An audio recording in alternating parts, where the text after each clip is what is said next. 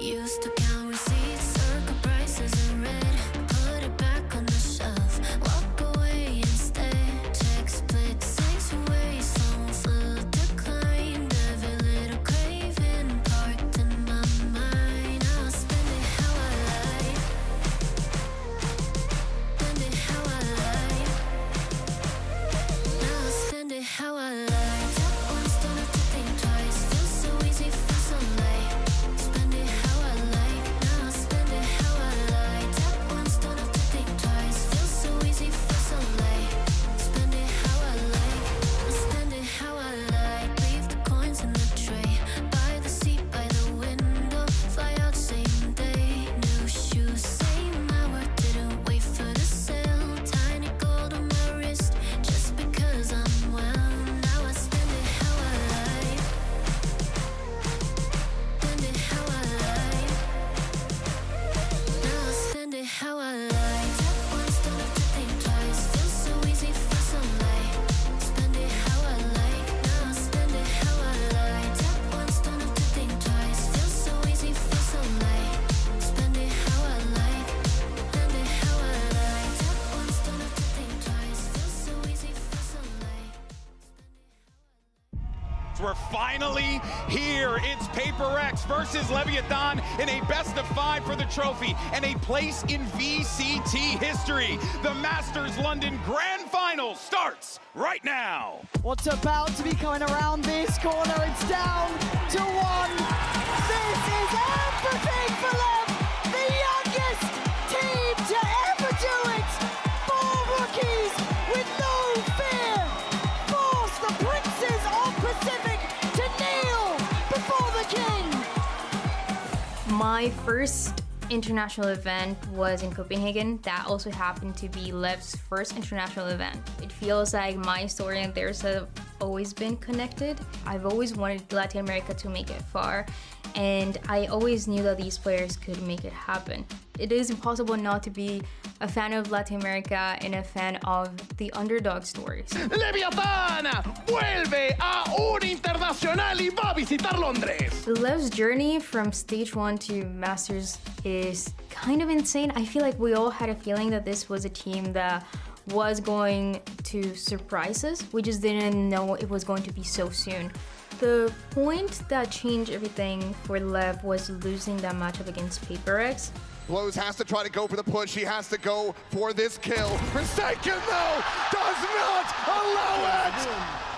13-10, 2-0 in the series. Paper Rex have arrived in London. We threw a lot of advantages that we played way far from the level we usually are. We got very stressed in that game. I think anxiety got up a lot, so. That was the only time that I've heard from them, both in Americas and an international stage, where they talked about feeling nervous, feeling that pressure because they knew that Paper X was a team to beat, that Paper X was their favorite team going into the tournament.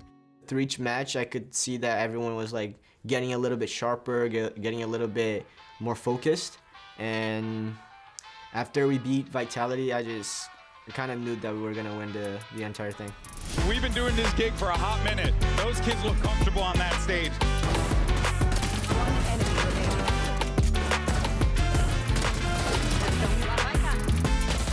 I'm so excited to see that matchup. You and me both, man. You and me both. You got to work for your revenge if you want to make it to Paper X. We'll be waiting all that way in the finals. It felt like it was almost scripted. You already have that recent matchup to look at and say, there's no way Paper X is going to lose. Paper X is the favorite team. Lev did not look good against them. They couldn't adapt in time. It feels like they were just setting everybody to expect the complete opposite result of what ended up happening.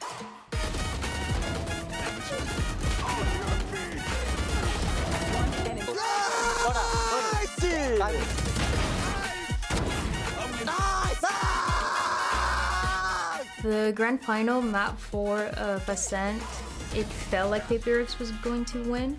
It really kind of felt like it was over. But then I was watching from the crowd and I see King stand up. He starts jumping, kind of getting more energy. in the way that he's jumping, the way that he's talking, yelling, making sure that the energy is up. The rest of the team does the exact same thing at different points, and since then they started winning the rounds, making that comeback, and also pushing it to the map 5. King encuentra la baja de Invi, es un 1 para 4, paranoico, ciego, todo. Leviatán es campeón de la Master de Londres, contra todo pronóstico, después de 6 años de Valorant, Latinoamérica levanta por primera vez una Copa Internacional. Victoria para Leviatán, que hace historia para Latinoamérica. There is a saying that we say in Spanish that is, si no se sufre, no es Latam. We've seen teams come really, really close to making an international, to making it far in an international, and then getting eliminated. And so this win, after having so many close moments, is so special. I don't think there are words that can describe it. I just had so many emotions. I was sad, I was happy, I don't know, it was literally every single emotion at the same time. And I remember I started crying because I was chilling, you know, and then Sato just hugged me and told me like, yo, I gave you your crown, so I just started crying. This is absolutely a turning point for Latin America. Nobody has done what Lev just did.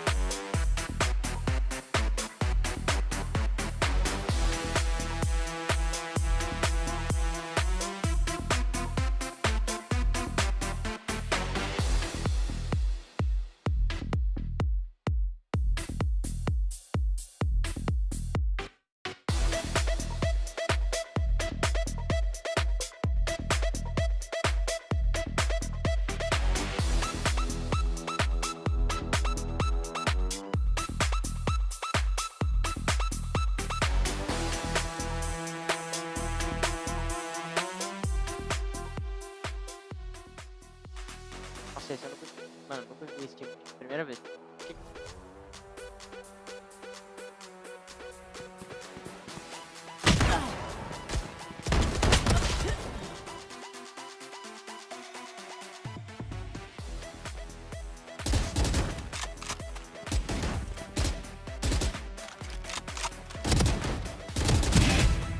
There you are, you little shit.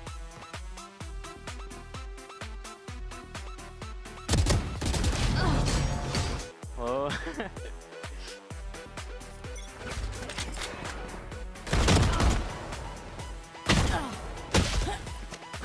Ai, que raiva! Ai, que raiva!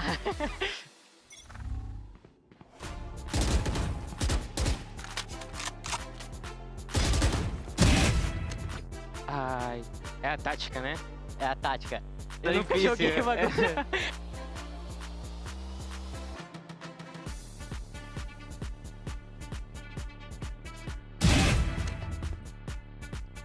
Fudeu. GG, mano. GG, mano. Tamo junto.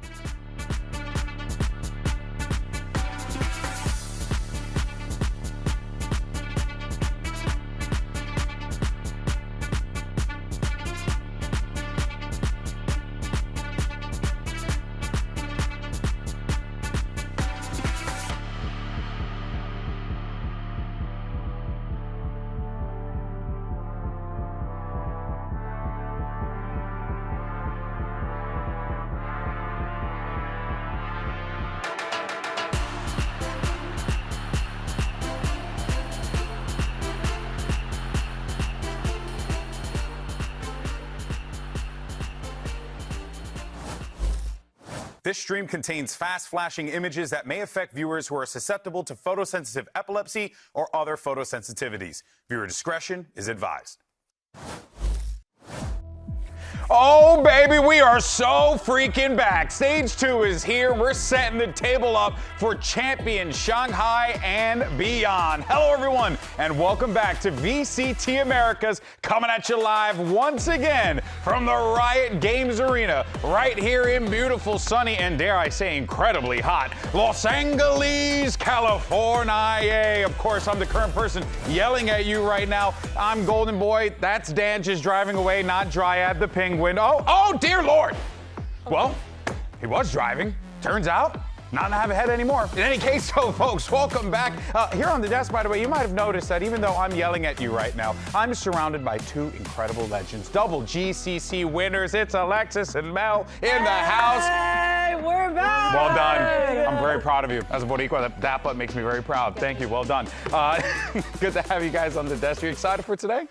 Yes. I'm so hyped. Y'all did something putting us at the same time. Yeah, no, I don't think y'all are ready. It was a scheduling mistake, but I'm sure you guys are totally not going to make us regret it. Now, of course, so we're starting off stage 2 with a bang. First up, we got our Masters London winners. Leviatán are going to be taking on Furia, and then it's a good old-fashioned NA slugfest. You got Sentinels going up against Cloud9, rooting, tooting, shooting. I don't know. I'm just trying to keep it within the NA context, right? You know, even though there's some Canadians on that team, so I don't know if that necessarily works in that context. How could you do that? They're never going to forgive you. Nah, I know. I'm a terrible person, as been evidenced, historically speaking. Now, of course, folks, we just got back from London, and this, I think, pretty much sums up the event in context. By the way, just to let everyone know, Mixin 5 happened in London, by the way, so it was one of the best things ever, right? You know, you already know. Yeah. New Yorkers. You know. That's right. Us right here, you already know. So this is about an in-depth explanation. I just can't believe that they put the G2 watch in the live stream on the... That's shady. That's a little shady. That's I heavy. mean, it happened. We have to acknowledge it. Yeah, so. that's right. Neon, MVP, you know? Okay. Get it? Because his name is... I get it. Yeah, no, Yeah. we'll totally make that joke a couple times. Yeah, no, there he is. But look, folks, this is all good, but maybe you might need a little bit more of an in-depth explanation. Words are hard. Why don't you go ahead and check this out? Miss Masters London, let's get you caught up. The Americas region sent 3 squads overseas, and the first to fall was a shocker. NRG, the defending world champs, were taken down by Foot Esports in an incredibly close elimination matchup. G2 thought they had a clean path to the grand finals after scoring the first pick at the playoff draw show. But their choice of XLG turned out to be a fatal mistake. Days later, G2 met the same fate as NRG. They were given the boot by Foot. But it was Leviatán, a team packed with rookies at their first global, that defied the odds and shocked the world. Following a loss to PaperX in the opening round of playoffs, the young LATAM squad was able to run it back and get revenge in a 5-map grand final. King finally got his crown. The rookie phenom Neon scored the MVP bracelet, and Americas proved once again why it's the top region in the game. And that is pretty much all that happened in London. You know, just, no big deal, right? You know, just a little history, just a couple big moments, right? A little bit in it. Yeah. Got a bit of an accent too. Okay, did you have fun doing the accent while you were out there? How often did you do it? Blast, mate. No, it was non-stop. It was non-stop. It was literally. Did you try and convince people you were from out there too, or no? You know what? One of the days we went to a cafe and I absolutely spoke like this the entire time. She also walked into a barbershop and asked for a low taper fade. But in this voice too, so. This is too much. Well, folks, speaking of, there's nothing really to speak of there. Let's just move on. Patch 13.01 is what we're going to be playing on here today. And look, there's a lot of things that's coming out in this particular patch here, because while 13.0 had a significant amount of changes here, 13.1 also has a decent amount of changes, Mel. Start things off, you have the Sentinel buffs that are going to be happening here as well. Why don't you go ahead and break that down a bit? Yeah, so Cypher can actually get, kills off his tripwires way easier with the faster activation time, and Killjoy's also, the turret is kind of a beast now. I saw some clips of people getting an ace and 2 of the kills were with the turret. Oh. I'm not joking. So the turret's actually kind of dangerous now along with the molly change, but pretty much so many agents have been changed, including Yeah. like initiators as well. Yeah, right. I mean, there were changes for the initiators as well. Alexis, Yeah. how does that kind of play? My entire agent pool is completely different now. Yeah. I think people are going to underestimate the 10-second change in the what is it called? The signature ability. signature Yes, the ability, yeah. signature ability. But it actually can create an entire extra ability for a round. Like you have to time things in a completely different way now. Even though it just seems like not very much with 10 Yeah. seconds, it makes a big difference. Yeah, we also saw some Yoru ISO changes as well. I think over in the EMEA show, we saw Yoru being played by Na'Vi yesterday. So listen, right now, we don't know what things are going to be looking like. We have a couple of ideas, but there's also another new thing that's being added to the game because a new map has been included. Summit. Now, we thankfully have one person on this stage who participated, who has all the knowledge of the world of Summit. So, Mel, why don't you go ahead, break it down for us. What do you think of the map? It's really fun, Yeah. actually. My first impression is that it's really fun to play. I filled Sova, so listen, my expertise may not be perfect. I miss every single soul bolt on the stage, I'm not gonna lie. But it's a really cool map with the interaction between, is it more helpful for the defense to kind of close the doors, or is it more helpful for the attack? And it actually changes depending on which switch. I think there's also a lot of comp variety because the map first came out, but genuinely, when you look at it like objectively, what agents fill what roles, Yeah. you could play so many different comps. Yeah, we were asked actually to kind of conjure up our own composition, what we think we should be running. Alexis, we've got a couple good options here. I'm just going to point out my hard veto was for Sage. Yes. I just wanted Sage. It's her map, you know? I mean, come on, guys. It's not fair. You got to let the homie play. But outside of that, though, is good on this map, though, as we saw in the show match. A couple of cool angles as well, Alexis. Oh, Grim was owning on Yeah. that map. The things that I saw him do made me for sure want to play the Sage on that map. But another one that I really, really like is the Harbor. I feel like he might be a must pick off rip. I think the coves in mid can do some really cool one-ways where you can hold some interesting op angles. And on attack, I feel like the wave is a must-have. Like it completely cuts up all those awkward angles when you're execing, especially on A. I feel like it's really, really good. Yeah, well, look, you got some great expert analysis here, but we have even more Summit stuff to break down. Sideshow standing by with a very special guest. I'm here with Diego Verona, a map designer on Summit, and he's here to give us some insider tips on the new map before we see some play on it. Diego, we've seen this be played in China so far. We just saw it be played this morning in VCT Pacific as well. Exciting, cool, great map. What compositions do you expect to see on here? Yeah, I think I will really expect to see a lot of hard anchor sentinels, something like Cypher. We've been seeing a lot in China, as well as, you know, we've been throwing out some things like Vice. It could be a potential pick as well. Omen is probably the most picked controller. I can see why. He's great. He's got a lot of flexibility when it comes to one-ways and TPing across the map, you know, especially if, you know, the door's open and you can send the TP in to get deep.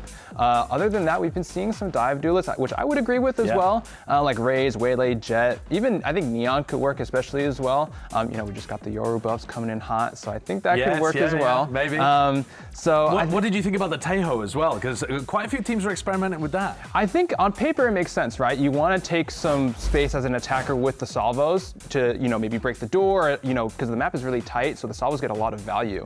But I think there might be some gaps missing there with the Taeho, most notably in like recon, right? The drone doesn't get that much. It can only be really used in mid, in my opinion, on defense because the mid is so big and open, where I think like Sova and Fade might be a bit better. But I think in terms of if you want to go for more of a, if you want to like plan into hitting the door more and like kind of starving the defenders away from info, right? Like closing the doors early with the salvos very safely, kind of threatening fakes and whatnot. I think that's a really good idea. But I think if you want more of like a bread and butter, maybe more of a flexible comp, you might want Sova or Fade, but I think it's up to you. Lots of people running the Fade. I'm going to hop over to the PC there, Diego, and I want you to run me through some other ideas that you've got around these maps. So starting over towards the A site, what are some tips that you can give us in terms of taking control of this area of the map? Yeah, so as an attacker, you definitely want to get control of this yard area, whether that be, you know, sending an Omen Blind towards the quad stack here, or if you're, you know, playing Fade or Sova or even Taeho, right? Just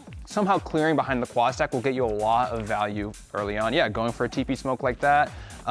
Even, you know, and then getting deeper if you want into sight off of that. You know, usually it depends on how you want to play it, right? Do you want to smoke Link or do you want to smoke the door? Or leave the door open because you know you're going to close it and save your extra smoke for, you know, cave or something like that, if that makes sense.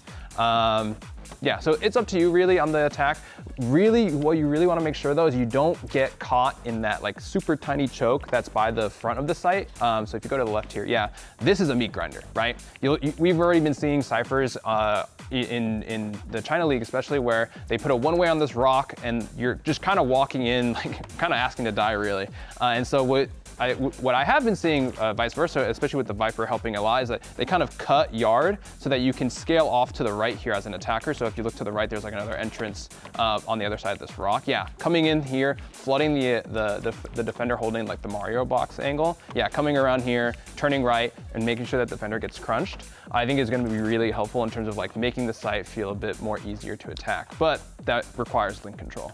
One of the things I want to take us to as well is the retake idea. So if I zoom over towards the B site right now, I want to get your thoughts on retaking on this map, because of course there is actually a game mode called retake that's going on Summit as well. So let's assume the attackers have got a bit of control here on B. Yeah. What's going through your head as somebody looking to retake? A lot of the time they're going to be breaking this door as well on the attack side. So how would you approach this? Yeah, I think we can just go ahead and break the door so we kind of really get the full experience, so to speak. So most of the time, the door will be down, and so your options as a defender are pretty limited, especially if you don't have mid control, right? If you don't have mid, it's going to be a bit tougher. So I think getting a lot of the space in drop is going to be extremely crucial in order to really pinch back sight and force kind of more of a front to back fight, if that makes sense, where you're not going to be worried about getting shot in the side of the head. So yeah, here in drop, you actually can clear a lot, right? You can clear that corner, you can spam through the box, you can clear default. So drop is a really, really important area to get control of for both attack and defense, right? If attackers can kind of snuff defenders out of getting drop, you'll find that the post plant's a bit easier to hold on to. Yeah. Well, thank you very much for all of the tips that you're giving us. I'm excited to see which teams would go for something like this. I mean, I hope Lev kind of goes for it, but we'll see. No, it would be sick to see the Masters winners come out with some set plays. Yeah. Thank you for joining me, Diego. Yeah, no problem. And there's some tips and tricks for you as well if you want to try to improve in your ranked games. Of course.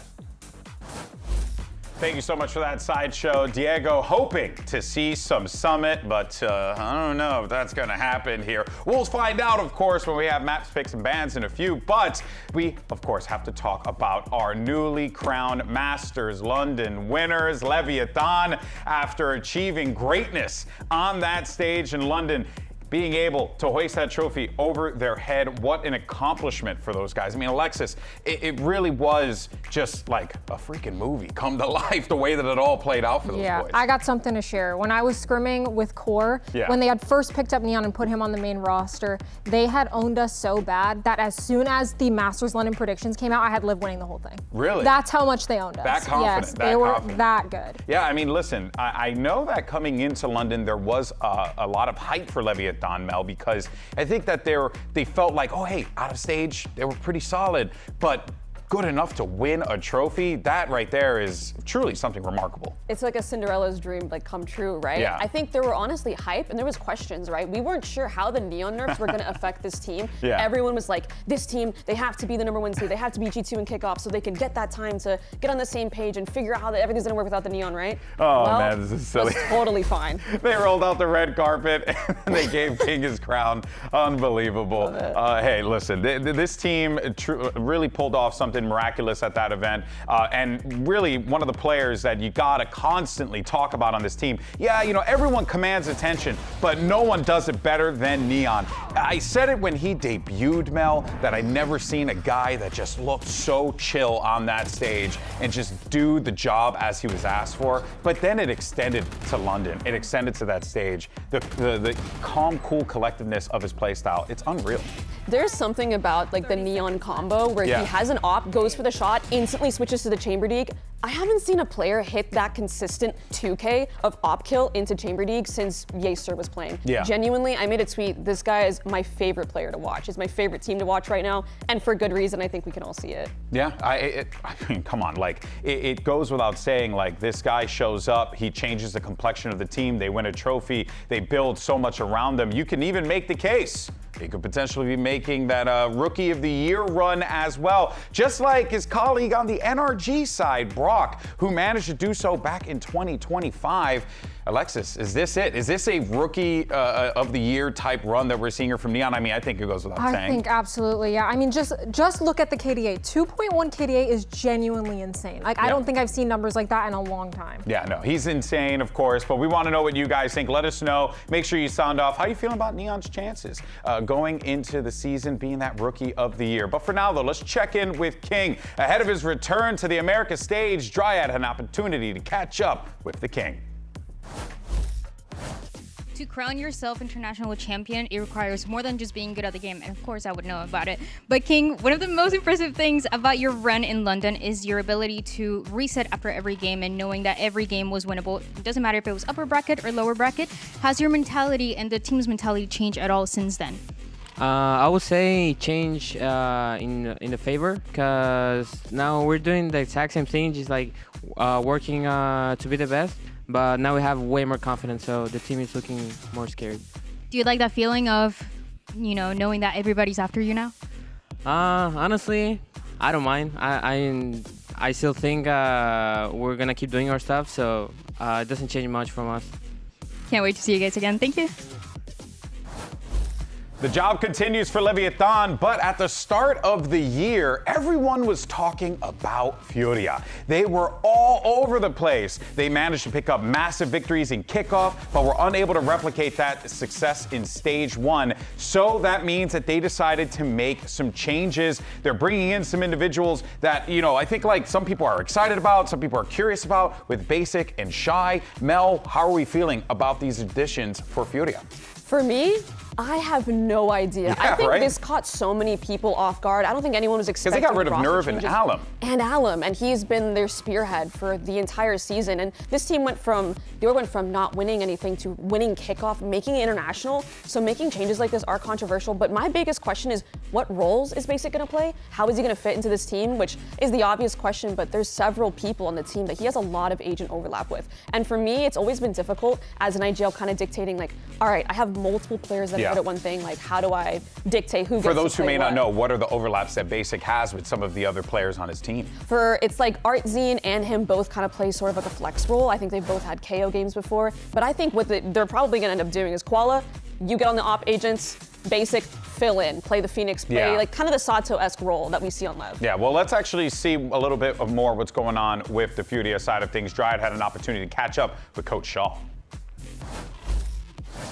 Furia made one of the most significant changes after stage 1, getting rid of Nerve and Alum and adding Shy and Basic. So Shaw, can you tell us a little bit of how this decision came to be?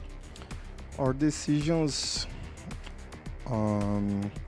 was driven by the idea of bring more flexibility our comps and putting Koala to back on operator, because I think we missed this style so much in the last split. And if I can put a strong player like him in a comfort zone, for me it's better. And Basic is a flex player. He plays his entire career in this role. And I think this adds two different styles for us right now. All right, sounds good. Thank you so much. Good luck. Thank you. Well, Mel, you might be a fortune teller, but of course, though, Basic, look, he's not some last-minute signing. This kid's been on the team for a minute, since last year, as a matter of fact, but he's been trapped in visa jail. Finally, he got the stamp. He's approved. He's here. Alexis, is it going to be enough for this Furia team? I think so. I mean, if you look at Basic stats, like, he's a shooter, he's a good player, and having a flex player who can play anything and has those mechanics to back it up is really, really vital, especially when we're switching metas constantly. Being able to have someone who can fit into any role is really important. Yeah, it does feel like right now, Mel, one of the most important things teams can have is just flexibility, being able to slot into a variety of different roles, because as Alexis said, the meta's changing, but what's asked of you has also been changing a lot as well. I think, too, for this system, we're going to see a difference in the fact of vocality, right? We have Nerve kind of coming out, Basic coming in. Like Lexi was saying, he's more of a shooter. He can play the flex role. He can do the basic, micro communications, but I think they're really looking for just kind of everyone being on the same page, not having too many voices, because we've seen the Furia voice comps. They all love having control over the game. They like having a voice. So for me, I'm seeing a bit more of a lean into simplicity, going back to what was working for them, the operator, just everyone being on the same page, less voices. Yeah, well, of course, predictions coming through here. And look, I mean, they won London, for goodness sake. We kind of had to do it. It would have been silly otherwise. But yeah, I mean, Alexis, while it does feel good for this squad, is there opportunity here for Furia? I think if they can tap into the play style and understanding of the game that they had during kickoff with these new players, I think it could look good for them. Yeah, there certainly is a lot of opportunity, as we had talked about, for Furia. They know that they're going to have a tall mountain to climb because they're going to be facing off against the Masters London winners, guys who have been through the fire and flames and now come to the other side stronger. The question is, does Leviatán continue their run? Does Furia quench the flames right here and now? Folks, we're back, baby. Stage 2 of VCT America starts right now.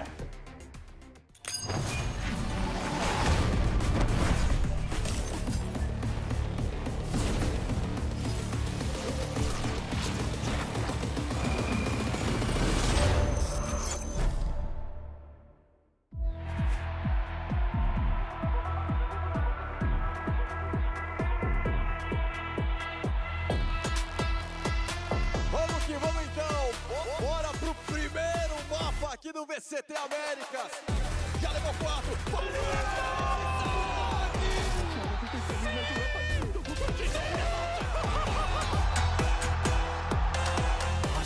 Arsenal's weak. It's Arsenal who gets all 3. Here in the right. Show that shutdown! Aproveita a bagunça. Fica com ele. Vamos! What a story for these guys. Pero miren, Neo, cómo come callado. Ahora Baby Bay. ¿Quién puede tener tiro? ¡Leviatán!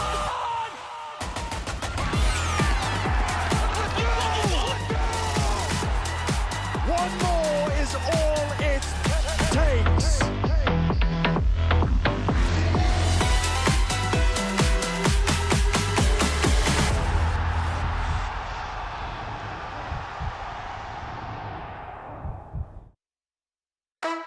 Definitely there's more pressure, not only for us as Sentinels, but for everyone.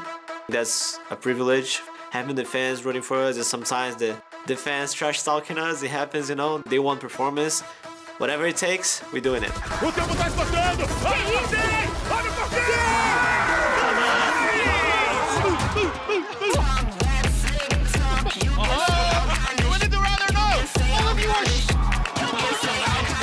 I don't really believe in vibes or anything like that. I think that's a bunch of nonsense. If you're good at the game, if you're confident, you're confident. You can't fake those things. With another 3-piece! Roxy already strikes. Last pass out of the picture. Yo creo que tenemos un equipo con una edad muy joven. Somos todos muy jóvenes, con mucho potencial y lo más importante, con muchas ganas de ganar. Quiero que no solamente lleguemos a la Champions, pero que la forma que lleguemos sea dominando.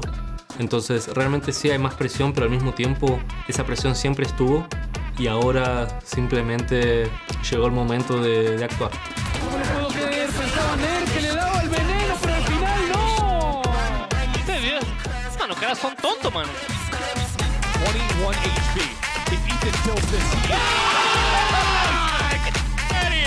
The lead shuts it down.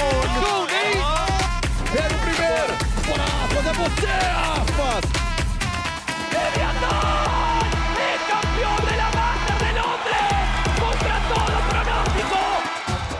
Supongo que ya no nos ven como un equipo así como inexperiente, por así decirlo. Así que diría que ahora nos van a ver como un equipo como más que puede consolidarse dentro de la historia de VALORANT. Así que también por eso nosotros mismos vamos por ese mismo camino. ¡Colateral de León! Quiere mantenerse con vida. Sácala de frente.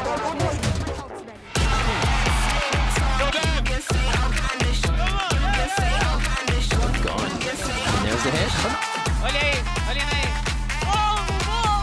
It's just like any other stage, and if it's like any other stage, I assume we'll win it. Let's go! Let's go!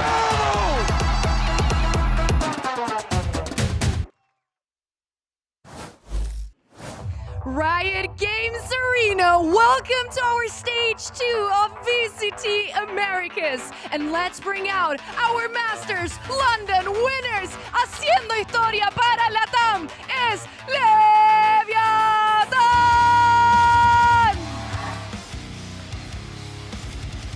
An incredible showing from this Leviatán lineup, Mel, in London, hoisted a trophy over their head, and here they're now, it's now the beginning, the start of their journey to get to champions. And it's been beautiful to watch. The rookies have brought their king gold, and can they hold on to it? The Leviathan has been asleep. They've been resting since their win. But are they ready for the potential prep that other teams are going to see? There's a huge target on their back. They're being hunted. Are they going to be able to win this match and start the season off strong again? Oh, you're so right on that one, Mel. Lots of pressure on these guys because now they know that everyone has their sights set on them. E agora, vamos receber os seus adversários, os campeões do Loquim. Muito barulho pra Fúria! This is a brand new roster coming out from Furia. 2 new players, Shy and Basic, coming out. I'm ready to see if they are going to get back into that same form that they had during kickoff for this first match. Are they gonna be able to come out and show that they are back in that same form, ready to show that they can take on the world champion? Oh yeah, I mean, let's not forget, right? Furia has a tall task ahead of them here. At the beginning of the season, they were the talk of the town. Everyone was hyped on Furia, but that conversation has quickly shifted over to their opponents on the other side of the stage. But Mel, they have a great opportunity here to really just stop Leviatán in their tracks. Hey, you guys won the trophy. That's great, but welcome back to the real world here in Americas. I mean, think of it, the beginning of the season, right? The Panther was coming and everyone doubted them. Yep. So this is not new ground for them to really be on. They're ready for this performance. They're ready for this game, and I think we're going to see a lot of energy coming out from both teams. Here's your series layout. Haven, Sunset, and Split if necessary. Eyes do get drawn to Summit there. Was floated until the second round, and then Leviatán decided they don't want to play around with that. I'm really surprised that Sunset and Summit were both let through to the end. I'm surprised neither team banned it, which makes me think that they're both practicing it, so maybe it'll come out later on in the stage. But I am really excited to see Sunset get played out here. Yeah, I'm really interested to see maybe if we're going to see Chamber come out of Lev on this map, because of course everyone here is familiar with Neon's Chamber, and historically I think this has been a great Chamber map, so I'm interested to see, are they going to bring in that tried and tested Chamber Phoenix combo that they've brought so many wins on? Yeah, this Leviatán team, every single round always had a plan, always had some kind of trap, always had some kind of setup, and you know that all these teams had to just be combing through the VODs, Mel, because that's what you gotta do at this level of the game. So how does Leviatán keep it fresh, especially considering just how much they have played out in London and how much tape is available for them? Even going into London, there were questions about Lev's split, right? They were thinking, you know, they've shown this B main control over and over and over and over again. But what Leviathan showed at the international that they didn't show domestically was the ability to adjust and adapt. Even before the other team gets a chance to take a lick off, they're already changing what their look is. So I'm really interested to see how, with all the time they've had in between, are they going to be able to change anything? Yeah, well, of course, Agent's now rolling in. There goes that Chamber on Haven, just as you asked. Double duelist setup for Spike and Sato. I mean, this is pretty much bread and butter right here. This is going to be a wonderful way to start things off for Leviatán as far as compositions goes. But Alexis, I'm curious on what Furia are going to run, especially considering Basics on this lineup now. Words are hard. Yes, with Basic, they can run a lot of different things because he's such a talented flex player, and they are going to be putting him on the Omen. Wow, that's interesting. I thought for sure he would be on the second duelist, given that Artson is calling. Like, it's kind of hard to call from that spot. It's really tough. Yeah, this is interesting. All right, folks, we had a lot to talk about with this, but we'll for now save our thoughts and we'll send you over to 2 absolute beasts on the mic, folks. Here to kick off stage 2, it's Uber and Wyatt. And what a way to start things here in stage 2. It's the team that conquered London, going up against the team that conquered Americas before losing their way. It was the most historic lower bracket run we have ever seen from a team at a global that led Leviatán to that Masters London title. And there are question marks abounding around this Furia squad. Who is playing where? Is Basic ready for the big stage? Could Artisan hang here? But folks, it's time to play some Valorant. It's time for a Samsung OLED match start, brought to you by Samsung OLED. July 15th, 2022, it was the global debut for Leviatán at Copenhagen. Teammates were Shy and King, 2 of the greatest LATAM players in the history of the game. But Shy, teamless this year, watching from Tier 2 as King lifts that first global trophy for LATAM. but now returns with Furia to the stage. This retooled roster, we'll see what they're made of, what they've been able to do in the offseason. Big group up here and a bit of contact taken towards that A main direction. Sato going to prevail, and a refight attempted from Artisan, showing that no matter what role he's on, he is ready to throw down. Not the first time he's played that secondary duelist. It was him and Ospas on MIBR last year when they were making some role swaps, trying to find what was optimal for the team then. We'll see if it ends up being optimal for this new Furia look. Sato lingering towards that A side of the map and hoping to fish out a little bit more here for Leviatán, but the round has certainly slowed up. And with Shy at the helm on the B side, it's going to take more than luck just to dig this Cypher out. Sato just stunning at Masters London. Far and away the best Phoenix there. Best Phoenix in the world right now. Already with a nice little two-piece to start the game. And Fury are on a 5-loss streak in those, you know, I would say, matches of consequence, right? Their Esports World Cup campaign crashed and burned, despite going up against two of the eventual finalists on their road. Had to make some changes following that. Looking at this paranoia from Basic, that should make some inroads for Fury to get into this site. Paranoia here does catch onto Sato, but he's going to stick around. Flash into the Nebula, quickly developed by King in response, and Sato inside the smoke's already found his first. There'll be a double swing off this, but Arsene's going to walk on out. It doesn't seem to matter. We're just going to pick up where we left off as Sato exits with 4.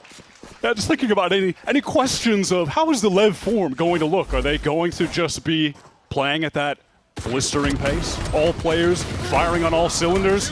Yeah, that might just be the case. The form of this team at London was obviously unbelievable. Across the board, all 5 of their players had takeover maps. You can't sleep on any of them. They're always capable of clutching out of situations just like that. Sato by far the standout Phoenix player in London. A little buffed bandit, by the way, coming through for the first time that we're seeing at this stage. Recoil a little less obnoxious to deal with on that. There's a 3-player stack here at C for Furia. As this smoke blooms, they're going to reveal themselves, but the Bulldog bites, and Basic has already fallen by the wayside. One of the keys for this Furia team is obviously the Koala Noob operator. Shaw was talking about that in the interview before the game. One of the ideas behind these roster changes was to put him in a duelist position where they're going to be feeding him that gun as much as possible. And he has been a consistently standout opper in the Americas scene, whether that be his time in Challengers with M80 or from what we saw earlier this year, Kickoff, when he was on that full-time Yoru. It was really just disrupted by that meta that we saw in Stage 1, where he was on the Phoenix, not a great operator role, and wasn't finding that same level of impact. So they are really dictating that as one of their win cons heading into this stage. 30 seconds left. Shy and Basic already out of the mix. It's Fury in a bit of a dangerous spot in this round. And doubling back to that idea, it felt like Koala Noob definitely was suited in a second-in role as a duelist. The Phoenix look felt very drastically different to him when he was often having to refight or make those opportunities, create that space in those hits. Shaw is putting his eggs in that basket. Yet to see much from Fury, though. That early fight over on the C side didn't favour them whatsoever, and they spent most of this round being passengers on the Leviatán Express. We are going to see a different approach here in regards to this Stage 2 meta with the Neon. I think that's a really key factor. Lev were one of the teams that have not shied away from playing Neon post-nerf, and it's working out great for them. Furia, with these roster changes, it's just implied that they're going to move away from the Neon. You bring in Basic, he's never played an official of Neon before. Koala Noob, 70 rounds compared to playing over 8,000 in officials on Jet. So it just implies that they'll be done with that unless they put RZ on it for certain maps.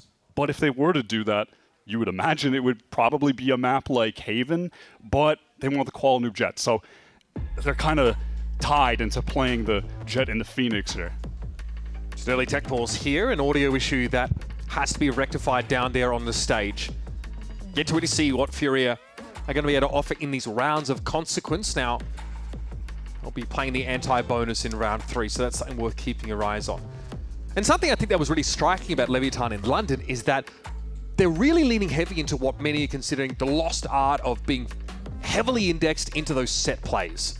This is the kind of team, even in a meta where your double doors can just maybe go and make space and you react to that. They came into so many of these gun rounds with a plan, flowchart-esque execution in these site hits. And not a lot of teams, it feels like, are doing that right now. I want to think of like certain areas of like, eras rather of like Boaster's Fnatic team, or teams that Yampi was, calling for over in EMEA. But it feels like Leviatán are really reaching back into that. It feels like Onur really still fancies that style of play that's very structured. It's one of many reasons why there's, I think, a lot of community discussion about this Leviatán team, not just being a flash in the pan, not just peaking at the right moment, but displaying that there's going to be longevity as they're approaching the game just so well from so many different directions, individually, tactically. Kind of new philosophy on the game from Onur, and just having a unit of players that have flexibility among all of them as well. I mean, even back to kickoff, yeah, at the beginning of their campaign this year, it was a slower start, figuring themselves out, getting the rookies accustomed to being on the stage. But I just remember Spike was even playing a Viper then, and he was putting up numbers. They can just do it all. And I mean, this Leviatán team had 4 players at a 1.1 rating or above for the entirety of London, right? That is quite significant. It was certainly a team effort. Sato looked incredible. Obviously, Blozin hit the clutch factor that he brought to that last series was really crucial. The fact that you can go up against a team like PaperX, lose 13-2 in your first map and still recover. The feeling is that, Leviatán just have to stay in the game. If they're still in the series, they're going to have time to solve those issues and find a way to bounce back. It's what our desk talked about coming into this game. An element of their play that felt absent up until London was that ability to adapt in-game, to make those adjustments. Something that will be tested here in Stage 2 is they're not returning to palm fronds. No one's rolling out the red carpet for them. It's shuttered windows, it's narrowed eyes, it's a target on Leviatán's back. They're sitting with a bunch of championship points now. They've got a decent buffer to be a part of Champions itself, but it's not as if the rest of Americas is throwing their arms around them and celebrating with them. They are eyeing them off as public enemy number 1. Absolutely. Fury are one of those teams. They're one of the teams that expected so much more of themselves in that first stage, starting strong but then faltering towards the end, bombing out of the EWC qualifier, and that inspired these changes. But let's check in with EU and get his thoughts on those exact changes. It's Shy and Basic joining the roster.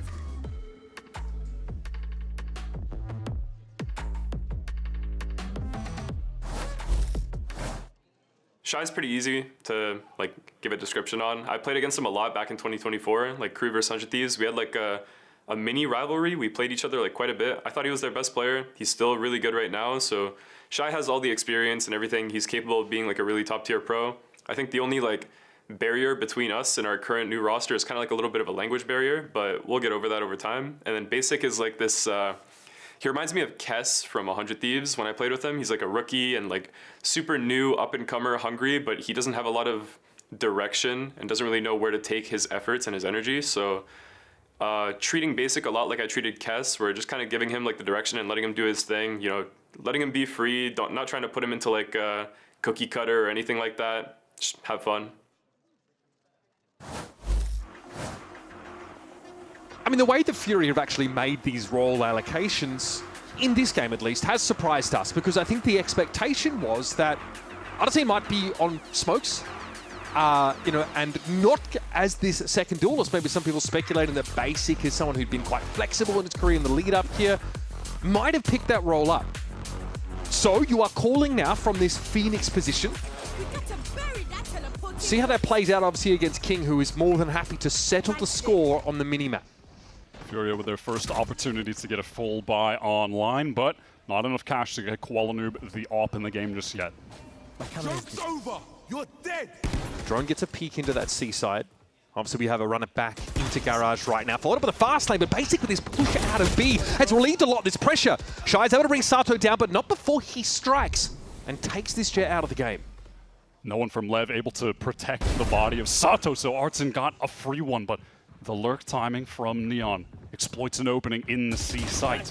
Oh, no window to get Spike as well, and just as Shy had an opportunity, Blozing was looking in just the right direction. Not the last example we're going to get of the outrageous firepower across the board on this Lev team.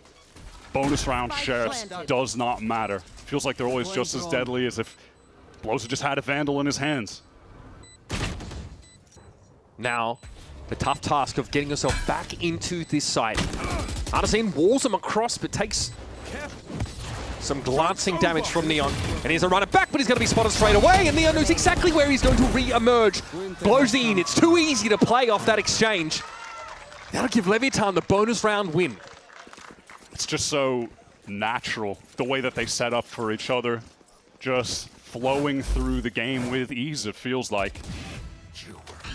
Against this Furia that are trying to figure themselves out, get the advantage in the round, but in that moment, the shot from Blows.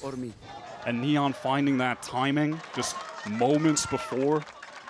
It's a round that does devolve into individual plays to get it into a winnable position, but it's left. They are going to find those kills. This is looking much like the pistol round start for Leviatán. Heavy presence to lobby. Very much on challenge for this though. Spike jumps through with Koala accosting him though with the Ghost. Flash out for Sato, player fully blind in front of him, and Artisan is downed by a shock dart. EU's about to get pretty toasty toes. Sato knows he's around that corner. Unaware though if he's crossed yet, and EU is trying to find the correct timing to slip out of this spot. Shy just caught walking down C, getting proactive, and you could see Sato exercising discipline as that smoke came up. Doesn't have another flash, so he doesn't want to risk going through. Knows that that molly didn't actually, cover that full tucked corner. That's just another aspect of the Lev game, honestly. Like, you're watching them play with such confidence, so much star power, but within that, discipline.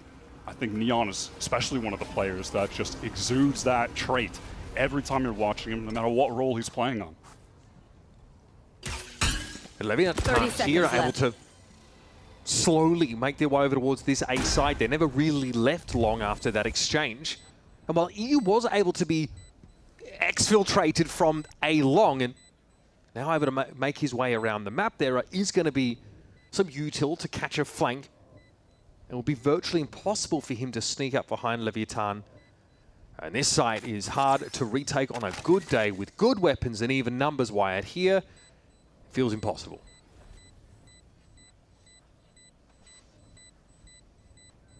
Lev going to have an easy exit with that trip up behind them. Don't need to be too concerned.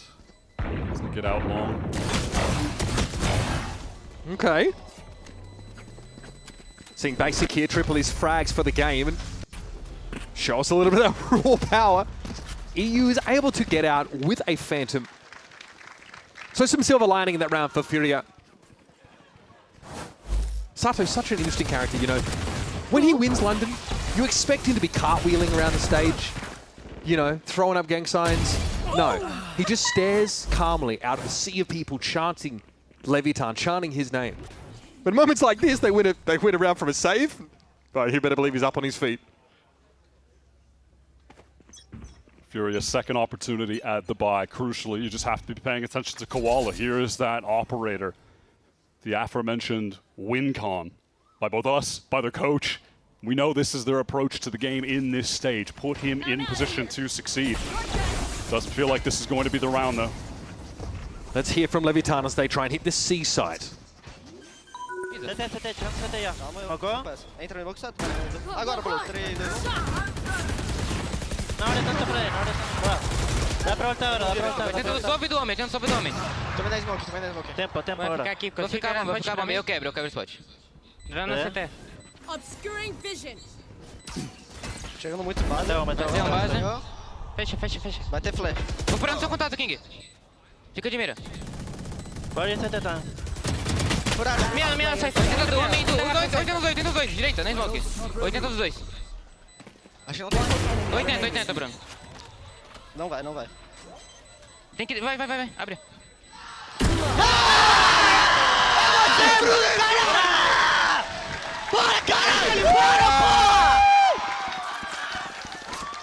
You know, when they said they'd buffed initiators, I didn't think Fade was that good that from outside of the game, she could lights out all of us. I don't know what Ryder cooking here, but they're onto something. Oh no! Hopefully we get to. Yeah, all right. We're gonna see what happens. Can only imagine it was a great clutch from Neon. Yeah, and it was. Down to the 20 HP. All right, Ryan Games Arena. I need to see that energy for rounds you can see as well. Yeah, that is nasty. Sato, he doesn't know. he thinks that we saw it. That's too funny. There's a feeling about this already, though, that Furia are shaky. Basics look good in some of these isolated moments. But when it comes to putting the pieces together in these late rounds... That last round play at the beginning of the post plant when Lev chose to get very proactive, sync up that Hunter's Fury with the flash, with the push forward. It's those kind of extremely aggressive plays that a newer team like Furia might not have that in-the-moment chemistry team play ready to react to a play like that. And they do a decent job of it. Fortunate that Basic got that kill through the wall, but still not able to capitalize. Neon just too good with this operator. Has to be the best in the world right now if you're just ranking on paper. Yeah, I mean, Rookie of the Year has been thrown around a little bit more than a little. And that's still not enough. Yep. Going up. That pick on the A side drew Furia away, forced them to give up this C side. And so far their retakes have flopped.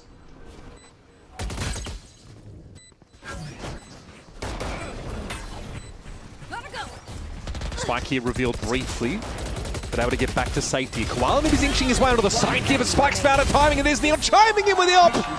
In a matter of seconds, it all goes up in smoke. Leviatán drag 4 players alive and kicking, jumping out of the round. Furia, man, they don't know whether to try to hold the sites, whether to play for a retake, and neither are working. Those moments where they're getting back in. Again, you are just seeing that chemistry from Lev, the decision in the moment to all just fight together. It's the slide forward from Spike.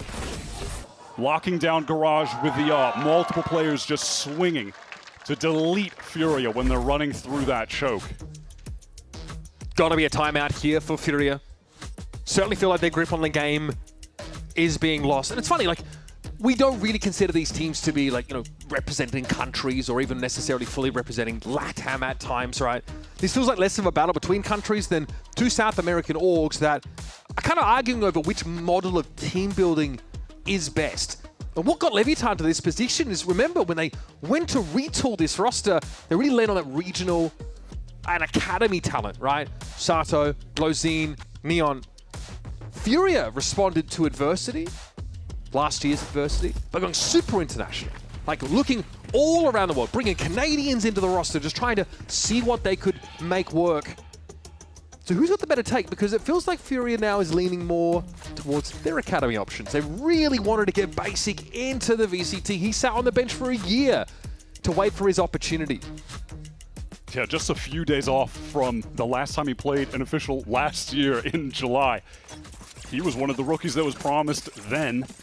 And yeah, he has looked okay so far. He's had a couple moments, but can't get super involved. There's the op. There's Koala Noob doing what he does best. That is what he's known for. This round's not going to slow down. There's already pressure being applied over towards Garage, enough to force Shy out. But he is going to be satisfied at least with that information. TP across to C also for Basic. He wants to be in position in advance. And EU, he refights the angle, and Neon is not going to let you get away with that. That is so sick. Just switching to get the other op out. The quicker pull-out time for that. Oh my god, the awareness, the speed on the shots. And look at where these eliminations have occurred for Furia. In the most bizarre positions. A walk out of B, a player getting punished spawn side, a walk into crosshairs over towards that garage, and now Lev have just pulled out of those parts of the map entirely. And they have fully allowed Furia to fall on the sword and just commit themselves to C. Lev just really showed 30 seconds left. that awareness that when we take space on this one side of the map, we have Neon pushed up taking a fight. It's going to encourage someone from Furia elsewhere to try to take space, try to take a fight, try to even things up, and it's just a cascading effect of losing players that's going to result in a free round here for Leviatán, free A site, and an opportunity to just get more orbs for Sato. And you know, the last time these two teams played, it was actually a game that was headlined by the callers. Artesian and King both fragged out hugely. Both had like upwards of 50 frags. Love that from the observers. Yep. We're going to go see what the neighbors are up to. It's about to land on Summit. And the question is now, can Artesian maintain that performance that we saw while calling from a duelist position? Because it does feel like when things need to change on this Furia squad, or any team Artisan's been a part of, the onus kind of falls on him to be the one to actually enable it, to change roles. Heading into this game, that is a battle you want to see right there. Koala Noob versus Neon. Gets him with that one, but I mean, listen, Neon went for a little bit of a crazy one, but I respect it. They have a ton of money. That was a sick way to open this up, though. Unfortunately, just not enough. Neon has consistently been able to find gaps on that garage and C side of the map. You know, whether it be that kill that allowed them to get ahead in the bonus round early or a round like that, just exploiting open lanes and positioning himself so well. Once again, Lev start the round with that heavy lobby presence. No contact, though, being taken by Koala Noob, despite himself still carrying this op. There. Was hoping for an opportunity on the garage side of the map, one that just doesn't present itself. Furia have the read on this situation with 3 players over on this A side to deny the hit. Molly, further delay. Sato runs up through the molly, eventually brought down by Basic. Spike through into the back of the side. Good little adjustment here for Furia to get out of his line of sight, but there's a crossfire set up! And Furia get thrown into the meat grinder. That's just gross. Oh my god! Oh my god! Just swinging him on skates. Oh my, they can just do no wrong. Generally thought we were coming into, you know, a competitive match, not us trying to appease the volcano god with sacrifices in order to secure a good harvest in the next year. One enemy remaining. Certainly not feeling like a fair fight in many of these rounds. Last time we saw Lev on this map, they tore EDG apart. That was a 13-5 win. And realistically, just look at the comp they're running. This gets every player on their team in a position to maximize the kills that they can get, the impact that they can have just straight up fragging. With the chamber, you got the best Phoenix right now on Phoenix. Spike is on Neon, his agent. How can you stop these guys here?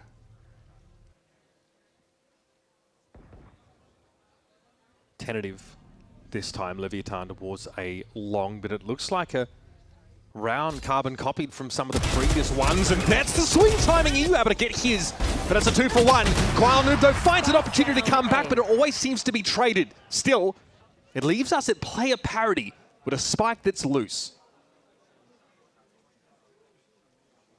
Damage not going to be enough here for Furia. Money is irrelevant. They need a round win. And the ultimate off the back of that shot could be enough to get it done. How do these Furia players position themselves, trying to link up towards long? It's Neon at 11-3. Masters London MVP front runner for Rookie of the Year. Many have already crowned him. But is he going to be ready for this A main presence? Okay, perhaps not quite prepared for that timing. Great kill from Shy on the backstab into a neural theft, and ultimately locks up the round. Not even a full buy for Furia. Just making the most of the pistols that they have, the sheriffs that they have. Koala with that ult does such a great job over towards long. The same idea that you've been speaking of. Come on! Furia plays trying to take space when they see these extensions from the attack side. This time, Koala Noob isn't punished by someone hiding in a corner right next to him. All set up. With that win on the eco, economy in a great place for Furia. They get that full buys. Back to the Odin, back to the operator. Pacey from Lev towards this A side. Do they want to extend that pace into the execute though?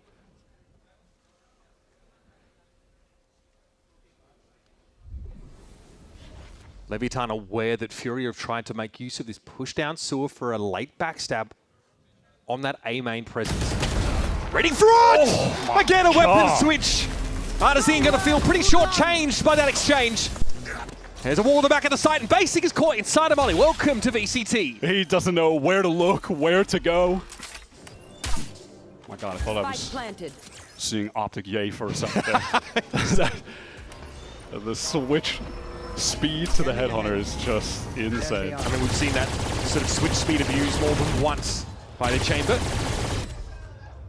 You're not quite able to trace that chalk outline of his foes. And now, Furia are in a bind. Trying to get onto this A side is hard at the best of times. Leviatán want to try and push off of it, but it's very much a solo endeavor there from Sato. And again, Koala's able to vulture a kill in junk time. But the prospects of an actual round win here for Furia are all but extinguished. He's gotten plenty of op kills, but unfortunately, only one of them was actually catching someone early in a round. He just hasn't been in the right spots.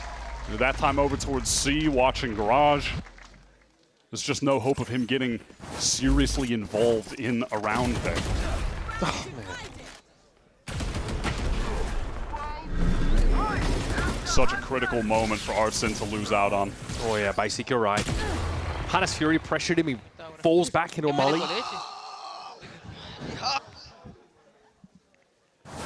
Suffice to say, we're pretty loose out there. Those are the kind of big execs that Lev love to just throw out there at you, and teams struggle to have responses for them. They often just have those unique little tweaks to where some of the utility is landing. They get creative with it. And how many times have we seen it just catch out a team, give them a free round? In the broader context of this game, there's obviously like 5 Brazilians like across these two rosters, right? So not only are these two teams fighting to try and triumph here domestically, to play globally, there's also the prospect of a homecoming. At our stage finals, when we go on the road, we're headed back to Sao Paulo. It's been a hot minute since we've been there. And I know King was disappointed not to have the chance to play in Santiago in front of home fans. I know a lot of the Brazilians here would really covet a chance to perform in front of that crowd. And winning games like this is exactly how you get there. It's this kind of win, this kind of performance that is going to inspire so much confidence in the fans in Lev to be a team that could, listen, we love to always tease and talk about eras or a dynasty or something like that, but they genuinely do feel like a team that could work themselves into that space. It doesn't feel like it was just a favorable meta that gave them that win in London. Feels like this team has the capacity to succeed agnostic of where the game is at. When we want to build a legacy era dynasty, you got to do it with wins like these. You got to stack them together. Hear that drop from the Phoenix and see if they can't catch a kill towards Garage. Despite being unaware, EU just got a chunk of damage there on Spike. EU was just so good for this Furia team in that stage 1. I was genuinely blown away by his performance, what he was adding to the team in terms of the communication when he would do the listen-ins, excuse me. He was just pivotal. And he's in a good position to impact this round even more than he has. Artisan going to try and fight into the B side, but it's a little bit early. Neon canters him up at the corner, rendezvous away. Cybercage here, obscuring vision. Shy playing from behind it, doing that quick trigger timing off the tripwire. Lets him get a kill off the back of it. EU, you think he'd be under pressure. King digs him out eventually, but this is Furia we've been wanting to see. Fighting tooth and nail for that C side. The Phoenix ult being used into B from Artzin. That just kind of forced Lev's hand. They want to get into that C side while it's going off, but you have Shy, and you have a little bit of a variation from Furia here in regard to just wanting to lock down this site and have the personnel to accomplish that. They've got the trip still set up, cages to play around, the Odin spam coming through. They're finally getting themselves in a position on C that's winnable. Is it just too little too late at this point, though? Lev have an opportunity to get 10 on the board, or can Furia get into a decent position with 3? Koalnu, he's in the right spot with this operator. It's very early too. I don't know if you're going to be ready for this. Okay, he's going to be revealed though. Has to take the shot. Now caught inside the smoke. There's a player that's dash past him, but Basics good for it. Spikes down. Neon tries to get out of the site, but there's a crossfire in effect. And it'll be brought down pretty quickly. Blozin left to salvage, very much alone here in a 1vx scenario. And he will be cut down as well. Love that quick response from Furia, helping Koalanu towards short. Basic does a great job supporting his teammate.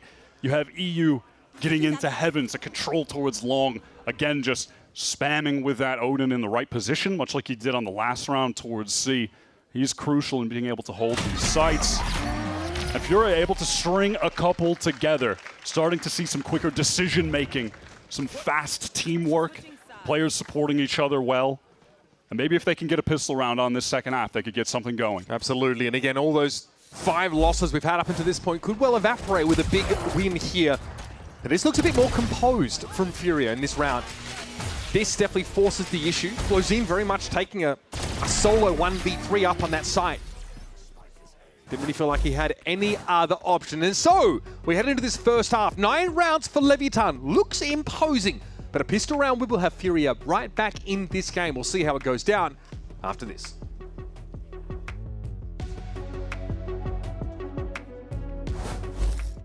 Yep, that's me. You're probably wondering how I ended up here. It all started when I got to the FIFA World Cup.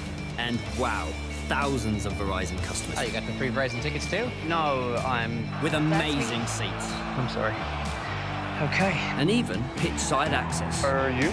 David Beckham, a Verizon customer. This used to be for players. Now it's for Verizon customers. No one gets you closer. Only on Verizon.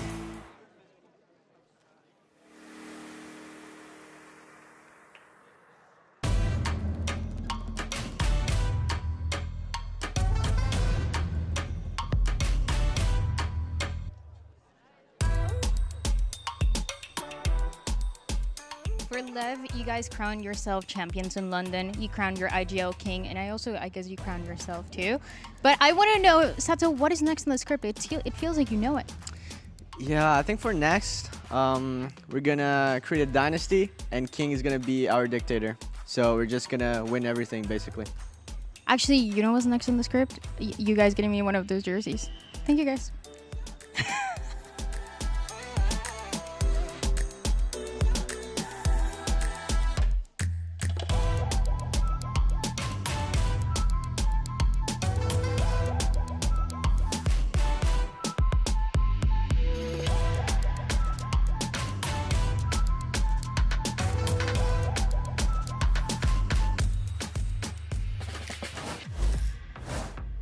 So it does take about 8 rounds for Furia to find their feet, but a foothold at least they've constructed for themselves heading into this second half on Haven. Artzin calling from a duelist position here on the Phoenix. Nice couple of sequences in the last few rounds, but it certainly felt like EU, much as he was in stage 1, has been the engine room for this team in this map so far. The real hallmark for me of this Furia team in kickoff just coming into this year, and we saw it for that first half of stage 1 as well, is that it always seemed to me they had this inherent chemistry. The team really was the island of misfit toys, players from across the world that couldn't find a home, yet they came together and it was working. Yeah, for no reason, they were great. And we started to see flashes of that on the last couple rounds of this half, the way the players were supporting each other when they were anchoring those sites, really entrenched. But can that carry over? Lev here, of course, moving over to the defense side. Neon wants this pretty aggressive early position. which he can always fall back off with the trademark. And there's some touch and go here for Fury as they make their way towards Garage. So likely a bit of biff on that part of the map. They might just try and overload this. Here's the pressure. Okay, well, Nova Pulse was going to be there anyway, but Spike's able to take the head clean off Koala Noob's shoulders. And as quick as it started, Fury are forced to go elsewhere. EU was slowed down as Fury are just trying to deal with Neon. They can't do it. Oh my god, he had the opportunity. All right, EU patient. Sees the drift out there, but Arzine is brought down. Blozin from Heaven side, able to shut down that A probe, or at least most of it. It's the foothold inside B, though, that now Fury are leaning into. 30 EU seconds again left. will be the fulcrum point here. Into the back of the side. Just wants to catch one of these rotators so badly. He's so patient, waiting for them to get baited in by the tap sound, and he's able to get that first. There's just no trade there. Blozin not in a position to intervene until now, and he's going to be traded out by Basic, who's down to 3, and there's the slide from Spike. It's up to Shy, who after all these years has come home to see his old house has more than just a new coat of paint, apparently. It's old versus new, then and now, as Neon shuts him down.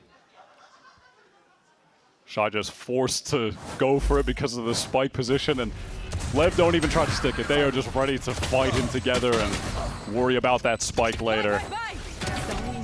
EU just absolutely trying his best to put his team in a winnable position. Finds that B pick, tries to get entrenched back sight, catch one of the rotators into sight. When that spike is being planted, it's just not enough though. Fury find themselves quite disconnected from each other in that mid-round, and trying to put the puzzle pieces back together that late. It's just such a difficult task. They're not able to get it over the line, and not even going to force here. But the loss of that pistol does mean that the buffer virtually evaporates for this Fury team. Now they've got to see what they can get. Full save in this round. Sato's going to be forced out of that Garage position, and very quickly they're going to make sure there's a foothold in C, so they don't have to retake through the backside smoke. It's a bit of a stack here. A double face could undo this Garage play, but Shy at least is able to trade through. Fury are beaten black and blue though. They're bleeding out here. Spike in hand, yes, but Garage is about to be re-cleared, and you know that B position's about to be shored up. As Neon saunters across and sees Basic on his last legs, being forced to turn tail and run. It's over. For a time. Trades weren't horrible from Furia towards Garage, but they can't recover the guns. They're deep in the sea. If there's one thing I want to highlight from that round, though, again, it's a moment of discipline from Lev. They are up 10-3. They're dominating. They're up against all classics. But Sato starts feeling some pressure when he was up top in Garage. He has the Guardian close range. He doesn't even want to play around with that situation. He just gets his way back into the C site to support King in the best way possible, who was pushed into long with that judge. And they set up a double swing on the Garage push and smash it. There's just no ego playing as a team, even when they're in this dominant position. Arzine shocked down to 41 after being pinged in that corner. It's going to be hard to hit that A side with confidence now after that exchange. But Leviatán, again, leaving the rest of the map well enough alone.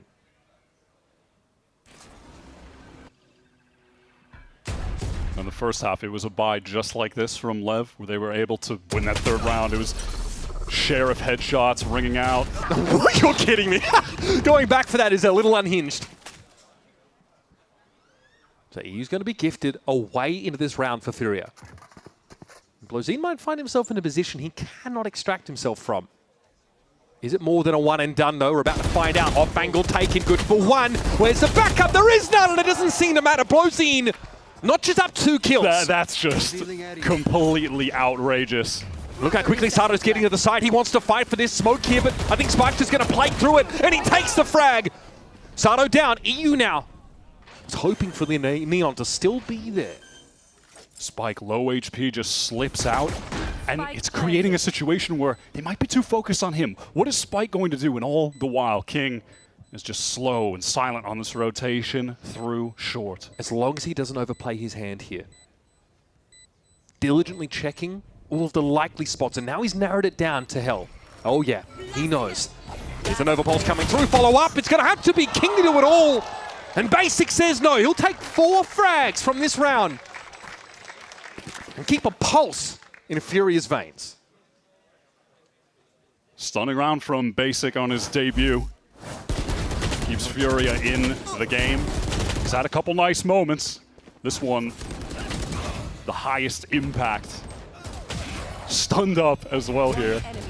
No HP. Nice! Basic! Let's go. Good shit, man.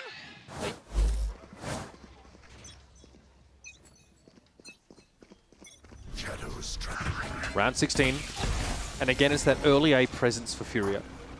This time, Lev, though, have left a little bit more than just Blozine in their wake. Kuala-Nu not necessarily stuck, but there's a gap in the Blaze Wall that can be exploited. Neon not quite quick enough to the click. Yeah, that was a little sidestep from Koala that keeps him alive. Didn't swing out too far there. Nice job from the team to be able to extract him out of that position, pivot into this fast B execute. Relay bolt is the answer from Spike. This is just to buy a bit of time. If nothing else, he's going to get out back through that molly. Blozine's dealt with Artazine already, but Kuala-Nu is deep and entrenched in this side. Sato, though, fighting for it. He'll be knocked out of his ult. We take a beat here as Leviatán set up to surround this B side, and there's Neon! This time, he'll strike true. The presence he has on the map with his operator is just suffocating to play against. Any angle you peek, you know you are in danger. Yep. Timing not quite there for King, but he's able to extend into that elimination. So it's on EU, fully surrounded. Oh my God.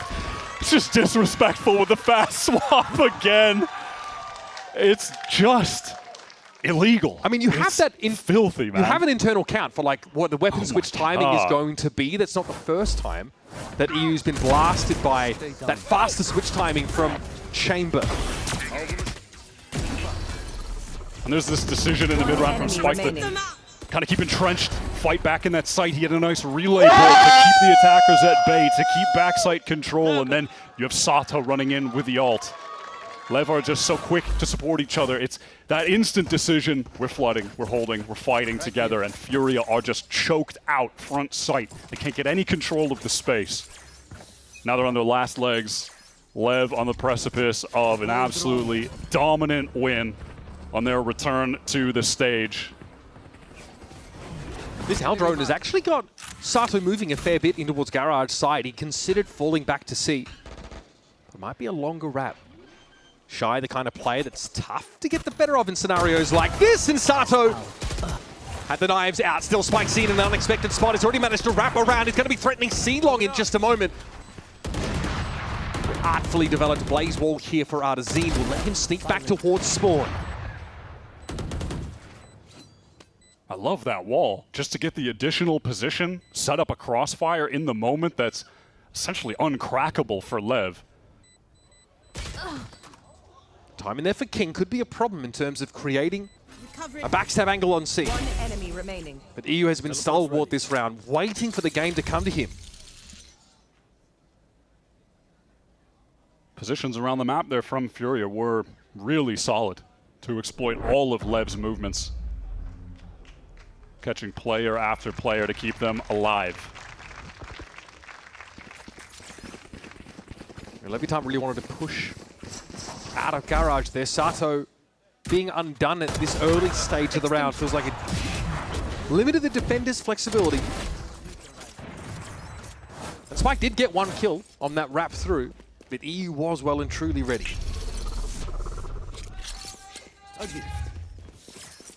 Long road ahead for Furia. Economy still strong enough that the operator is again in the hands of Neon, who is just effortlessly ruling over this server. Artston now with the quick ult into this B site. Furia want to increase the tempo on a Spike. Okay, Spike here can buy some time with this relay bolt, just as he has before. Reaches for the overdrive and through the blaze wall. Kwanu gets a shocking reception. And all of a sudden, that confident thrust towards B has been entirely shut down. Lev can read this tempo and slow things down as well. Just in addition to the player presence, they throw out the wall from Astra. Any hopes of getting into that B site? Fully cooked. Fury are forced into a rotation. Functionally, this does reset the round.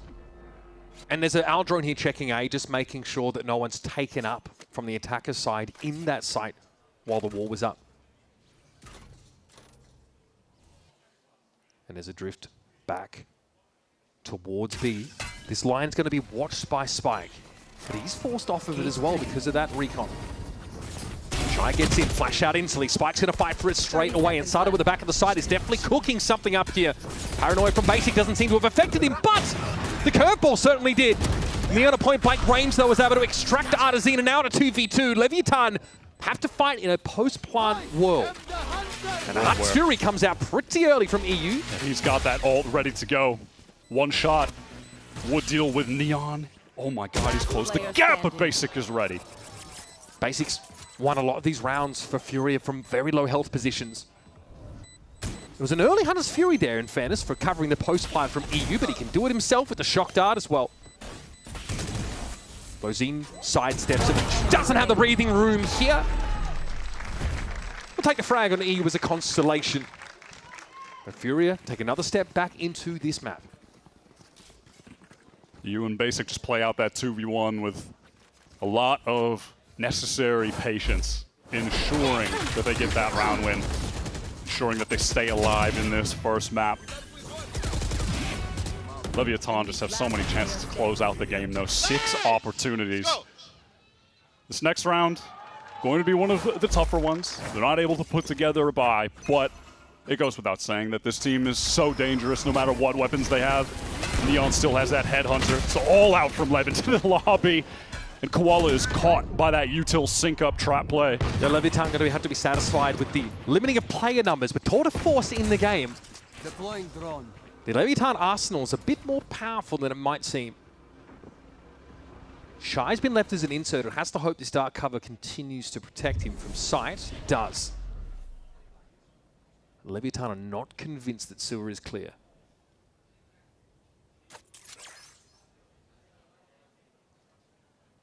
Fury are just able to silently work into this C site. They have Shy as a contingency across the map. Artazine inching across, has the better weapon. King had to have his wits about him. All right, there's Shy back in the site. And Neural Theft here is going to reveal the plans for Leviatán. Give you some confidence, but look quick into the back of the site. Go Leviatán, a slide on in from Spike that was cut short. Sato at point blank, finds his share of frag. We're 2-on-2 right now as Basic takes some spray through that blaze wall and Blozine is able to get across. He gets an upgrade. Blaze wall's about to come down and Blozine was imagining a clutch moment from him, but again it's Basic, the foil to Leviatán's late round plans. Despite Lev being in control of this game the entire time, still feels like a solid debut for Basic. He's proving his worth in this game. He's closing out the important rounds.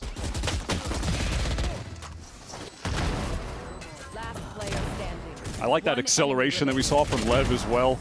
They know Shy is across the map. He just kills Neon on A.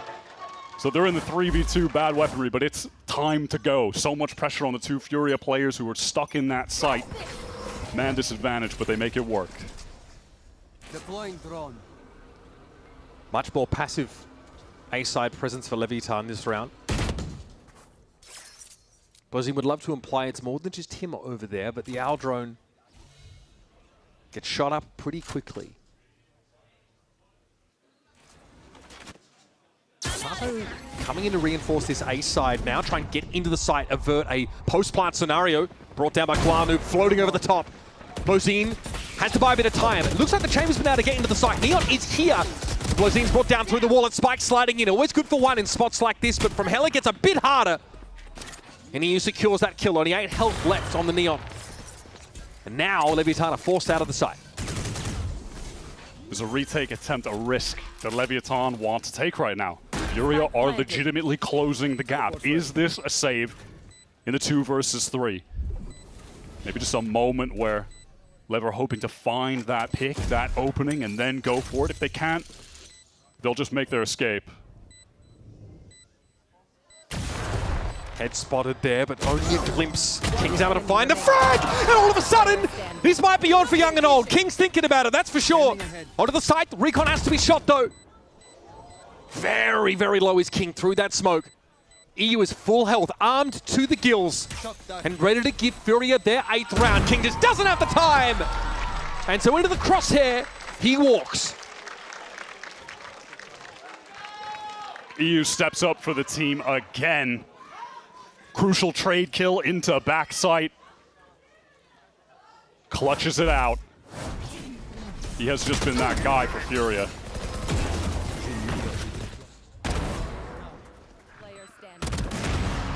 Kuala has to play first up in that round. One enemy remaining. Just get into the site, find a kill. It was Sato who's belatedly shoring up that position. Let's go, baby. Taken down by the Blade Storm. And that's the inroads there for Furia they make use of. And they have walked this game back to within 4 rounds during a timeout from Leviatán. That's the first time this game. They're kind of making Lev sweat. They're forcing Owner to take a timeout. 4 opportunities Leviatán have to close this game out from here. Furia are beginning to deny these attempts of Lev to flood back into the site. They're effectively trading. Spike goes in, he gets his 1, but EU is just right there to deal with him. Shy in this game, quietly, but doing his job. Often that solo player on an extremity. Getting info with Neural Theft, trying to at least get his. Going up against this Leviatán team and these new additions who helped take this team further than he ever could. I'm quite sure to start your re-entry to VCT Americas, taking a win over these upstarts would give you a spring in your step for the rest of the stage. Lev at the point with the loss bonus where they can just keep forcing into these rifles. A pretty determined util usage here at lobby forces Furia out entirely early. It's going to limit their options in the mid-round somewhat unless they re-clear that space pretty specifically. Keep in mind, now that we're at this point in the game where Lev are just going to be buying into rifles, Neon, not enough cash for the AWP. He's going to be stuck on the rifle with lesser armor. This might be a good read from Furia if there's an A-side re-hit, with the assumption that Lev have sort of pulled players off that side of the map. Given that Furia would have to spend util to re-clear this space. Blowzin's confirmed that they are there. Now, this is a scenario where Furia have managed to win rounds in this half on the A-side. But they're being a bit slower about it this time. Cage triggered. Into the smoke, and King is waiting. His old protege. That's just an effort as well to make it seem like more pressure could be coming towards that garage side. But they're in on A. Tough site to retake, but Leviatán have the man advantage. And they've got ults to get in as well. They can combo up, use that Hunter's Fury with the run it back.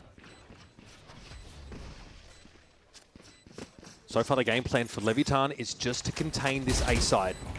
Nothing wagered, nothing gained. You've got to go for it at some point.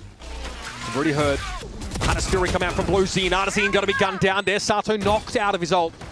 So just a 1-for-1, but this knocks Fury now down to 3 players, and with the overdrive coming into the side, Spike had to find a connection early. EU tries to respond with a Hunter's Fury, but this is going to be definitely sidestepped and leaves him all alone. In the last round of the map, it's Sato to claim the frag. And Leviatán are bringing more than just a message from London, perhaps a reckoning for the rest of their region, showing them a new level. And despite Furia fighting back into this map, it felt like Leviatán were in control for most of it. An inevitability that they would win. It felt like that the entire time. The level of dominance that they had over Furia, but respect. They showed more than signs of life towards the end of that game. I think Basic had a solid debut on the stage. It's been a year to almost a day since he has been on the bench with this Furia team. And he's made the most of his time so far on Haven despite the loss. EU obviously showing up for this team, but that's just never in doubt. Have they done enough to convince us that on their pick of Sunset, they can take it to Lev, maybe take a map? The way they were playing, it might be possible. And almost 4 years to the day since Shy's global debut with that Leviatán team way back then. And King since then has done great things with this roster. Can the Furia play spoiler? We'll find out as we head to a break and have our desk break down all the action from Haven. Concealment.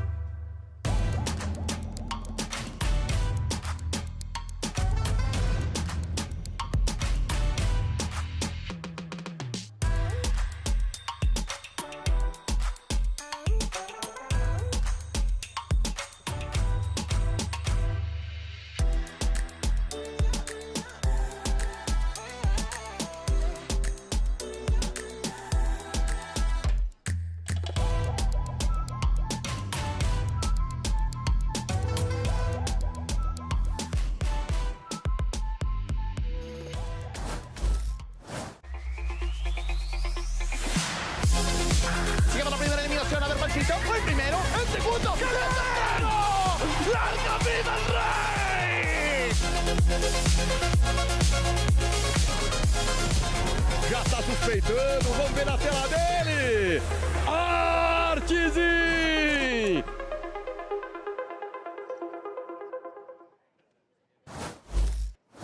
It is a 13-8 on Lev's map pick of Haven and Owner. After you guys won London, you were ready to keep going, to go to Paris and to keep competing, but you decided to take a break. So how does this break help the whole team reset and be ready for the stage 2? I think that we are in a better place, considering that we have more energy that in the final in London. Maybe we start like training a little bit later than the other teams, but we are gonna catch up fast, you know. I think that we can play better than the first map, so every game is gonna be like an improvement, and I think it's gonna be fine. Any spoilers for that Sunset comp? Sunset? I think this map that fits us well. Of course, the rival don't have any information, but I think that our comp, you know, is good on that map, so I think it's gonna be fine. Very excited to see it. Thank you so much. Thank you. And so are we, Dan. So are we. Of course, Leviatán managed to pick up the win there after Furia fought back quite a bit, picking up that victory 13-8 here. Of course, we want to know from you guys who you think the MVP is going to be of this matchup. Let us know. Who's your favorite? Really, it's just a popularity contest. That's just really what it boils down to. Well, I mean, if you look at the scoreboard, it's not really popularity contest.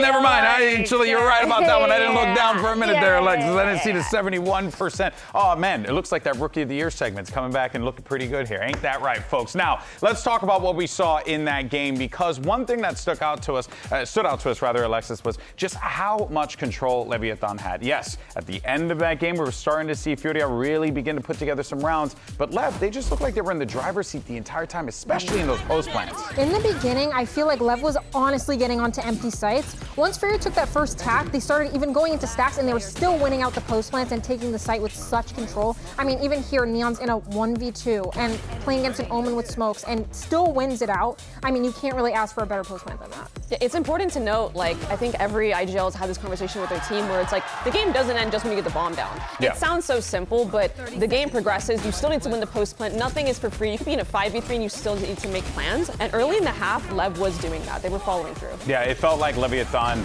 we heard Coach Owner earlier talking about, like, yeah, they got a little bit of a break, took some time to get themselves back into the swing of things here. But I think what really helped in this instance, Mel, is that they were going to a map that, is very good for them, tried and true, and they could do the thing that brought them to the dance to begin with on this map, and that's exactly why they picked up the 13-8 victory. Yeah, I don't see really much changing for Lev. I mean, they called it in the interview. They said, yeah, we don't need to change too much. We're going to keep doing our formula. Won us Masters, right? So why not keep it going? I will say, I think Spike Zine kind of flowing under the radar for the MVP vote here. I thought he was catching up with Neon towards the end there. Neon, first half domination, but Spike was helping them close out the game when he was slipping away from them. Yeah, that's right. I mean, Alexis, Neon, this is a guy who, MVP of London, lots to praise him for. But again, we just continue to talk about that consistency, and it's the fact that Neon is still doing it. It doesn't matter the circumstances or what players, new teams, doesn't matter. He's doing the same thing. Yeah, exactly. I feel like his floor as a player is so high that it's hard for other players and other teams to kind of keep up with him.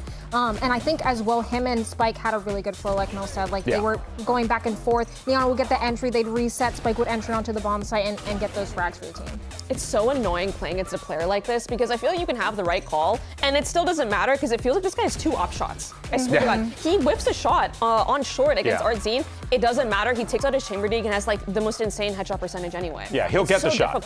One way or another, he's going to get the shot. He'll find the target. Kid is absolutely nasty, but of course, they're going to need more than that, as we saw at the end of that game. I mean, look, they look good. Leviatán picked up the win, obviously, but we did see, Alexis, a Furia squad that was starting to get those rounds put together, exploit like some of those slight weaknesses that Leviatán were showing. Yeah, I feel like Furia finally had the adjustment after their second tack timeout, which it felt a little bit too late. I think if they had that adjustment earlier on, it would have suited them a lot better. I think that at the end, Lev kind of got a little bit sloppy. I saw them taking a lot of one-on-ones, but I feel like for a lot of teams, once you get to that, like, 12th round, you start taking peeks and you're like, I just want this game to be over. And it kind of felt like that's what happened at the end. Yeah, it's like, I really got to go to the bathroom. Can we finish this game, please? In any case, though, folks, let's see what's going on the other side here. Coach Shaw standing by with Dan ahead of map 2. We did get the chance to talk about the new additions for Furia, but Shaw, we didn't really get the chance to talk about the roles. So tell me a little bit about, with the addition of these flexible players, how do you come down to who's going to be playing the Phoenix, who's going to be playing the Duelist, as we saw Artzine playing the Phoenix on this first map? To be honest, we will testing these positions, because for some maps, I think Basic can be the second Duelist, but for some maps, we missed this communication, and Art, he can improve more for us in this part, and it's a big test for us, this stage, because we need to understand if Basic can communicate and put his ideas inside the game. Well, good things take time, so good luck to map 2. And look, they're going to need to put together some of these ideas going into Sunset. This is their pick, so that does tell you that this had to have been one of the maps that they had, conjured up, Mel, some kind of plan to get ready for this map, or at least that's one would hope. And with that interview kind of setting the backdrop for Sunset, I mean, we're obviously going to see Chamber and Phoenix from Lev, but from Furia, I'm kind of hoping to see Basic enter that second Duelist, because he said on some maps he does, and I'm really hoping this Artzine kind of experiment is just in the short term. Like it's a band-aid fix. Because I really want to see Basic on that second duelist and not your IGL. Yeah, I mean, Alexis, one thing that immediately stood out to us was when you sign a new player onto a team, you need them to, those 1v1s, 1v2 situations to find those kills, find those round wins. He was doing that. So if anything, I'd say checkbox done. Basic is certainly doing exactly what you would hope a new player would do on that stage. Yeah, like I said earlier, his mechanics, like his baseline mechanics are so incredible. He can play anything that he needs to. I wonder if the reasoning for putting him on Omen instead of the duelist is maybe he's just an incredible mid-rounder. Like maybe he has so many mid-round comms and ideas that Artsen can kind of take the backseat. He'll take over the pre-round and Basic takes over the mid-round. Maybe there's something in the comms that we're not seeing that would answer that question. Yeah, look, the name of the game is flexibility. All these players, all these teams needing to just think of new ideas. But folks, we're gonna see what that composition will look like on the other side of the break. We'll catch you in just a little bit. Uber Wyatt, we'll see you then.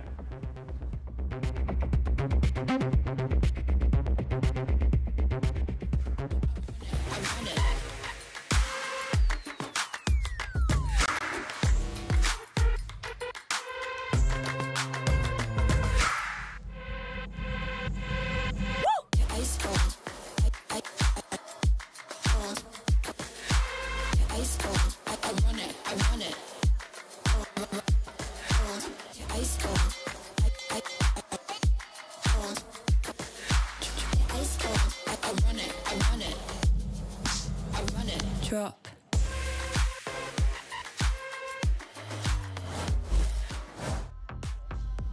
Haven started off maybe in a way that many people expected, with Leviatán frankly just being dominant. They got out to that 8-0 lead on the first half of the map, but then things started to click a bit for Furia. They get 3 rounds at the end of that first half. Yeah, it's still a struggle, but hey, they were on the defense side. See them switch sides, and yeah, a lot of the same elements that were giving them value earlier were still present. Basic looked really good in his debut. EU still looked to be the guy on this team. And frankly, Artsen looked reasonably good in the Phoenix role. A big switch up for him, at least from what we've seen in the past. But as we head to Sunset, this is a map that traditionally has been unbelievable for Neon. Do Furia have a Neon player? Because you sure as hell know Leviatán do, and will. On paper, they don't have someone that is a hard Neon main. The closest is Artsen, and he is going to be on Omen, the controller role that was discussed by Shaw in the offseason when they made these moves, that he wants to be on controller so he can be their IGL. The real shock is the deadlock. The double sentinel with the deadlock starting on attack. This is a rare look. Leviatán, I don't think there's a whole lot to say about it. It's kind of what you would assume they would play. Maybe Sato would be on Raze, because this is a good Raze map too. But it works for Phoenix, and he is the best Phoenix in the world right now. So just keep it running. We have everyone on Lev on our comfort roles ready to run around and shoot everybody. So now we know that on the maps where Furia want the double duelist, it's Artsen. Now, moving over towards the controller, which is something that you would have found in an interview if you'd sort of poked around in the last week or so, that this was kind of the plan for Artsen. So starting as a duelist, then as a sentinel in VCT, now controller. Sato screaming the game didn't even start yet. Nothing happened. This is what I'm saying. And then when he actually wins something big, he's just stun mullet. Man standing. Yeah, man standing. Let's see if this Furia comp is hard-hitting enough on attack to not just get into these sites, but playing against a Lev team that's going to flood to brawl with them backside. If they have the comp able to do that, lacking a second duelist. I'm going to beat this storyline to death, Wyatt. Shy was the one that helped write Leviatán's first international chapter. He put this team on the map. And now he's opposite players who are writing their greatest chapter. He's coming back to see them after so long with this infusion of young talent and going, man, why couldn't I do that with King, with this roster? It's a Leviatán team that are, feels like maybe just at the beginning of the legacy that they're creating. This is just their first match coming back from that London win, first match of America's Stage 1, and they're off to a great start. Yeah, we acknowledge that they've sort of made that big first step with a big statement, but it's the volume of victories and results that they have to amass to turn this into an era, as people are using. I use air quotes. Furia, no, they're not even close to that point. They're trying to give themselves a foundation, a starting point, an identity. And moving away from a team, a roster that was working, that they found success with. It's a bold move. Is it actually going to pay off for them? I'm out of here. First contact, the spike off the line, and oh, a grab net. The follow-up is there as well. Beautifully done. A nice little set piece. It's going to get Furia off to the races on this B side. 30 seconds left. That is so sick. King is trying to retain some control of backside. A lit up Spike is going to try to get into the mix if he can. I like this idea, first mover's advantage, picking up that Sunset as soon as it comes back into the pool, try and make it your own. Now I'm interested for more of what Furia have on this attack side. Against a team known for their sheer volume of set plays, they fight Leviatán off, and they'll take this pistol. Pretty sick way to open the game. I'm about it. You know, You've seen the deadlock value straight away. I want to call your memory back to the Challengers trenches of 2024, when we were seeing deadlock comps against these neon setups to really stop them in their tracks. You just see it on Bind all the time. TSM, M80 teams are really trying to work this deadlock into their comps. She has the insane level of stopping power that will matter against a team like Leviatán, who wants to move with that pace. Of that pace, they're going to get right into this B main fight, try to get an orb in the hands of Sato. They are relentless right now. Basic might have to get off this line. He knows there's not much value in pushing any further, but Shy was able to extract the kill. That spike down. And Furia realized they can still go for this. Leviatán took a ton of damage in that exchange. So much spam. Blozine and Sato down to some really low health, and Blows is just, a little push, and he's in the abyss. What a great call from Furia, though. Just understanding that it might be time to go for the pure, silent contact rewalk in. They get all of that space for free. It's vacated by Lev after the early aggression. Trying to retake against Deadlock? Yeah, that's a nightmare. That's where the Deadlock really shines. It's kind of funny that the first example of her is super effective for getting into the site and getting kills, because typically that's one of the harder parts of using her kit on attack. It's when you get into that post plant, you get the wall up, you get the sonic sensors up. That's when things can get really frustrating to deal with her. We're going to see Lev, I mean, with this comp, they'd be flooding in to fight back sites anyway. But against the Deadlock, you definitely don't want to give her ample time to get that util down. And normally... What? Oh, that's not good, guys. What? No! Oh, I mean, the holy disaster that just came out of nowhere. Okay, that is certainly going to burn a hole in your pocket. Here's that early exchange. A lot of spam early. Blows was down to 7 at that point. Basic just cleaning up. Just imagine. Society would be a utopia if you took 3 guns out of that round. Even just 1. It's all good. They've still got enough to get the buy going. No worries. Fast towards A. Recon gonna light up Blows, and that will encourage Furia to take this early elbow control and maybe just push the pace further. But if they do, Leviatán have been able to get that quick rotate, and the desire to refight has Spike meeting his end. Yeah, Sato not able to play off him adequately at all, and Basic's going to pick him off here. It's Furia that have been the ones dictating the pace, and the execution is about as clean as it gets. So this is a very early annihilation for Basic. In the midst of all of that, gets the annihilation, gets the wall down towards Link. No one can rotate in to help. No one is going to be able to free Blows from the cocoon. Lev tried to push the pace there, but it works completely against them. As Furia just have the numbers, and they're ready to face in elbow. Alexis is saying earlier on the desk she's surprised that both Summit and Sunset get through the first round of bans, and she speculates that one or both of these teams must be working on those maps actively. I think we know who's been applying themselves on Sunset in the break. Some good looks for Furia, and 2 very varied approaches to these last couple of rounds.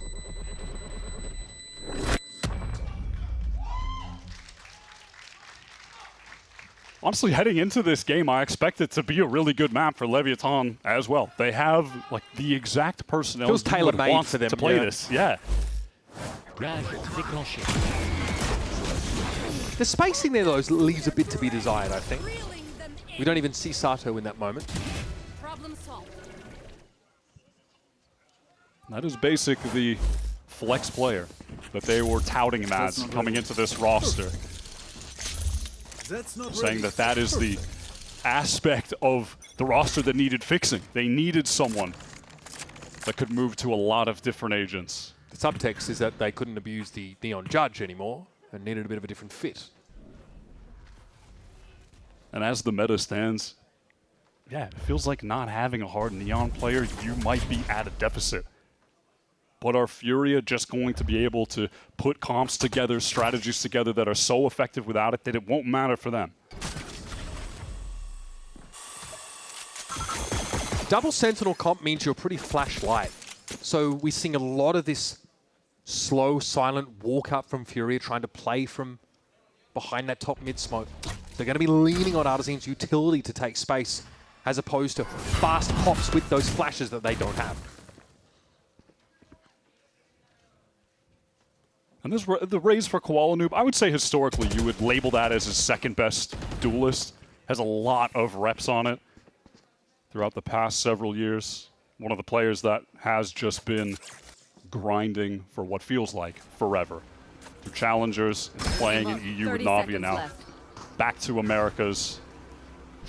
This Furia team really trusts him. They really want to put him in position to be the linchpin of this squad. Neon's going to have to settle for just some damage here. The Seize is great for buying time. And Brozine was supposed to be the benefactor of that stall, but he actually gets taken down by Eve as soon as he gets up onto short, and here's Artisan onto the side. With a spring in his steps, able to take the first, but Spike's Eve will fight backside, and he will fight them all. Just 2 for him as he exits. That time was more than narrow for Furia, but they're able to get it down regardless. If Spike had gotten that transfer, probably would have been round done. The Basic is able to deal with him. And now it's on Furia to close this out. Man advantage. That paranoia is good, but EU is right there for the swing, and there's far too many angles for Sato to watch. As Furia are able to pounce on that opportunity. Multi-swing, putting an end to that round. And any effort that Lev had to be able to capitalize on a lower buy there. They got close, but just wasn't enough. Certainly wonder if we're heading in towards timeout territory here for Onuru. We didn't see one called until the second half of Haven. But Leviatán are the kind of team I watch pretty closely coming out of those breaks because their sort of ability to lean on a lot of set plays.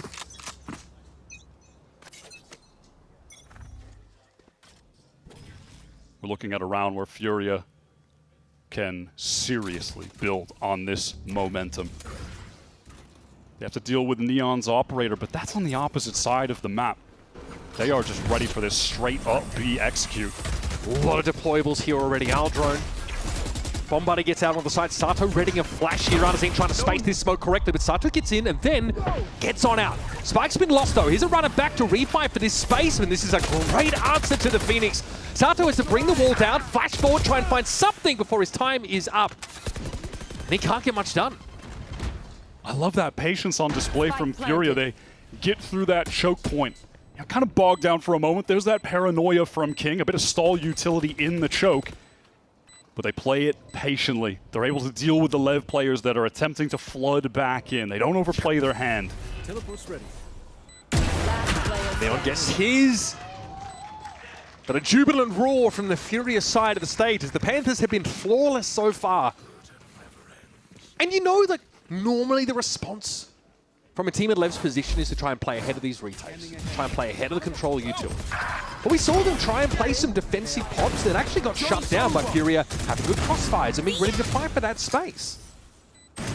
Furia are just aware of the Lev game plan, what they're going to have to do against this deadlock, and like I said, what they'd be doing anyway with this comp, getting so aggro on defense, flooding into the back sites and fighting. So there is no rush from Furia. They are just slowly making their way through that choke, throwing that wall down towards market, and patiently waiting for the Lev players to expose themselves. And they're just ready on those angles together to deal with anyone that is swinging out on them. They've been able to accomplish multiple good site execs off the back of that. It's got them in a commanding lead. And you're just looking at Basic at the top of the board right now, 9-2. It was supposed to be a star rookie player from Brazil last year, making his debut with Furious Stage 2. Visa issues, could just never play. And that other crop of talent were able to. Spike coming up last year at the same time. Sato joining up in Stage 2, right? And Basic is just on the bench, just waiting. And after a year of waiting, the hype around him certainly fizzled out, right? There were other players, rookies coming into VCT, an infusion of them this year that kind of stole the spotlight. So Basic comes in later than he'd hoped, after the sort of expiration period of the hype around this new prospect had sort of, you know, come into effect. But he is out there generating his own hype for himself today. I'm out of here. Out of this timeout, Lev make an effort to get Spike this ult so they can get together a reasonable buy here while ensuring that they have enough cash for the rest, ensuring that Neon can get that operator crucially. Cover going out. But here's the approach from Leviatán. Again, it's just to give mid entirely, but try not be shut off of either of these sites early, though. You're going to make great use of the space he's been afforded. Just posts up there with a line towards top mid, pulling another player off B. Yeah, EU, one of the guys, hates to see those outlaw nerfs coming. He was abusing that gun crazy in kickoff in Stage 1. Fury are really one of the teams, I feel like this whole year, that were most heavily interested in abusing all of the annoying guns, the Neon Judge, constant outlaws, heavily playing into whatever was meta at the time, but now having to completely subvert that expectation because of the roster moves that they've made. They have to get a little bit more inventive, and it's working out right now. Can they deal with Neon posted on this close angle as the time is getting low? 20 seconds to get into this site and get that spike down. I mean, that's pretty perfect. Neon's able to get off the line. Well, the owl drone was an issue for him. Now trying to fight back into the site. Leviatán, no, they can't just leave this over to a retake, but it could be tough. There's a foothold down at the back of the site. EU going to be treaded out there by Blozine, who is there in time. And now Nightfall is going to be deployed. This likely will force at least Basic off, but as the cocoon that needs to be shot, Sato is in trouble, and Blozine allows him to be devoured by Shelob, apparently. That annihilation, perfect. The cam from Shy just keeping Blows occupied. Can't ask for much more than that for Furia. Can't choose that. Land the plane perfectly in the round, and another great deadlock ult. How impactful has this util been from Basic? Every execute, we're watching the wall get value. Both annihilations have resulted in a kill in a very important moment as well. Not just a throwaway ult, significant in the rounds that they've been used. 6 rounds to the good. It's been a very different tale for Fury than what we saw on Haven. Fruits of their labor, perhaps in the break, coming to the fore now. Falls in Leviatán's court to make the difference. Okay, grab that catch the spike, but there's a trade. Sato able to get something done. Let's listen into Furia now as their push on towards this A side starts to crumble. One spawn. I can't kill, bro. Sure. Phoenix is low. Nice, both there. We have V, Shy. We have bomb. It's pushing you, you guys got B. They're one off Phoenix. Nice, Dan. Last one was there. Just call, bro, okay? Just call. He's running. He's pushing Dan, He's... Off mic. Can you hold my bottom mid? Yeah, I got on mid. He's pushing you, 100%? Yeah, He was on him, hold bottom mid. I called him tight for you. Out in the corner. Spike down mid. I hit him 80. He might have healed though. Yeah, I think he did. No, take my flash. Good shit, bro! Oh, I need to. And that is the closest that Leviatán have come to taking a round here. Sato would have had to ace to get there, but Shy is able to deliver. Shy, one of those players throughout his career that I always looked at as excellent in the late rounds. So reliable, those years that he was on crew, where you would have Kesnet opening up rounds, and then you would wait for Shy to be able to close them out. It was shocking to so many people that despite being one of the historical best players from LATAM, he couldn't find a spot on any team at the beginning of this year. One of the best free agents that has just been waiting around. Again, it's the set play. Waldoof is in and Sato is caught. It's outrageous. The teleport behind from Martin at the same time. What a mess this round has been. Leviatán still with 3 up, but a lot to work through now. TP came across Walanoob, realizing that was a bit of a fake, and it's Neon's tour de force that chimes in. This time takes Shy off the board, and through the boxes, Artazine. Riddled with shrapnel. We're in a post plant, though. Leviatán have a lot to put together with 3 low health players. And a timing that for Neon didn't quite connect. The shot, though, is still good. And it leaves it all on EU. Surrounded, but with some breathing room and a chance to fall back here towards the alley side. Some damage on Spike could be finished off here with a shock dart. Oh, Spike not falling back far enough. All this util still at EU's disposal. He can even recon the site. Get that info now, has to fight King, is still a wrap around the corner. EU can do this, but time is of the essence. Neon's forced to get off the defuser, and EU keeps him busy, catnipping him off of the objective. EU in prime form today. Back-to-back Furia clutches keep Lev at 0 on Sunset. And back-to-back Furia open the round with this crazy little set piece. Early on the A side with the net going through, the paranoia. Koala this time the double satchel and the showstopper. Mental round opening. And Furia have the closers on this roster. Clutch moment powered by Red Bull, brought to you by Sova Util and Ice Cold Nerves. Kind of sick to have all your kit in that last moment, I will say. Furia is still that guy, man. They waste no time pressuring Market. But Spike with full confidence wants to put the team on his back, finds that opener. Now Leviatán still don't have a real mid presence, still don't want to risk moving into that tiles position or moving into that sight line.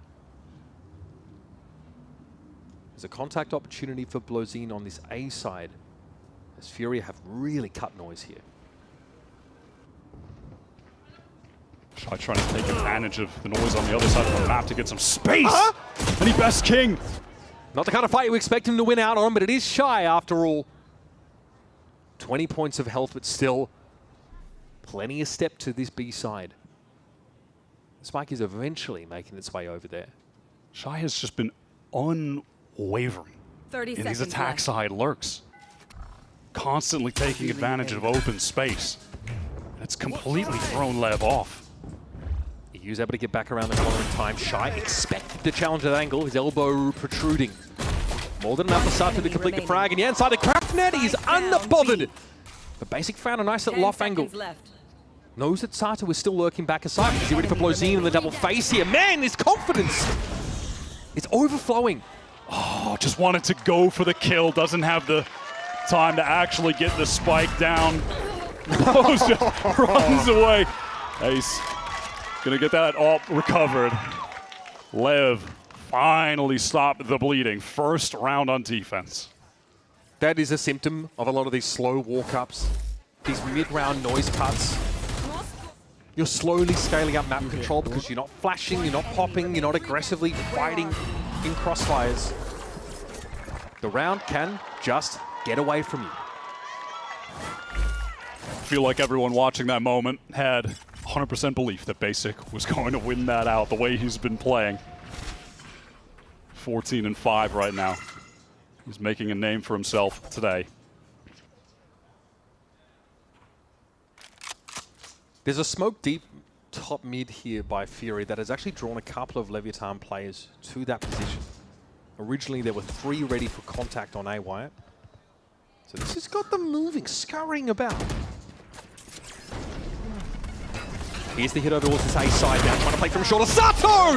A quick double is going to be good. And if last round's anything to go by, GrabNet's not an issue, but the Annihilation could be. It's Neon though. This is looking a bit more like Shades of Haven now. The trade's coming in at the right times. Sato again inside, run it back. He will return to an obvious location, and Basic's aim is true. EU's got the drop on King. And Furia continue their march to an overwhelming round total in this first half. That was crazy from Sato. Pops to run it back so he can live, but no one can actually get there to help him. Gotta respect the effort, though. If somehow that all worked out, it would have been a sick moment. And might have, honestly, if not for the deadlock wall at short. There was no safety in any of Leviatán taking up that position to try and trade off Sato after the cocoon and respawn. Weird round. Because Furia invoked that tactical round loss where they almost kill everyone on Lev and end the extra cash they're getting from losing. They are right back onto an eco with mostly classics. Kwanu's been able to clear the back of the site here with their paint shell. Down B. And again, you're up against the double Senti. It's always a dangerous spot to be put in, but Lev have had no choice. They don't have the weaponry in this kind of round. Need to push from Spike. Kwanu's comfortably sat in the corner. Satchel to knock Sato. Of course, he's leaping and bounding at him like Bambi and gets the frag. But that's all that Leviatán can hang their hat on for this round.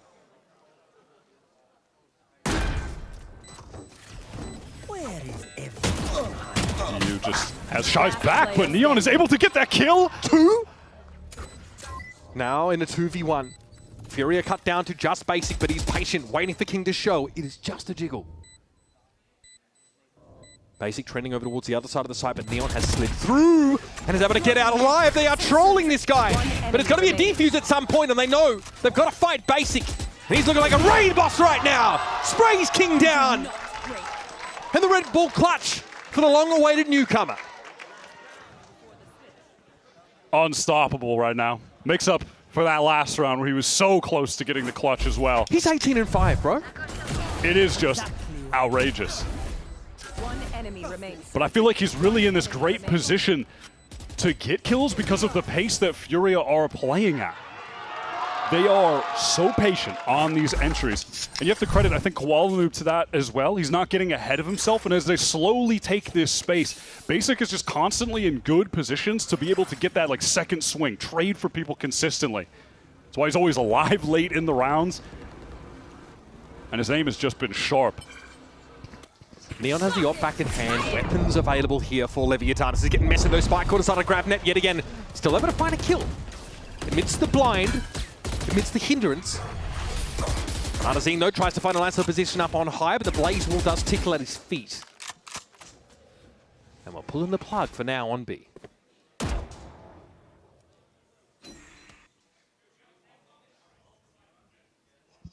Furia just working their way slowly back into mid, pressing Kuala up. What's this timing going to look like? It's blows! What a shot! Furia just snatch the advantage in the round right back.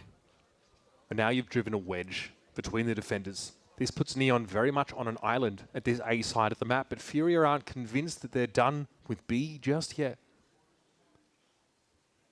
There's just far too much for Lev to watch, you know, in regard to the different lanes on the map. Look at how spread apart they are across the map. It's just going to come down to individual prowess. What can Sato get done in this choke? There's crossfire potential with King. He's got a lot of utility to work with. Sato finds one. King might have been smoked off the angle. No, he swings it. Sees Kuala Noob come across. The Hunter's Fury could be a bit of an issue, but he's going to TP away from it. And there goes Shy's head rolling. King down to 11, but he's done his job. He's bought time. The shock dart will claim him, but there has to be a hurried plant. And this will allow Neon to set up wherever he likes on B. He's not making much noise. Does you expect that he could already be here, already creeping through stairs? It's got to be too early for him. There's just no way. He's looking over. What? Are you kidding me? Your Masters London MVP just drops the spaghetti. Should be a given any day of the week, and EU can't believe it either. He doesn't know what happened. He is in just as much disbelief as the rest of us. Another clutch for EU. Huh? This one, you just can't explain. Well, that was a half of Valorant. Leviatán are on their way to dropping as many maps in their first game of VCT Americas Stage 2 than they did on their entire lower bracket run in London. 11-1. Furia are dominant on Sunset, and we can hardly believe our eyes. Stick around. We'll be back after this.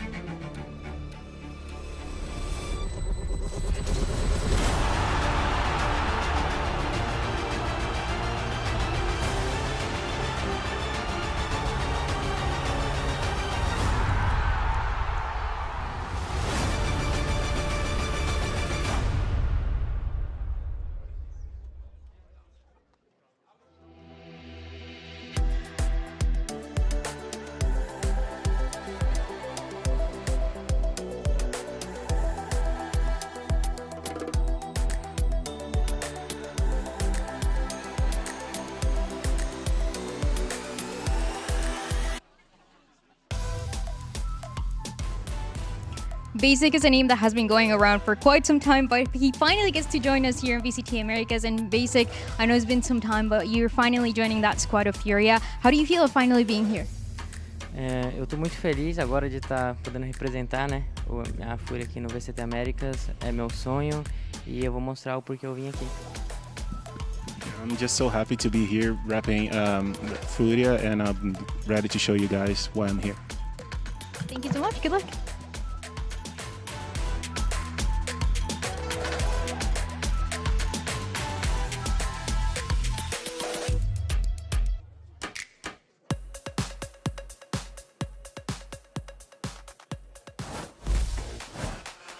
Earlier today, Furia's coach Shaw is pretty candid about why he made these changes to the roster. The biggest one is that he values that flexibility above all else. Instead of having a team that's just great in one meta, he wants one that can be good in all of them. And a big part of the plan for him was to put Artazine on controller so he could IGL from the pack as opposed to being a loose end across the map, not involved in the action. And he just called an insane attack side. Damn near flawless. Only round that Lev got on the board was a 1v1 clutch, where Basic just ran out of time. 2 rounds away for Furia to close out their map pick in dominant fashion, coming out of this off-season with a unique and potent look here on Sunset. Furia haven't tipped their hand so much here. They also don't know how many attack side players were at that wall, as only Neon was hashing. They take a timing here to move down towards tiles. Puts King in a bit of an awkward spot. You can hear the headhunter ringing out from his left shoulder as Neon was also trained on that spot.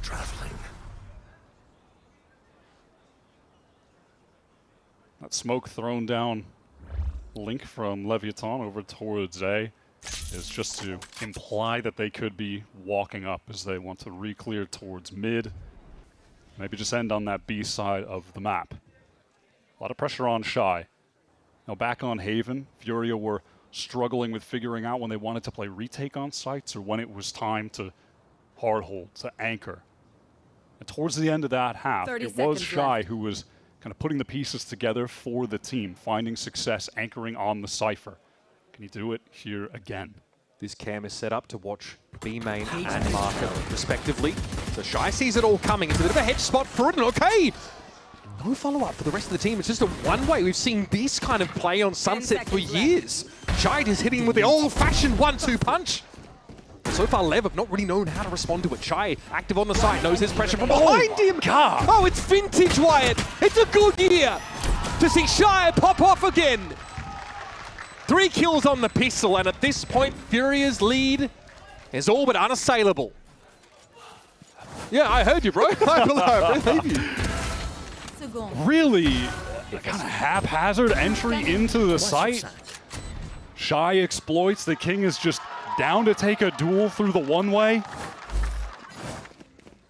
Gets that free one, but I mean, the subsequent shots, the snaps with the Ghost were just beautiful. This goes here. And this has got to be all she wrote. This goes here. Lev obviously have to force here. This goes here. They've got a few stingers. They're going to try to run it down. Potentially last round of the map, a very short-lived affair here on Sunset. Neon's going to be disrupted a little bit by the wall coming down, and Koala Noob simply has to peer around and let the Bulldog do the talking.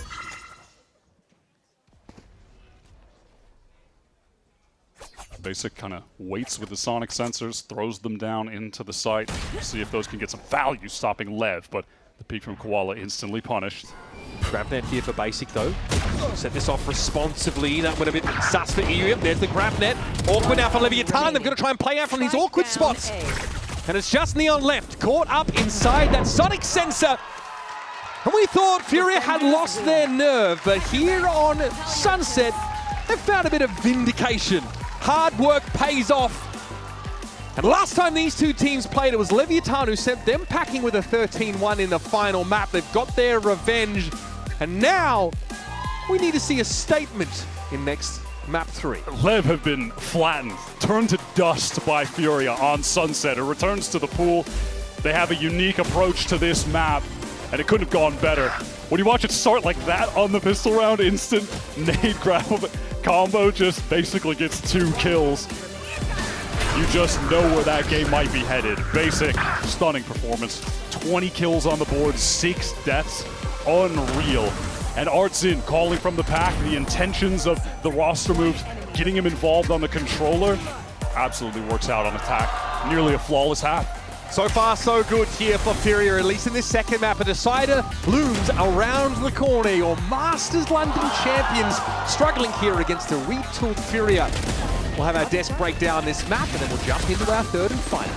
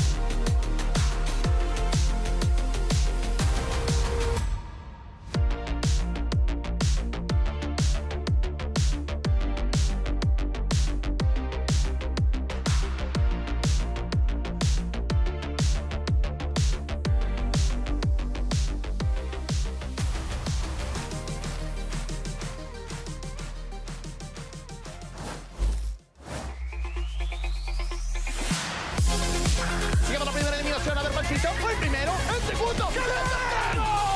¡Larga vida al rey! Já tá suspeitando, vamos ver na tela dele! Artzin!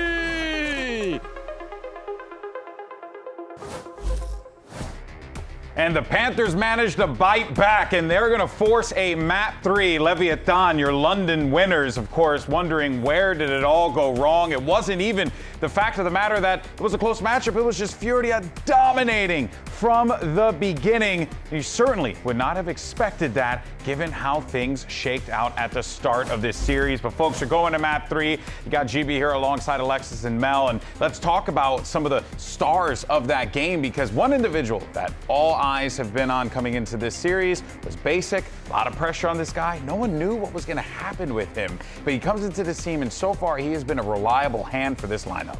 I mean, I feel like when Basic can actually show his flexing chops, this is what happens, right? We see him on that role where he's playing the Deadlock, an agent that people haven't seen in a long time, because this has been kind of like a niche pick for some teams. I know me and Lexi used to run it back on SRG, but we kind of forgot how effective some of her util can be when in the right hands. You're seeing the net and the nade combos. You're seeing that Deadlock while prevent the floods, and it's pretty clinical. I don't know. Yeah, I feel like the counter to the Deadlock is being able to flood before she can set up all of her util, before they can get their bearings on site, and it felt like Lev wasn't able to do that. And when they did attempt to, they just lost the fights. Yeah, something that immediately stands out to me with this Leviatán lineup is they're a team that thrives when you give them the space to be able to move around the map, do what they want to do. Even if you have like a couple of lanes that they could work with, they will do a great job of ensuring that they're taking the maximum amount of space possible and then using every single bit of map available to them. But with the Deadlock, it kind of like cut off whole portions of the map to them. They couldn't like actually get their plans going. And yeah, it seems like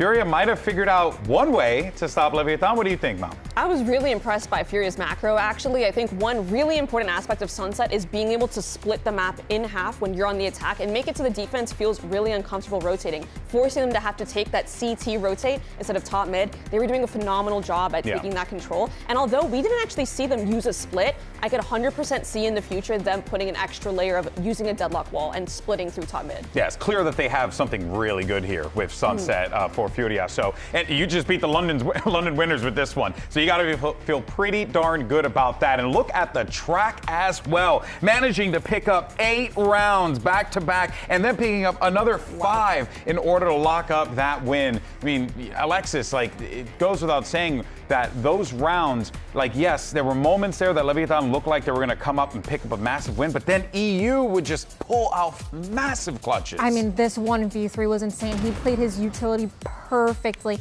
I mean, it's incredible that Basic is top fragging on that deadlock, but having this player in the clutch position at the same time is just, it's deadly for them. Yeah, excellent showing from him. We were wondering, right? Like, how's EU going to be fitting in this lineup? A lot of changes coming into the team, but Mel, it does feel like it's just pretty much been like a glove. Fits right in. He really fits into the role of having that vocal kind of mid-roundy player. Yeah. He has a lot of impact, not just in the frags, we can see those very clearly, but when he comes to helping the IGL actually have information and making the right reads, he is such a boon to the team. And seeing him also pull off these clutches, like, you'll take it all, like, for sure. Yeah, I mean, hell, you just picked off a win off of the Masters London winners. That is a huge achievement for Furia. And of course, job's not done yet because we're getting ready for map 3. And correct me if I'm wrong, yes, that's right. It is going to be split where we head off to here. Now, this is got Leviatán written all over it, right? This should work out, Alexis, very well for Lev. Great composition, but we just saw Furia have an idea that could shut down, slow down this Lev lineup. Do they keep building off of this? I wonder if Furia is going to pull out another double Senti comp since they know that Lev is more of like a fast-paced team. They like their execs, especially on split. They love running it down. So I wonder if Furia will pull out another double Senti, maybe a deadlock or a vice to kind of counter that play style. Yeah, is that going to be like the ask moving forward for a lot of these teams here to stop the aggressive play? Because it's been dominating so much of the conversation, seeing these teams play aggressive with those double duelists. Is this maybe a great counter for them here? I think so, but honestly, regardless, I'm very skeptical. Frankly, I think Lev is going to take this. I'm not a believer. Lev have shown this is their map. I think this is going to be the dagger in the series for Lev to take it. Yeah, I mean, well, look, this is it right here, right? Boils down to this. Leviatán have a great chance to just start this season off, start the stage off well, but for Furia, how huge would it be if they were able to pick up this win? I mean, Alexis, a debut victory for Basic like this against the Masters London winners, that has to be a monumental achievement if they're able to pull it off. Yeah, absolutely. It would definitely prove that the roster changes were worth it. They made sense. And at the end of the day, you have to make sure that those decisions are making sense. Yeah, that's right. Did they make the right calls? That's what we're wondering here. Can this new Furia roster take down the Masters London champs? One last time, folks. We'll find out after this. Uber and Wyatt are going to catch you on the other side with the call.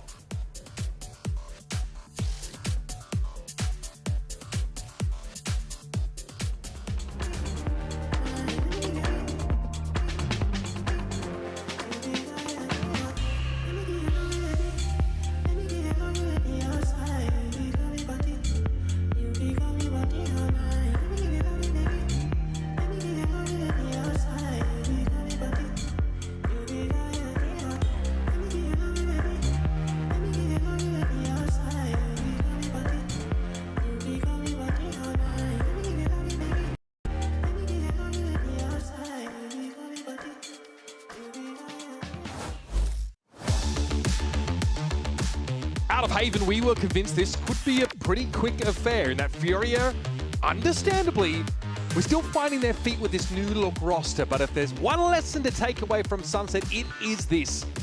You want to throw a stick in the spokes of a reigning champ still on their victory lap? Get in early in a new map to the pool, devise a plan, and have some insane calling from Artazine. That's exactly what Fury were able to bring together for a stunning 13-1 result. Fury are in control of this series now. There's no doubt in that. But third map decider, heading over to Split. This is an iconic map in the Lev pool. It's their bread and butter. It's a map that they're on a 5-match win streak right now. They beat Heretics, they beat Vitality, EDG, and Paper Rex here. If Furia have it in them to best Lev straight after their London win on this map, that would be unbelievable. And it would also be indisputable in terms of their dominance in this matchup, out of the gates in Stage 2. No one could argue with it at that point. But you've got to beat the best at their own game now. Getting shades of Artzin and Osbos on Split last year when he picked up the duelist alongside him, was going for a lot of crazy double satchel entries to be that space creator. You have Kuala Noob on his best agent to be able to op on defense. We talked about it so much on Haven, but it's also because Furia talk about it so much. Coach Shaw talks about it so much that for them to win, for them to succeed in this stage, much like kickoff, they need to be able to feed Kuala Noob that off and let him take over the game.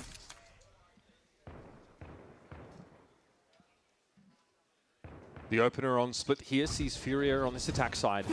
An uncontested B side. They're about to tread all over. These are exactly the kind of little satchels that Artzin wants to go for, just leaping in on the top box. Furia want to take this forward space. Look at them already posted up in spawn as Lev try to flood back into this side. Paranoia does catch Spikes in on the way down, but no one is there to punish him for it. All things considered, he's gotten quite deep and exposes himself to a nasty crossfire. Set up long in advance, but Lev fight through it. Determined to try and undermine it, but Artzin emerges with 2. And King in one of his most impactful roles here on the Viper. We'll have to go for a bit of argy-bargy and get it done the old-fashioned way. EU's not having it. And a great start here for Furia. Looked like Lev were going to actually be able to do it on that retake attempt. Sato fighting forward, but it's this little bait towards spawn. Feels like they just don't expect Artzin to actually have been there as well. They deal with Kuala Noob and then they just turn attention elsewhere. And that's when Artzin, Duelist and IGL for this team makes his move. And controller. And everything. He did so much for MIBR last year in that regard as well. So many different roles, calling for the team. And he's just thrust into that position here again, but he thrives within it. That pressure does not get to him. Quite a push-up here for Neon. Look at how deep he has gone.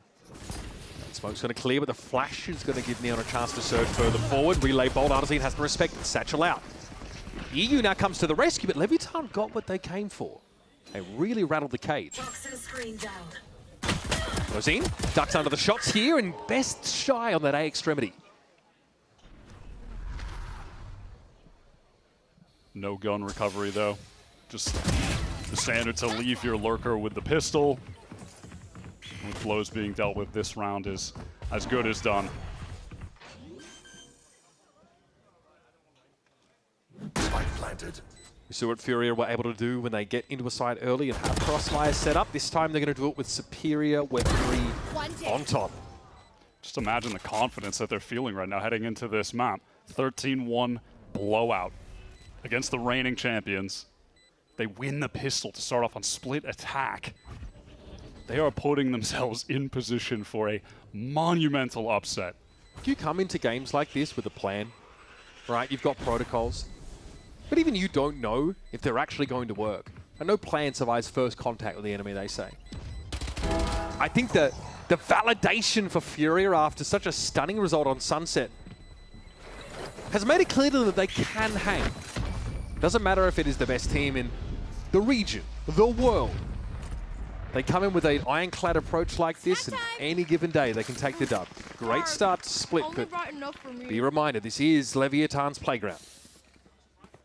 They're just one of those teams that have so much drive, so much hunger. That is really just personified by Kuala Noob, the journey that he's had to get here. I mean, like relentless in his pursuit of greatness in Valorant. There aren't many players in Valorant that are also incentivized to excel because there's a wife and kid to support. It's not something you see from a lot of players. It's pretty rare in esports, in fact. I'd say it's a vocation, a career not built for family building. And when you're the kind of player where virtually your ability to provide hinges on your ability to win, yeah, that is enough to really drive you forward. And that's something that was so striking about Furia in that stage 1 because it was clear no one had done the amount of work that they had. They were perfect for the meta. Sure, it was a good fit, but they were so well drilled, it was astonishing. And we kept saying, this team are so good for no good reason, because of course we couldn't see what had been happening behind the scenes. Low work ethic is never an allegation that's going to stick to this team. The split map for Fury was one that I was so impressed by the team chemistry on earlier this year, so I just want to see how that continues with this new roster. Is it going to be there? Artson so fast up. Is he going to check that corner? Doesn't even matter because Spike is the one to aggress. Shy at least though has something to say here. Fury are trying to fight their way into heaven, but they've thought twice about it. They've got enough done, and at least now they've got their jet in onto this A site. They can follow this positioning. Blozine also taken really low, thinking he was safe crossing. Quanoob sees an opportunity to lay him low. Shy is going to be crucial on this post-plant effort from Furia. They are completely congested in this site. Damage coming through from this molly as well. A position you hate to be in if you're Furia. You have 3 guys, backside screen tucked towards elbow. No space. They're suffocated right now. Toxin screen down. Shy here gets to operate as the loose end. Still a lot of responsibility, but he converts. Blozine was already low after being spotted crossing in heaven. And this game is beginning much the same way the previous one did. Neon's just hitting buttons at this point. His round is over.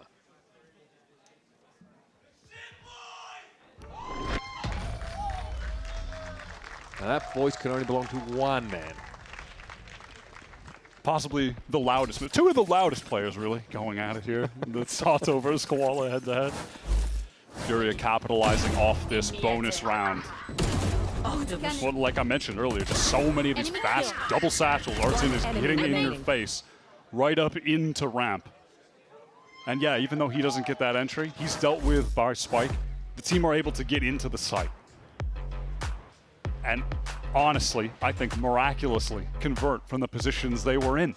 That Koala is able to fight in that space where his hands are tied. He doesn't have a lot of movement opportunities, but he's still able to get a multi-kill. You have Shy win that crucial fight, 1v1 over towards ramp. Suddenly everything is going the way of Furia. You go back to map 1, you remember that it was just a highlight reel the entire game until those last several rounds, but you never doubted that Lev were getting it over the finish line. And it was until those last final rounds, every other one, 3K, 4K, players going crazy. They have fallen silent. We know that Leviatán can bounce back from tough map losses. They got 2 rounds against PRX in the first map of the series in London, in that final. And we're still able to figure it out and overcome one of the best teams, maybe the best of this era of the game. The Furious seems to be a completely different beast. At least today. Important timeout. Leviatán here clearly have a plan to emphasize mid a bit more heavily now. What comes of it? They'd love to be able to maybe bait for Spike, but no, they want to get aggro. They want to push through that cloud. But it's a very patient Furia who do not get baited into taking any fights there. It's that hallmark discipline of Fury that we saw in stage 1. They feel so content just letting that aggression come from Lev and expecting that, yeah, they're probably just going to back off for a moment. Eventually Fury, though, do need to get going. We saw them run out of time on one of those important rounds on Sunset, one of the few they lost in that. In fact, the only one they lost in that game, now think of it. Oh, that's so nice. God, the patience from the man. Into the nade. They have literally just provided the sword for Leviatán to fall on here in mid. They have not overextended. They've not taken any huge risks. Let the game come to them, and that is a trade they will take any day of the week. And people are talking so much about this loss streak for Furia. This loss of identity, this necessity to change up the team. But yeah, they lost 5 games in a row, Wire. They lost to NRG, 100 Thieves, and Leviatán. Just those guys. Only the absolute top teams. So even at their worst, bad enough that Shaw wanted to make changes to this team. In context, it wasn't that bad. And it just felt strange heading into this with where the roles would fit. That was a massive question mark that people had. Honestly, in this mid-round, I'm just imagining if we had comms on, how EU would be controlling the play there. When we had listenings of the team in situations like that, he was really dictating the pace for them and so accurately calling what the other team was going to do and then exploiting his perfect read on the game. So good in those moments, and I really feel like that was probably one of them.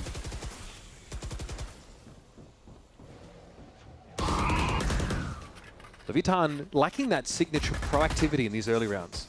They tried a little bit, obviously, to play through mid, but still uncertain, still restrained, and eventually gave that position over entirely. Now that they've got proper weapons to play with, they're trying to be a bit more assertive on that ramp position at least, but Spike will double back to mid to hold that crossfire. I've loved watching Neon on this map when he switches to the Omen. I think it's a role, a map, and a position on B that highlights how intelligent of a player he is.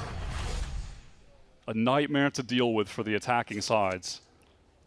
And so far, Furia, they have just circumvented that. They're spamming A hits, and it's working.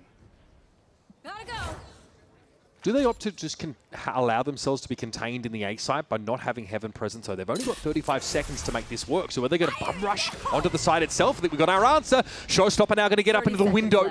Arnesine looking for a target. Blozine trying to get up close and wasn't ready for that flick around.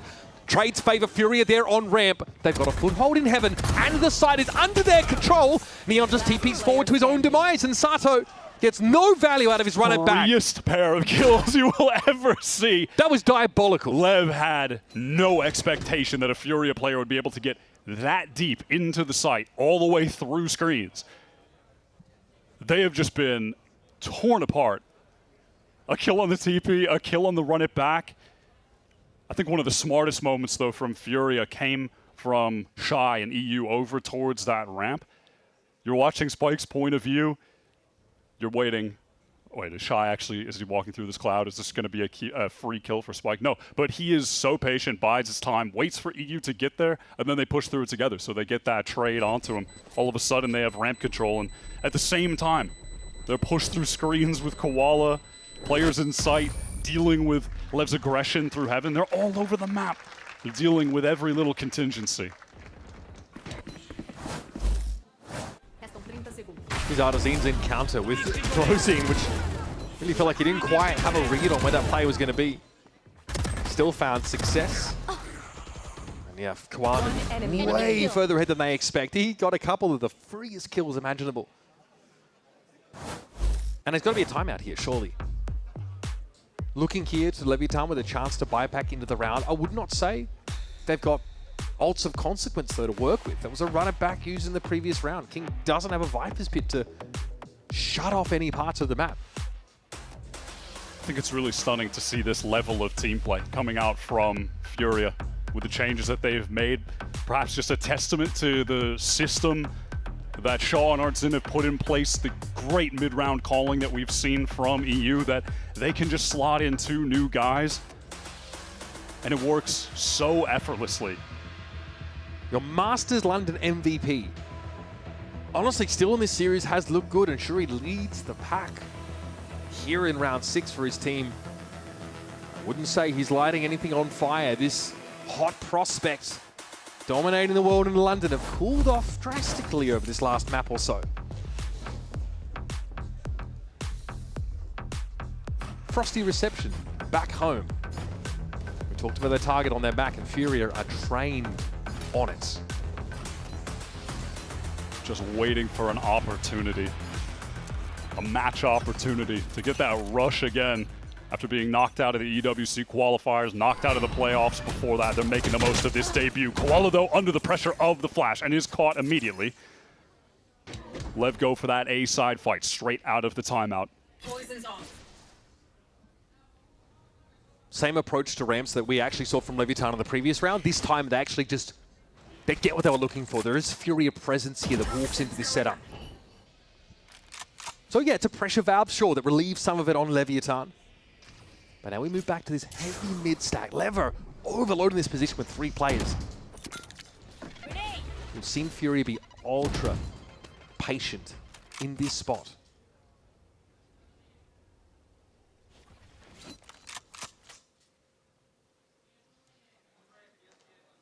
Just waiting to see if there would be any kind of Leviatán repush down through mid.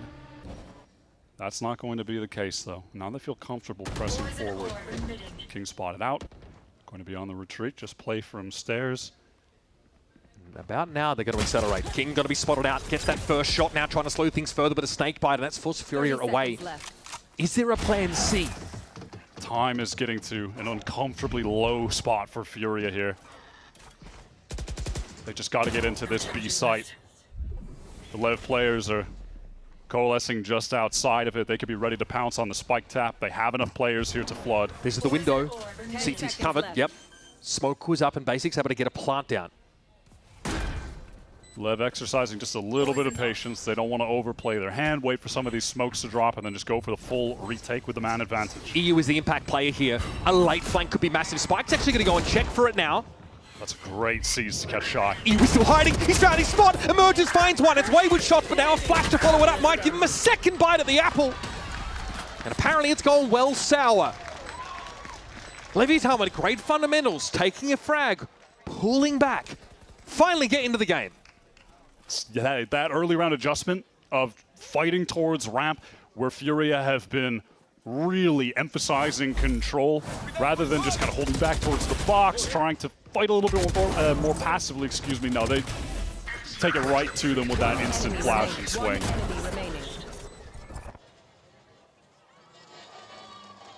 Sato's trying to keep, I'm going to say, the energy up, or just get the energy up. Yeah, I think it's probably pretty deflating. You definitely got taken to task by Honor in that timeout. Fury have won 18 of the last 20 rounds of play. That's as deflating as it gets, but maybe this is the start of Lev coming back into the series. I mean, if I win 5% of rounds over 20, I'm not feeling great.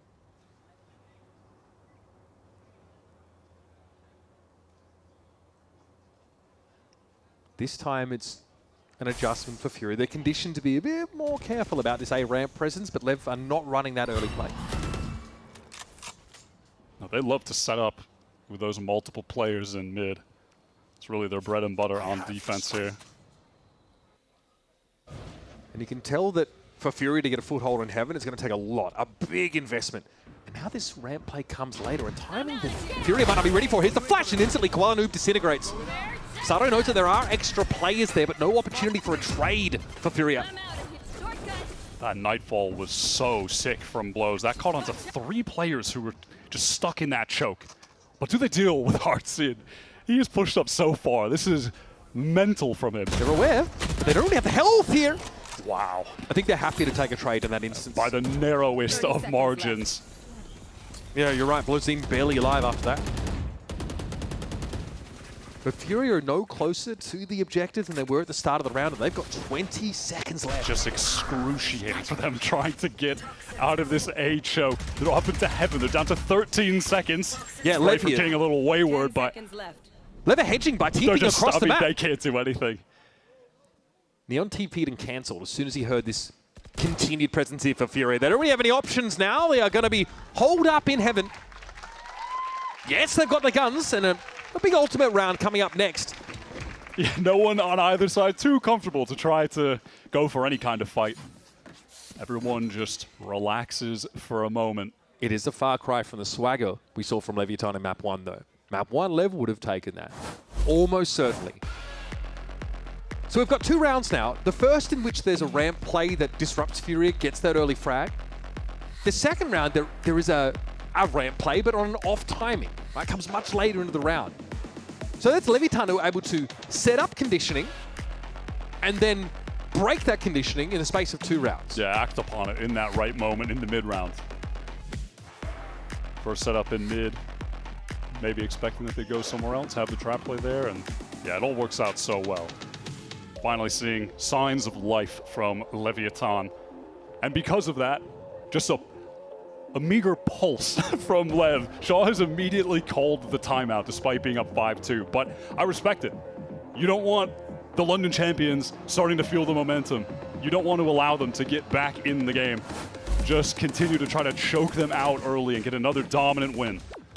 One thing that Furia can hang their hat on, and they've been exploiting, getting a player deep into A side early in these rounds. Kuala Lumpur Artisan, I think that's a thread that they can continue to pull on a little bit more if they can manage to get their duelists deep in enemy territory.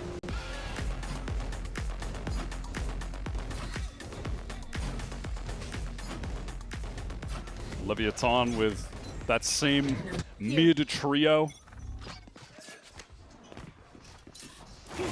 Just have that Phoenix and Neon just always working together. Always in tandem on this map.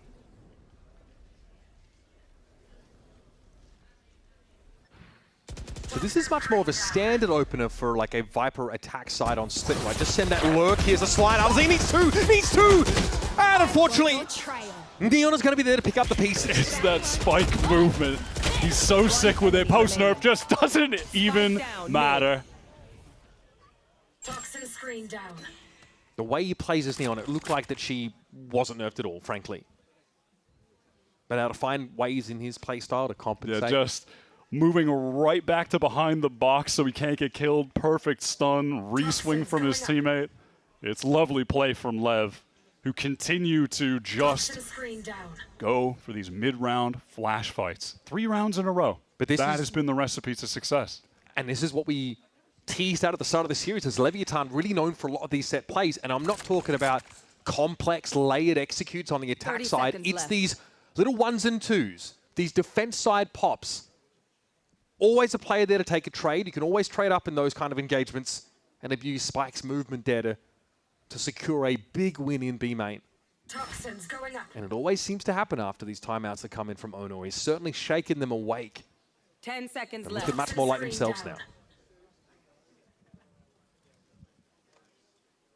Shy just needs to hold on to this gun so Furia can get together a full buy on the next. The economy is beginning to get shaky, but loss bonus kicking in at just the same time. Made his debut at Masters Copenhagen back in 2022 and then attended champs in that same year with Leviatán, who were quickly starting to become a little bit of a global sensation. And honestly, it's taken to about now for them to really stick that and turn that into a big result. So many different formations of that team throughout the years. The one through line, King. And he's finally been able to get a roster around him to take a championship trophy. We were talking about what the continuation of that might just be, you know? That's just chapter 1. How far can they take it? This Furia team, they want to end that story right here. Neon on the defense. Perfect timing with the paranoia. The support from King is lovely. Yeah, basic fighting in the site, but it didn't look like there was an overarching plan, just to stand and shoot mentality. So bit of a sloppy start here for Furia. They tried to lean in to be a little bit more heavily these last couple of rounds. Just go for a straight up hit. It's one of the reasons you do not want to test Neon on that site. He plays it so well. His timing with the paranoia just always feels perfect. He never expends it at that wrong moment where they're trying to bait it out. It's always when there is real pressure coming onto him. And he knows the moments always when to get out, where to TP. He really is just so smart there. Furia at this stage of the round with very little time left are hoping to just exploit a big gap here. Leviatán commit pretty heavily towards this B side of the map, and Furia, while they might not realize it, have the run of this A site. Being very slowly, diligently checked here. Cleared now by Artisan. Spike thrown over to him so he can plant for heaven. Where you have Kuala Lumpur as the first contact, Shy to take contact even later. That got the showstopper up. So there are tools for Furia to use. It's Spike's movement again. Nerfed, by the way. Could have fooled me. 3 players up rope here, a chance for a double swing off a good timing. Not too shabby, but not quite enough. King notches up 4 to give Leviatán Another very important round. They're up to 4. It was a good effort from Artsy, but Lev just have the numbers in that situation. And I like that they made that effort to have all those players go through vent, through ropes. It's a good way to clear out one of Furia's potential win cons, which is just leaving someone way back there. You're expecting they're going to probably plant for Heaven in that situation, so you're just ready to deal with a player that's going to wait all round and then try to shoot you while you're down on the site. What's your current best team in the world that are certainly being forced to dig deep here against Furia? A retooled new look roster that frankly weren't highlights of stage 1. And that should tell you about the depth of what awaits a team like Leviatán on their campaign to secure a champion's berth. Many such cases of teams licking their lips to have a crack at the Kings. Basic was the absolute MVP of Map 2, putting up 20 kills for 6 deaths. Hasn't made a lot of noise so far on Split. Maybe this could be his round as Furia just want to go back to basics, get into this A site. It's where they had the majority of their success earlier in this half. This round is going better for Furia. They're not punished by a random timing down ramp. They repel it. They've got good position. Sada might be a problem now as he's going to walk up under that ult, but Arzine got to be good for the shot. Now slowly, Leviatán considering whether they give up this Heaven control. Can they afford to do so? There's no site presence though. The difference here is Leviatán have got Spike embedded here. Can play a crossfire with Blozine. Furia's only real option is to just wait out the smokes, cut noise, go for the re-hit. No players elsewhere. Shy just watching their flank. Comes Artsy with a showstopper, but no chance to even shoot it. And pretty limited follow-up now. It's belated, this push off of ramp here for Furia. They've got to make some impact in Heaven and soon. Blozine still unbothered playing this spot, but Qualnum's found his second. They don't account for Blozine being tucked. But now we're even in numbers and the spike's been recovered. Time is of the essence. Less than 10 seconds, but Shy turns up. And Neon would hope to disrupt. He'll be not quite quick enough as Koalanu will get everything, including the kitchen sink. Shy just so delayed. He was on flank watch, but then gets the perfect moment to get back into Heaven and get a critical kill for Fury to take that round over the finish line. And it begins with that as well. The Sato kill on Artsy is crazy. But isn't this another example of Koalanu with no room to work with, coming out with a multi-kill that slants around in his team's favor? Absolutely. He's Houdini in there. Once you get him on the jet, he is at his best. This guy has 8,500 rounds of jet in officials in his career history. That is ridiculous. Can you imagine how many Let's Go boys that is? At least maybe 4,000 or 5,000. It's crazy.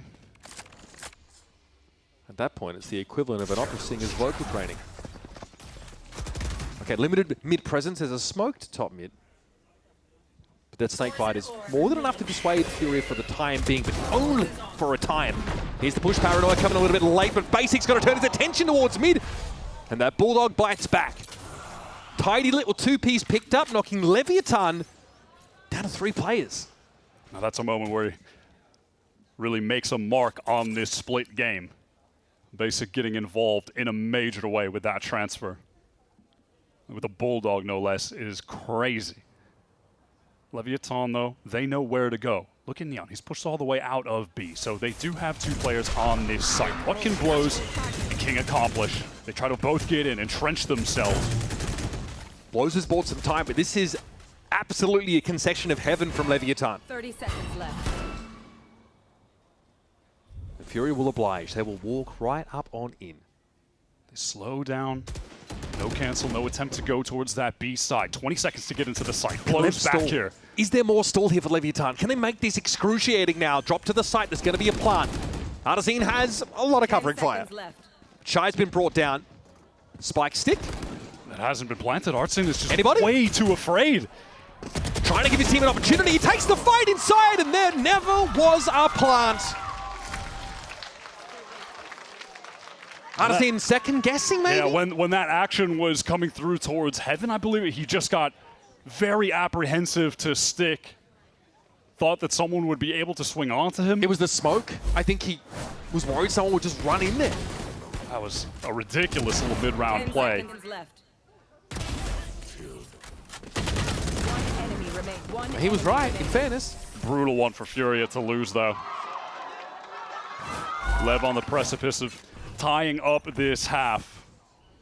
They are bloody and bruised, but still fighting. Dash into the side. This is going to be Koala Noob very early in position. The weapons are fine, but not great. Yeah, the ones you want to close the gap with, though. That's why you're seeing that speed. Koala Noob wanted to get deeper towards screen, but the plan is, let's wait to get that Viper's Pit and then maybe take the space. But they're not even doing that. They are all stuck in elbow. They got out of this situation in the pistol round, I believe. Can they do it again? Sato is going to test the pit, try and make some space. Oh my goodness! There goes the Viper's Pit, and 2 players are knocked down. That's 4 kills inside and running back. He's already on his feet. It was stunning to end the half. Crush Furia's hopes. And the score may be tied, but it feels like with a play like that, with a half-ender like that, Lev are almost coming into the second one with the lead, just emotionally in terms of the momentum. I mean, that is a psychological wound that you may not have the time in a half break to remediate. Brutal stuff from Leviatán as they break into an even game in the most vicious way possible. Stick around, folks, because no one knows how this is going to end. I can only guarantee you it's going to be with fireworks.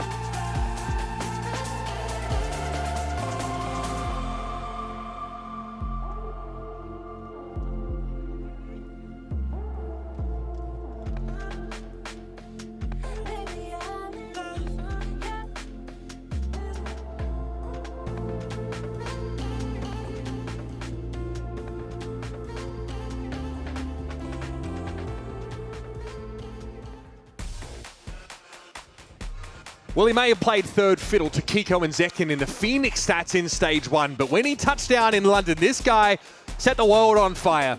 Sato rocketed to the top of our Phoenix metrics at that event and clearly has not skipped a beat. Talk about a haymaker of a round to put yourselves right back at parity in that last round of the half. We're going to need to see this retooled Furia roster display some serious resolve. Yes, the score is tied. It could go either way. But the fashion in which that half ended, it's a moment where the momentum is just captured for Lev. And it creates this environment that they thrive in, where they're getting excited, they're out of their seats. That is a hallmark of their team as they switch to this attack side. Off the rip here, we can already see it brewing. That's a lot of flashes. Fury here trends back a little bit. They want to hold on to that util. But they are determined to fight again for this space. This is far from done. Neo, though, is going to take Koala Noob down. He's supposed to be the tip of the spear. Good paranoia, but the follow-up just wasn't there.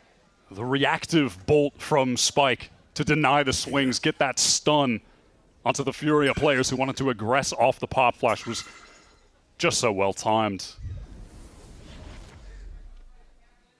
Now you're gasping for air as Furia. Your early round gambit doesn't pay off. You're cut down to 3 players to spread across the entirety of this map, and there's a noise cut from your opponent, so you don't even know where the next hit comes from. It's excruciating. King is getting a lot of space over towards the A side of the map. Is there a call to leave? Yeah. Looks like that's going to be the case. Sell a little bit. Rattle the cage a little longer. They don't transition through mid because they've not got information about it, and this lets Shy potentially get in a position to hear some of this. They have to go that safe route.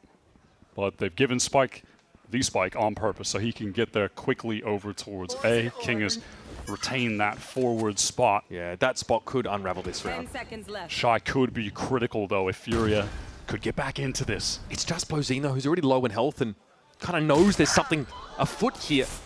Sharp shooting from Shy. Always quick on the mark, and he's found a second one. Man. I mean, you foreshadowed it. He We are has in a been- post-plant, though. He has been stunning with the Ghost.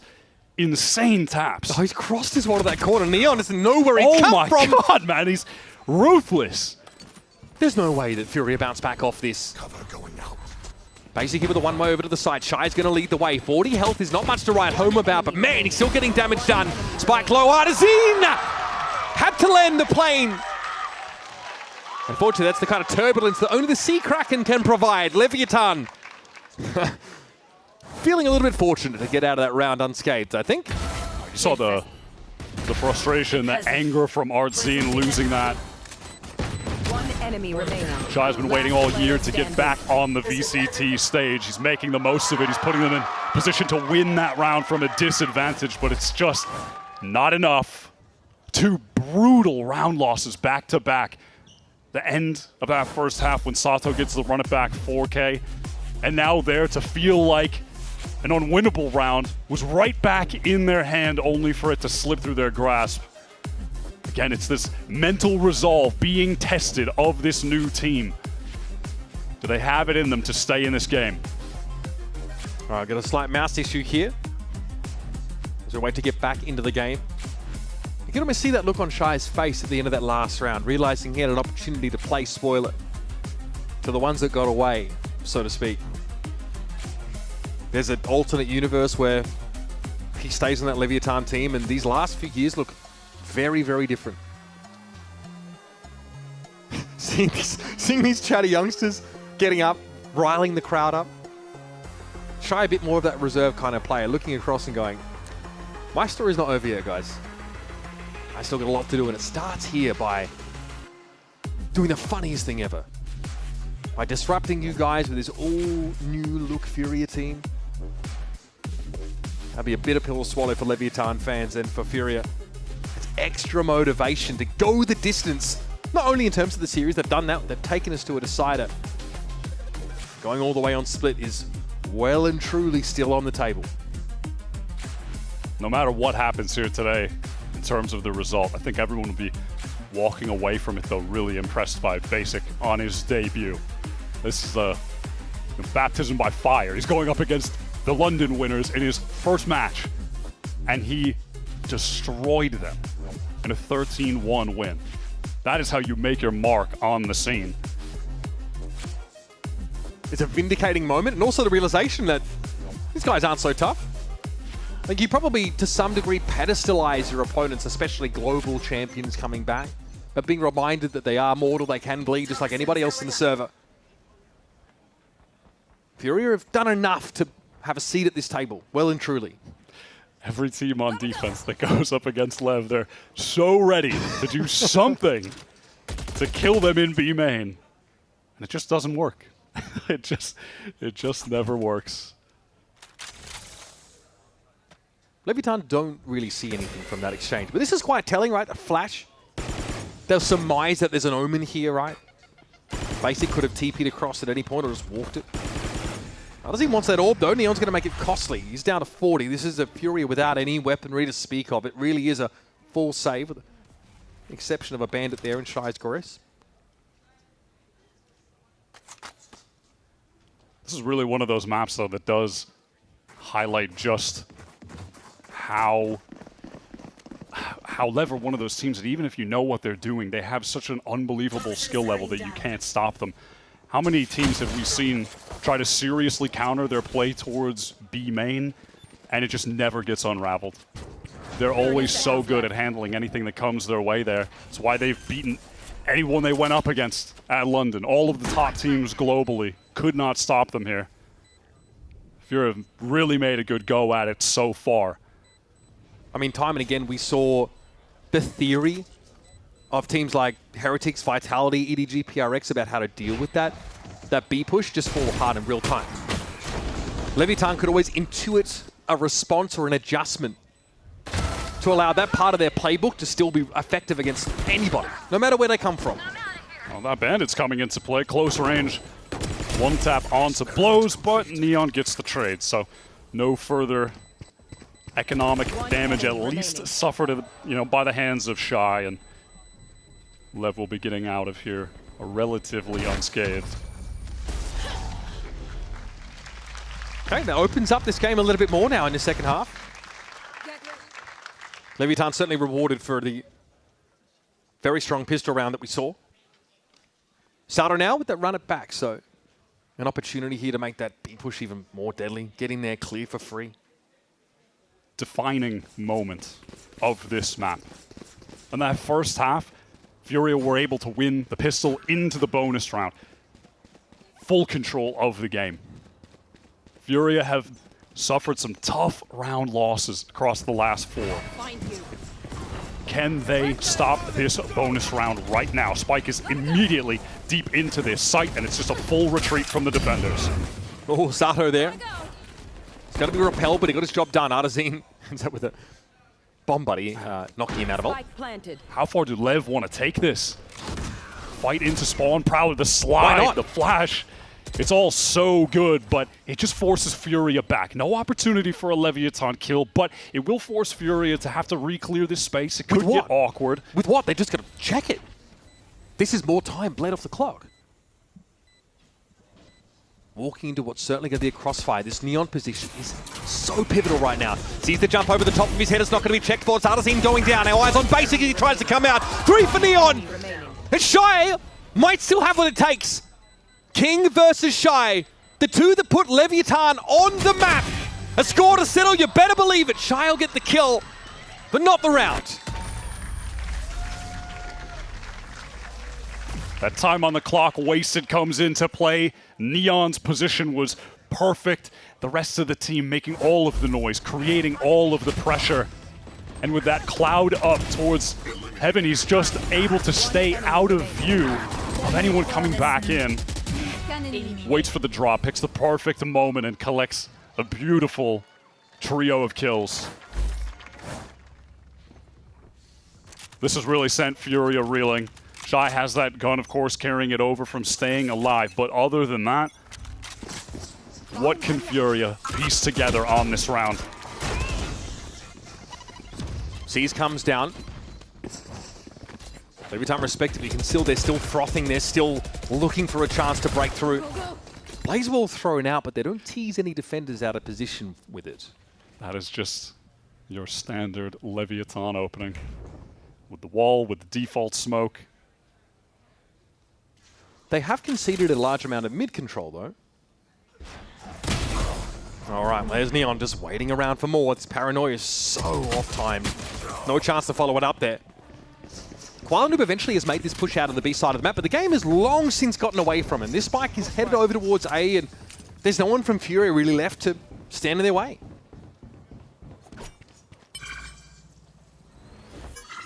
With all this time on the clock, it's giving opportunity for Sato to get right within touching distance of another ultimate. Might go hunting if he really wants to. He has been playing a phenomenal Phoenix in this game. I think you have to say he's the best Phoenix in the world right now, after what we saw him do in London. And it's one of those agents where you really do just snowball so hard. As soon as you start popping off, you're getting more kills. You're just sequencing that into ults. And it can start to feel like you're just unstoppable. Doesn't matter that he dies there, gets the ult. That was the mission anyway. The gun in EU's hands, though, will be stripped away. Leviatán, though, get to 10 rounds. A shakier start than they were maybe expecting to their Stage 2 campaign, but they get ever closer just to putting that notch in their column, getting that dub, and getting past the team that gave them far more trouble than they bargained for. They've had a great showing so far. We saw them bounce back from a Map 1 loss into a Map 2 dominant showing. Do they have what it takes right now to get back in this game right now? Crucial buy round. Kuala Noob finally gets that operator, and he immediately makes use of it. saw the same thing on Haven, right? When he gets the drop on him on A long there, finding that first pick and falling back is massive for Furia. Yeah, this Furia team on Split, any iteration of the roster, they really excel at getting him into positions to get kills. They set him up perfectly. Now it's time for the retake. A Leviatán down a man, but trying to control Heaven. That's where they want to find their advantage. And Neon is sharp with it. Barely a break in stride for Neon. Spike feels a bit extraneous to this whole thing now with that overdrive in play, but here's Shy again, pops up. Always the Jester, always a problem. King, though, knows him almost as well as he knows himself. Now the 2v1, but King is not in a great spot. Yeah, Crossfire he's got to respond to. EU, okay, it's Wayward, it's ham-fisted, and it falls apart. Koala Noob just stands there, and he gets it! Are you kidding me? In the final seconds, Koala Noob sticks the defuse? Huh. Might not be enough time for any kind of replay package that could really give a coherent picture of what was going on there. That was... One enemy remaining. I mean, Shy gets like the accidental lineup 2K. EU almost did a Neon from the last map where Neon missed him. I mean, just the reverse of that, yeah. Pretty whack around, but as the dust settles, it's a Furia dub. Crucially, though, look at their cash. If they lose this round, it's got to be worth 2. That's certainly Lev getting up to match point. No bravado early on here for Furia on this B side. They just smoke it and fall back. The weapons are a little bit how you going. Barnu's Blade Storm, okay, Value Town! The Jets really come alive here. Shy's able to find his one. It's on King and Sato now to make their way into the site.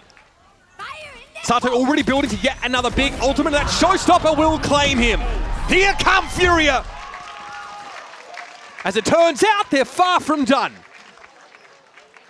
Sato couldn't get the best of arts in that time. Little revenge from the last time he went up against the showstopper and got that instant headshot. Their economy was teetering, Wyatt. That was the critical round of this second half. Felt like that round would have been the game if they had lost it. Just getting Lev on the match point, but no.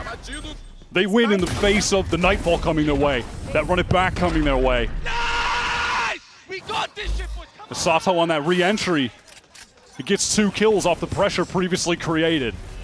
But it's Lev now who are on that weak buy. These Shy lurk timings, man, they're just ridiculous. Multiple rounds with multi-kills. Now, Lev have been putting a lot of emphasis of trying to plan for Heaven, get up into that space, but right now they have no space to speak of unless they try to get through screens. That's the plan with the Prowler. Furia don't even care about that area of the map right now. Okay, Artisan gun down there. Looks like that occurred over in towards Rafters. Random spam there, maybe down from the site. Seekers available here for EU. Yeah, that could spot out players in the pit to get spammed, but it doesn't seem like they're getting used. Koala Noob is into the pit. Sees Neon first somehow. Ducks back out to heal. Needs to find another way to get in there. Blozine just playing on the corner, catches him out here. Sato again! Big delivery! And there it is, Leviatán again, another very important round to take. They have a knack for winning so many rounds like that. Lose a gun round, next one, all right, just instant slam a site. And they are just always potent with anything in their arsenal. Neon gets up into that smoke. But it's that decision to get the pit down and take the space towards screens. It really contrasts the last round of the first half where Furia found themselves in a similar situation, but they didn't really push for more space. They stayed congested on that site. And that's Lev being able to do the opposite and create some new avenues of approach after they get the spike down. I'm surprised that those Seekers never really came out from EU. Would have expected those to have kind of been brought out earlier just to spot people in the pit, maybe get some spam off, but I suppose from his point of view, he just never felt like there was a comfortable moment to get it accomplished with them. Tough round loss. Shy's leading right now for Furia. 17 kills, 13 deaths. Obviously quite a record to his name. He's featured on every major LATAM team with the exception of Loud, I guess, over these last few years. Been in the league every year of VCT. Yep. That's why it was really shocking to not see him find a home with anyone. One of the best free agents available is showing exactly why. Sato, they're taking a chance to get the crowd fired up. Leviatán now with some momentum off that previous round. Cost them a bit though, the Viper's Pit was committed to that fight, but Sato has yet another run it back. Just an endless string of those from him. Always getting plants, always collecting the orbs, and he's frying right now. So that really helps the most when you're just getting a 2K every single round. That adjustment, the snap to the Heaven player on the last one was ridiculous. He has to do it to basically cancel out Shy's impact, who's found like 2 and 3s in many of these rounds, finding insane lurk timings.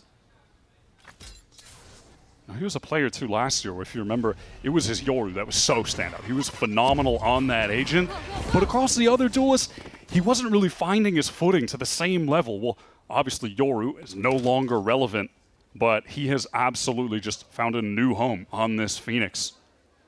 And when he's had to play Raze, he's been much better there as well than he was, I think, in contrast to last year. Just becoming a more whole player. When we covered him in Ascension on Glories, he was a Jet player, you know?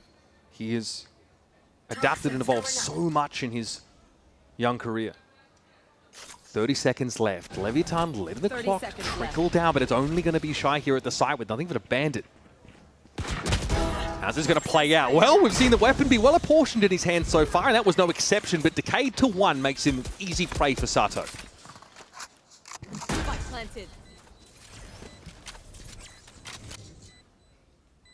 Not a lot of options here for Furia. Economic damage, not particularly important. Sato just wants to ensure that this round gets closed out. Well, he got the info. He definitely got the info. Suffice to say, he knows where Furia are right now. There's some fight to be had on the side, but the weapons are just not suited for that kind of range. King with the edge. Flash for Sato, and a flourish to end the round. 22 frags.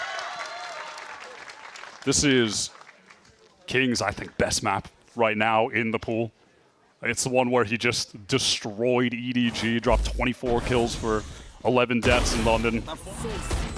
He's turning up here as well when Lev need him to be that guy when they're about to close out this game.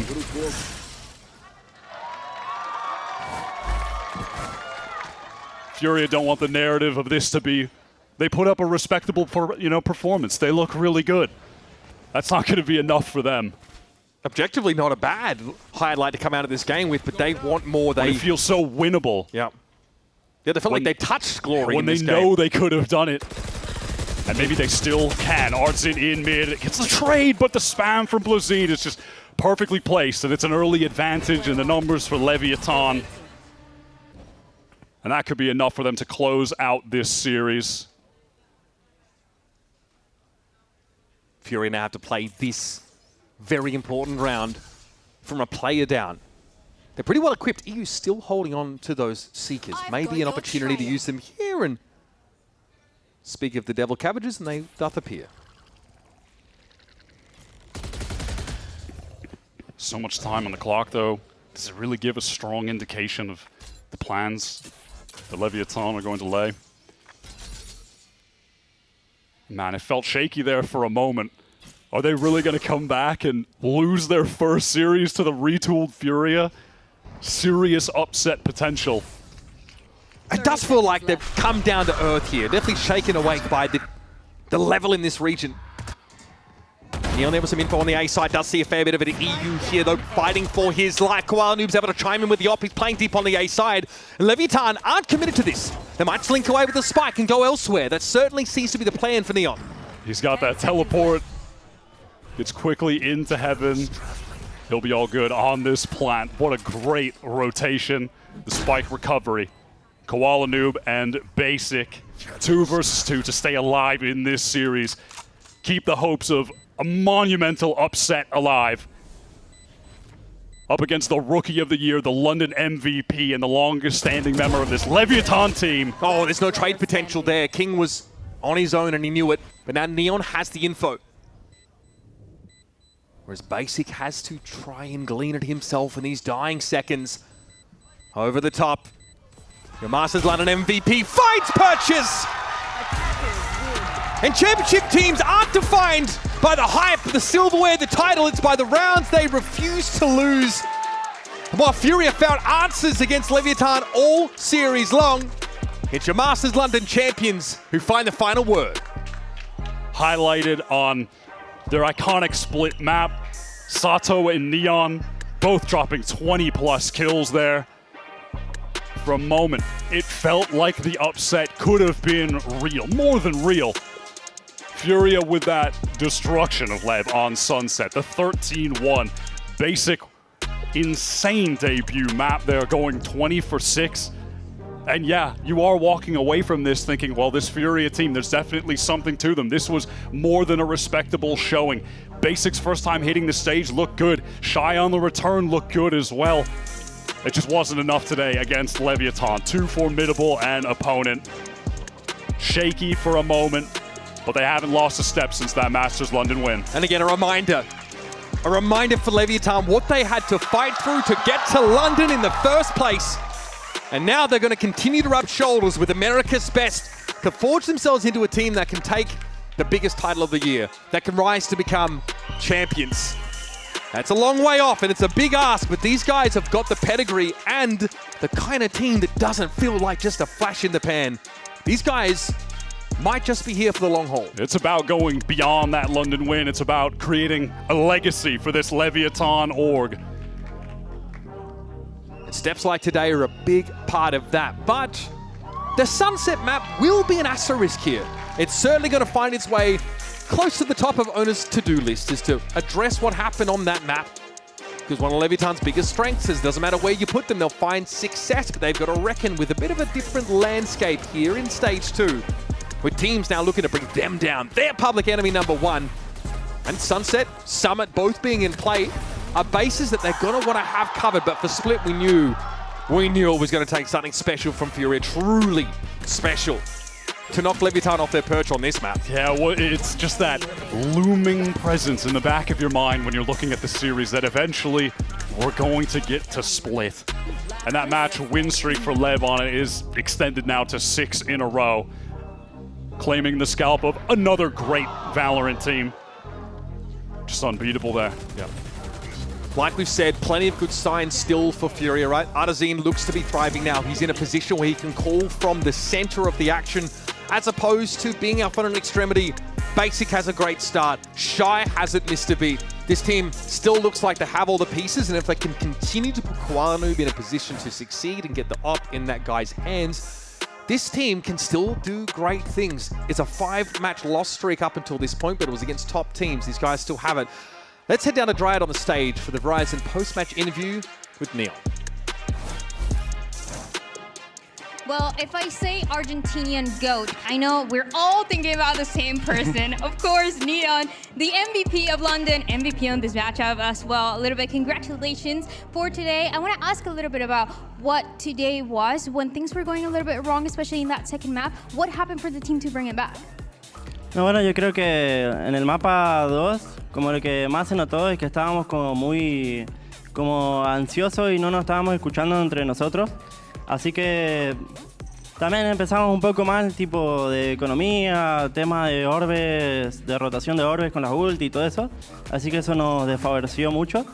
Pero nosotros no pensamos tanto como en los mapas que perdemos, cosas así. Vamos enfocándonos más en lo que tenemos por delante. Así que seguimos haciendo el reset y continuamos.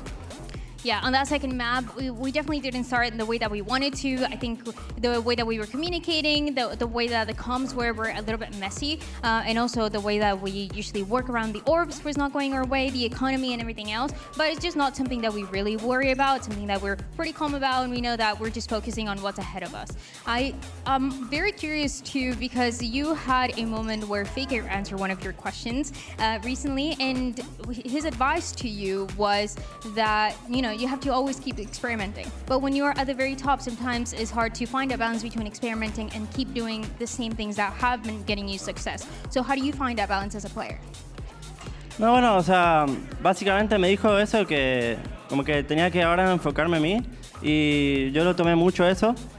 porque obviamente si lo dice el GOAT hay que seguirlo, pero es un poco verdad lo que dice y lo que está haciendo, que cuando uno ya llega como al tier 1 ya se muestra mucho. Ahora hay que enfocarse más en uno mismo y aprender de los errores que hace uno para poder ir evolucionando y nada, estoy súper contento también porque él me haya respondido. Faker's advice to Neon was to focus on himself. So if the GOAT is saying it, that's just something that you have to do. And it is very true. When you're in tier 1, when you're at the top level, the main thing that you have to focus on is yourself. And of course, it was very special for me to get that response. Neon, when it comes down to the communications as well, I know that we always talk about King and his IGLing, but you and Sato also help when it comes down to the defense and what those calls look like. And that is something that Owner talked about. So tell me how those callings and the IGLing in that way for you two duelists works. Bueno, más que nada nosotros, como somos los duelistas, por así decirlo, en algunos mapas, por ejemplo, que yo no soy el duelista o cosas así, toma la decisión de la defensa Sato, porque es donde va a estar en la parte activa del mapa. Entonces eso es lo que va como diciendo él. Y después diría que en ataque simplemente King y aporte de todos. Y también ahora Blows está muy presente desde la Master, haciendo mid round, así que nos está ayudando mucho en eso. When it comes down to the communication, if I'm not playing double duelist, if we're not playing the double duelist, is Sato the one who's making those calls on the defense? And of course, if it's not that case, it's going to be the King IGLing that we know. But also everybody has been supporting a lot. Blows especially recently, especially since London, has been helping a lot in the mid-rounding. So that's how the communication works behind the scenes. This is everything that we have for the Verizon post-match interview. Neon, congratulations once again. And we're going to take it to a break. And when we come back, we have Sentinel against Cloud9. Thank you.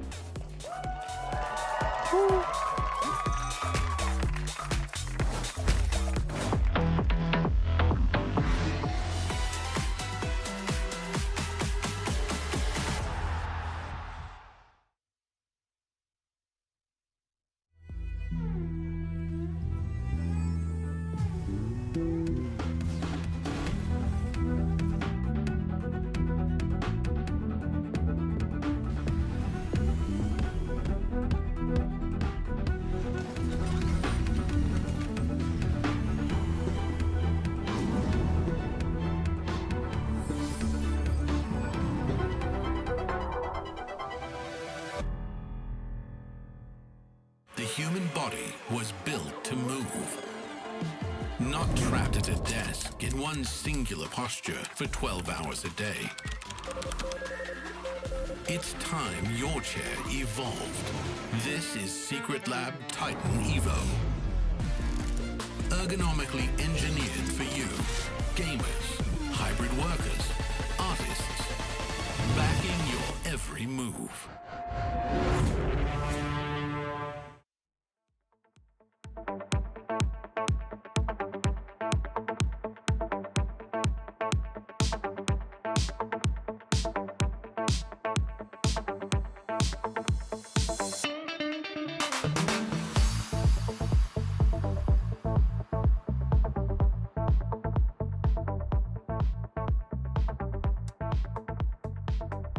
Skirmish D? I didn't even know this was a map.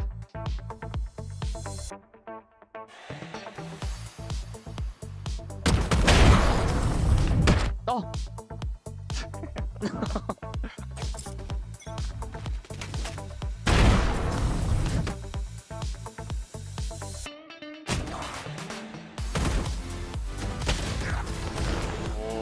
Oh! Oh! Oh!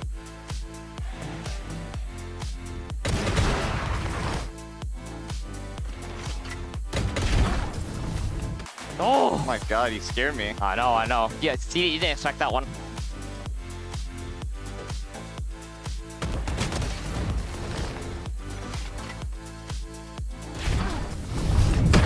Oh!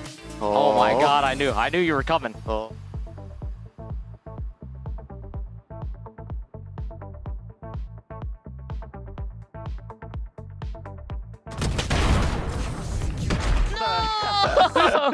Bro, I was standing up there for like 10 seconds. I thought you were behind me.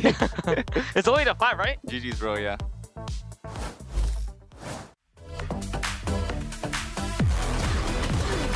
Show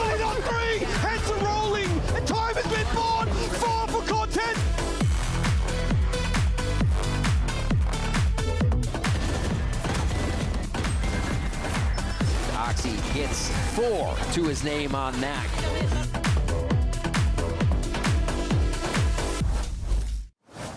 Welcome back, everyone, to VCT Americas and our second match of Stage 2. It's going to be an NA showdown between Sentinels and Cloud9. Of course, Golden Boy here back alongside Mel and Alexis as we're going to break things down. And wow, I mean, hey, real quick, before we jump into all that stuff, what a game. Furia really showing us that they could hold it down, but Leviatán keeping that split run going.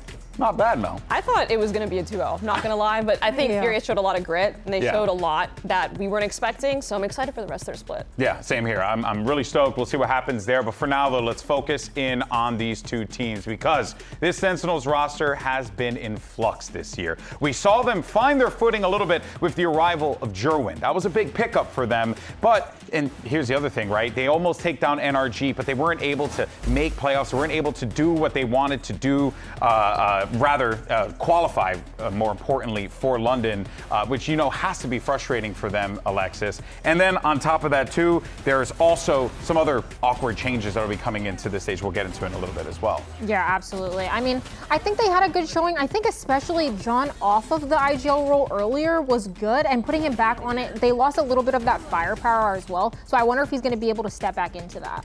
It's such an awkward kind of situation they find themselves where their IGL is frogging even harder when they're not IGLing and they're struggling to actually find who's the person that can actually lead them. Yeah. And like speaking of John, you know. Yeah, because unfortunately there's a small appendix-sized bump in the road, if you will, because John QT unfortunately has to sit out this week for medical reasons. Of course, we hope him a speedy recovery and everything is all good. We just want him to make sure that he is all ready to go. But that means the Iceman has returned. Marv is back on the roster, so it's going to be exciting to see Marv take the stage yet again. And yeah, I mean, you know, this is a guy from heck when I was casting the game back in the day, so it's pretty cool to see Marv back in red playing for SEN. I mean, the Masters Reykjavik MVP, Yeah. right? Like, here he is. I think last time we saw him, I could be wrong, might have been when he was on NRG, when he had a small stint calling, if I'm not mistaken. So it's gonna be really interesting seeing him, you know, fill in for this roster for the one time. I mean, this is a really important game, so still some pressure on all of them to improve or to win. So I'm interested to see, and I think Jonah P is gonna be calling in this situation. Yeah, it seems like that will be the role taken for him, but here's the list of his experience and what he's done. I mean, this is a guy, Alexis, who has tasted success. He's been at the top of the mountain before. Obviously, it's a tall task coming into a game, week one, needing to do all this stuff here. But hey, at least you got someone with a great foundation. Oh yeah, I mean, you can look at his history. He's obviously a vet of the game. And honestly, I think the time that he was winning the most is when he was hitting that ice in the veins pose. So I'm hoping he hits that again today to kind of give them good luck. Yeah, just go back to that. Go back to the stuff that worked. You know what I mean? Bring back the hits, Marv. That's all you got to do, Papa. In any case, though, the question is, can Sentinels afford this? This is the thing, right? I cannot stress enough, like, with the way that the standings are playing out as far as champ points are concerned, Mel, like, every single game is going to be really important to get into playoffs, because then you've got to make your way into the finals pretty much if, you know, all things play out the way that we think that they could play out. So this is a really important game. Do you feel like this is kind of not the best way for them to be starting things off right now, or can they shrug this off? It's tough. There's no other way to say it. It's tough. I mean, they started the last split kind of off on the same foot, so in a weird way, they kind of have experience starting off in a weird way like this, but honestly, it would kind of take the pressure off. Look, guys, like, we have a sub, like, honestly a really great sub. It's kind of funny that it's the same, like, you know how Vic was subbing for the first split and it's Marv now. They're just kind of going through the whole, like, Optic roster. Maybe we see Pujan in here at some point. Let's go. Like, nothing's off the table, it feels like. But that'd be cool. Yeah, it's a tough start. It's really tough, but I mean, hey, anything can happen. I saw, like, the last series, wasn't expecting it to go 3 maps, and it was a really good game to watch. Yeah, and Alexis, you know, even with John not being here, what is still your read on this Sentinels team, regardless? Because look, they have a long road ahead of them, some tough matches along the way, especially mid-season. You got 100 Thieves, G2 waiting in the wings. Yeah, I feel like in theory, this should be their easiest matchup going forward the rest of the split, especially because C9 has new players and they're kind of going against equal footing if you think about it. Kind of a similar situation, but not, you know? Yeah. So I'm thinking that hopefully this should be their easiest matchup going forward. Yeah, well, of course, for more on Sentinels, let's send it back over to Dryad. Had an opportunity to catch up with the man with the stash. Here's Cortezia. For the pro players, the biggest motivation sometimes is just what's ahead of you. And Cortesia, since you joined Tier 1, you have played in Toronto, in Paris, and of course here in LA. But what would it mean to you for the team to get those wins to make it and get the chance to play in front of your home crowd in Brazil? It would mean the world for me. I never had the opportunity, how you say it, to play in front of Brazilian crowd. So, I mean, I'm really looking for it. It would be insane. I mean, my family, my fiancé, my friends, everyone there rooting for me, that would be insane. I'm really excited. And I know that we're talking about what's just in front of you. Is Marv dropping 30 today? I hope so. He can drop 60 if you want. I hope so. He's been frying. I mean, we had like 2 days of practice and he's been frying, so I think that's good. No pressure, Marv. Hey, you know that Cortesia wants to find his way to Brazil at the end of stage 2, but here's the interesting thing. Over on the other side, look behind me, folks. This is Cloud9 squad trying to figure out what this roster is going to be. And when you really break it down, how these last few months have gone. So let's start first. You see Oxy, you see Zelsis, untouched, okay? They're fine, they're good. But for Penny, Jack comes in around May 2nd. Then Note leaves around May 8th. Then Fireball comes in around May 8th. Then he comes in around the 29th, Fireball. But then Vic comes back to replace Note. So we're kind of back to the same roster, except for just one player really swapping out, which was just Fireball for Zeppa. It's like when you think about it. Right. I would love to be a fly on the wall when they're talking about rosters, to be honest. Does it look like a conspiracy theory web board, you know? Like, yeah, no, this is a lot for the span of only a few months. Yeah, I mean, a few months. I mean, most of the action took place in May, and then from there they were like, yeah, we're just gonna go ahead and blow all this up and then figure it out. And then they brought Vic back in, which I think, you know, hey, Vic has been a part of this team, good player, great hand. You know you can rely on him, especially in some big moments. So yeah, it's just good to see him back on the lineup again, playing with the squad, regardless. Yeah, I mean, we're just gonna have to see whether all these machinations is really gonna end up working out for them. It's really an interesting kind of wheelhouse of players kind of going in on SC9, but I want to say that they've finalized. This is the set 5 going into this split. Is it? Are we sure? You know what? Anything beyond this, I'm losing it. This is the set 5. Hold me to it, please. Well, they're hop, skipping, and jumping along the way. Oxy's still committing, though, poor thing.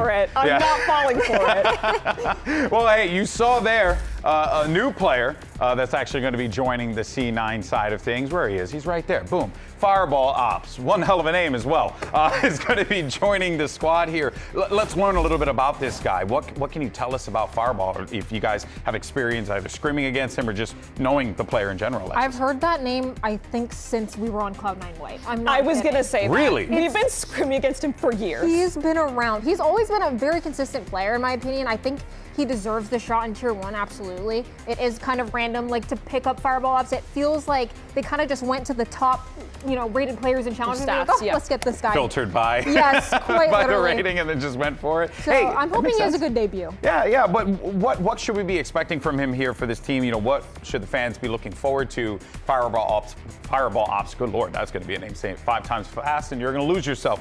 What should fans be expecting of this young man? He's an extremely strong Sentinel player. In Tier 2, in Challengers, where they most recently got him, he was dominant on the Chamber, on the Cypher. So you're really looking for someone to take over that dominant Senti role that you've seen players like Les take over, right? Yeah. Just because they're not on a duel list doesn't mean they can't have insane impact. So look to him for good lurk timings. Look to him for just winning 50-50s that suddenly look like 90-10s when he's the one taking it. And he's just a great teammate. I haven't heard a single bad thing about this guy. All of his teammates in the past, and he's had, like, you know, he's been playing in Tier 2 for so long. Yeah. Only had good things to say about him. Well, I mean, they were skipping along in the hallway, so clearly something must be working. Good sign. You know, you love to see it. You love to see it. Now, of course, for more on Fireball Ops, let's actually send it back over to Dryad. She had an opportunity to catch up with him ahead of his debut.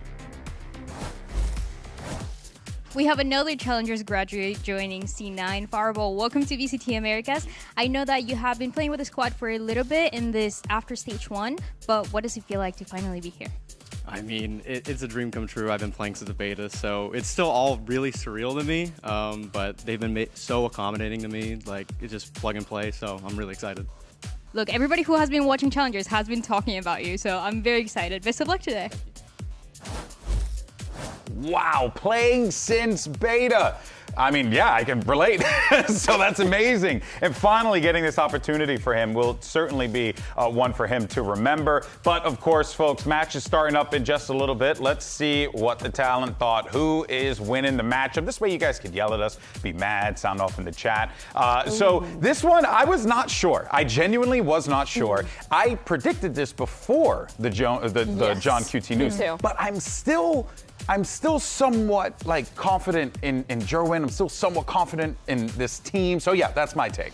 I kind of agree with that, and I feel like all of the C9 roster moves make me feel like they're not confident in themselves as well. Like, I wonder if coming out they even feel like, oh, we got this, or if they're kind of like, well, we have to kind of see what this new team is going to bring, because they have no idea yet. Yeah, what about for you, Mel? What's your read on both squads? Yeah, I mean, I'm going Sentinels. I made that prediction as well before I knew about the substitute situation, but still, I'm going to hold true. I'm going to hold my ground. I think, you know, from what C9 has told us, apparently their scrim win rate was trash, but I don't think bringing him in is going to change that within the span of a week or two, right? Yeah. This is like a long-term project and vision that they're hopefully building for the rest of the split. Yeah. So I don't think we're going to see immediate results right now. Yeah, that's the hope, right? You want to see like them build off of this, right? But of course, it would be wild if they come out of the gate. It's like a whole new look, and it's like, oh my God, this Cloud9 team. Are they the stage kind of handlers, the group play handlers? Merchants, yeah, are they the group known. merchants, or are they going to stand true and actually pop off in the playoffs here? There's a lot of pressure for both of these teams. And as we talked about before, every single matchup is going to be important because you want to make your way into playoffs as soon as you possibly can, folks. Let's now go ahead and send it down to the stage. Get ready for our second matchup. We got Cloud9 versus the Sentinels. Take it away. Riot Games Arena, it's time to get started with the second match of Stage 2. And here it is with big changes and a dream of getting that first win, Cloud9! Is this finally the roster that C9 has been waiting for? Are these the players that they've been waiting for to pick up this team? Or will they fall short with such a little time to prepare with this new squad? I mean, time will tell, and we're starting right now. Yeah, this is a big opportunity here for Cloud9. The excitement is there. Oxy, when you see him on the stage, you always know he's going to be a ball of energy, and they're certainly going to need to channel that as they get ready for this matchup. It's going to be tough, without a doubt, but I think it goes without saying that the C9 squad, time and time again when faced with challenges, have found ways to manage to step past that. The question is, can they do so one more time? Can they do so when it matters most here at Stage 2 with playoffs on the horizon? That's the question on the fans' minds. And of course, we're going to find out how their opponent is going to respond in just a sec.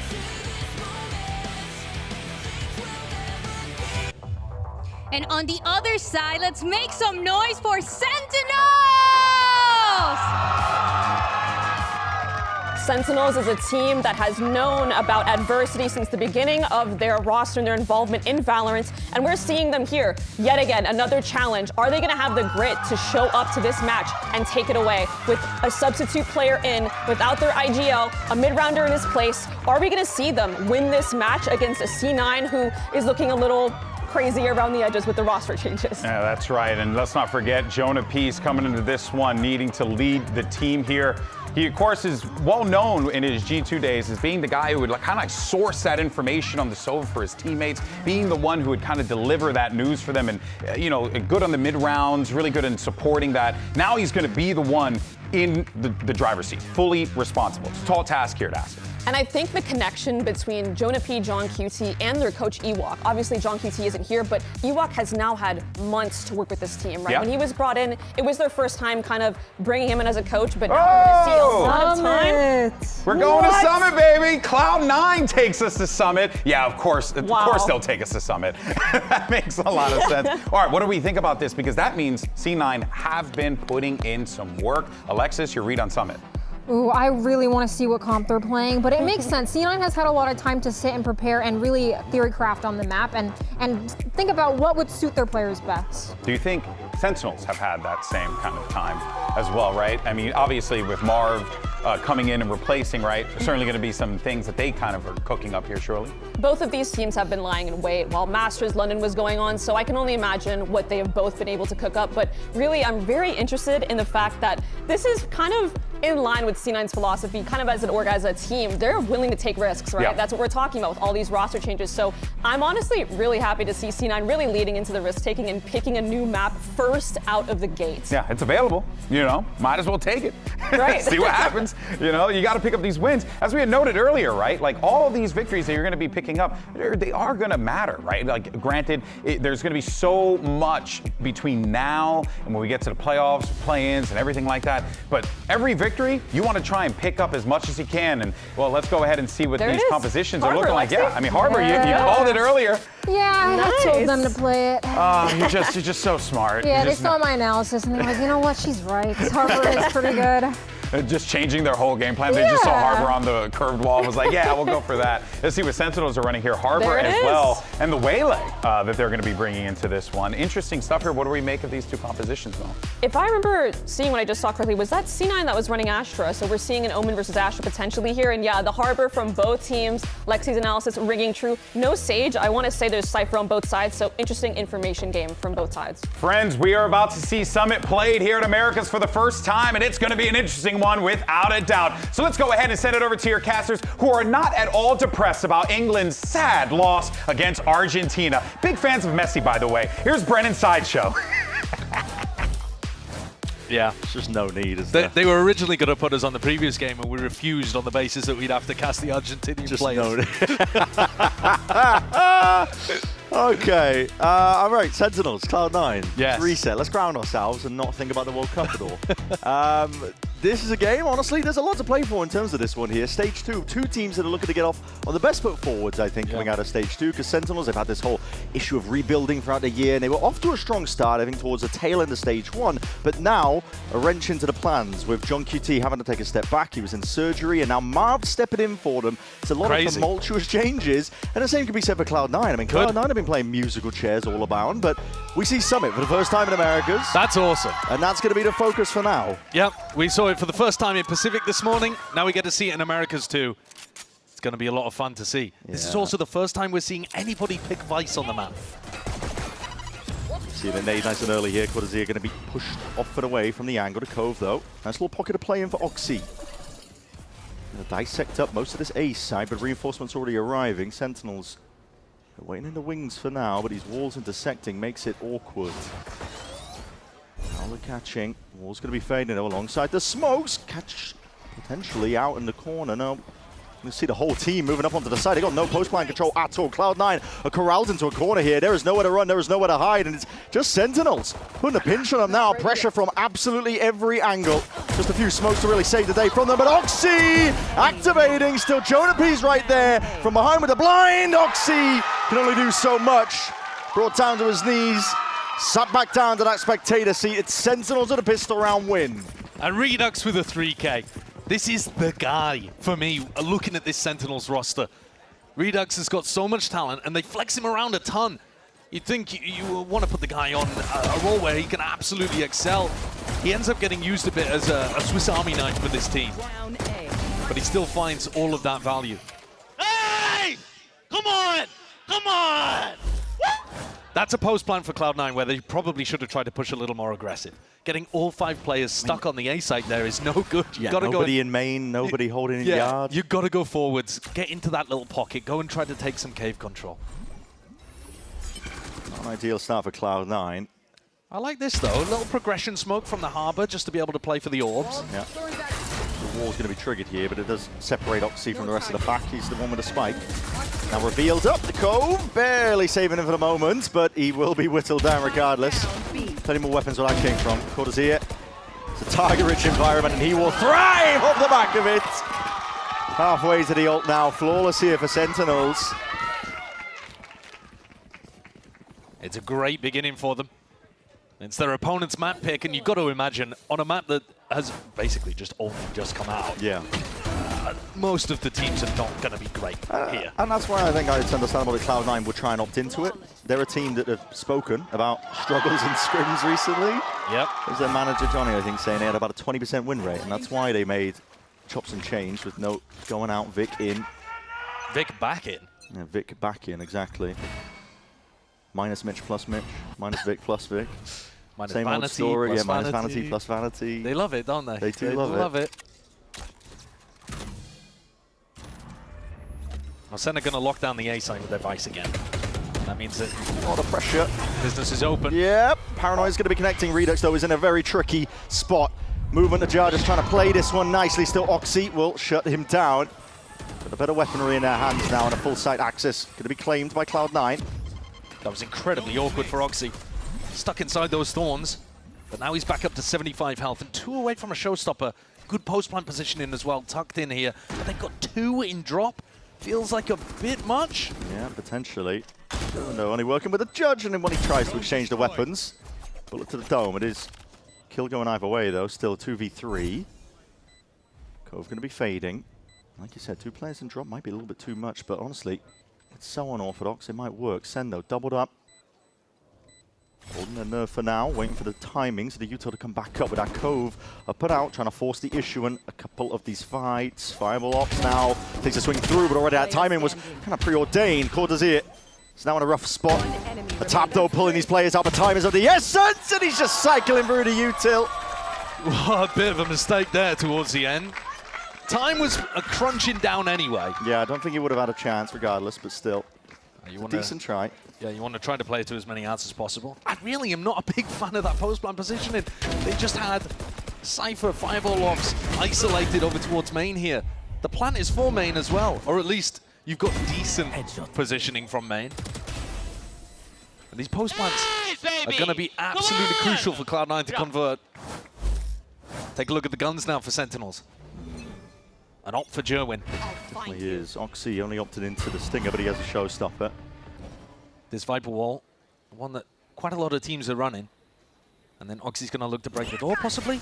No, he's in. Oh, what a shot from Jerwin to peek. Immediate punish for it. Utah's going to be sent flying forwards with the door shutting down in their faces. Walls on either side once more.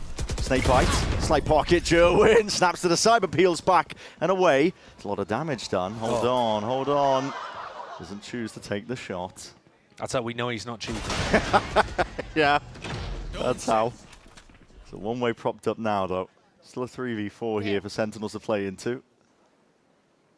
Time pressure's not on them as of yet. The plant still needs to go down here for Cloud9. Yeah, they're just waiting for some of that smoke util to come back.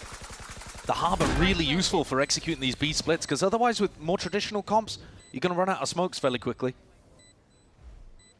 A lot of pauses being taken at the right moment. Post-plant position at this time, Cloud9 bunkering down. That's going to be Steel Garden, pushing them back into the extremities here. Jack looking to go down with a ship. He's playing that forward position to show signs of life, just a slight peek out, but they still can't remove him.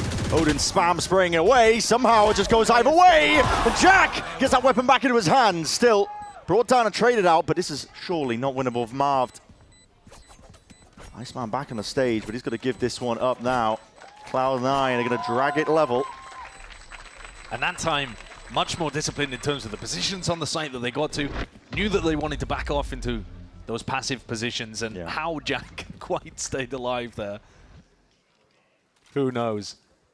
I mean, he just tucked himself in, didn't he? I don't think the Sentinels necessarily knew that he was there. What a peak to go for Jerwin too, considering the way that that round opened up. C9 will be very happy they came away with the round in the end. Couple of blind shots there. I'm telling you, these guys do not know how to retake. They don't know how to retake. Okay. It's pretty reasonable. I mean, this is a new map. People will have gaps all over their game. It's good to identify that early. Especially when Jack is just stood there with no gun and doesn't get punished for it. So now they swap the defensive positions over on the light buy. Cortezia goes over towards B. More of a fight happening over at A. Jerwin looking to take some space. Just trying to sidestep away from the Prowler, doesn't reveal the position. Jerwin. So there for now. They've got Paranoia here as well off Jerwin's contact. Yep. We were saying there's a different setup in terms of the Viper wall up, but he's going to be brought down. Paranoia does sweep and connect. It's a lovely shot from Jerwin. He's going for a few more though. Oxy squares up, postures. He's keen for the fight. Well dealt with. Tapping away here. Orbs are going to be vacuumed up. Open access to the A side too for that plant. I think the post plants are going to be really important for C9. If they have identified that Sentinels have got a bit of a weakness in terms of retake, it's early doors. It's only been 4 serious rounds. But yeah, if C9 can get themselves into good post-plant positions, I mean, in a spot like this, if you can close the door over here and get yourself positioned deep in cave, then it's pretty tough for the retakers to do anything. I mean, they're coming through really, really small choke points here and here. And so I think what we're going to see more and more as the metagame develops on this map is that if A-site hits are pretty feasible, and if you can get into good post-plant positions, I think it's much more likely the defenders are going to start flank retaking. But we're in such early days of Summit that people are still trying to figure out these. I mean, look at the comps on either side, right? Absolutely. That's a massive indicator that meta is not quite settled. No.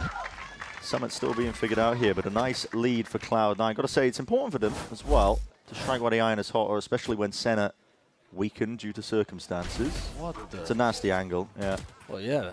Jonah P barely let a pixel show as well. We're all over it. You're talking about comps, Brent.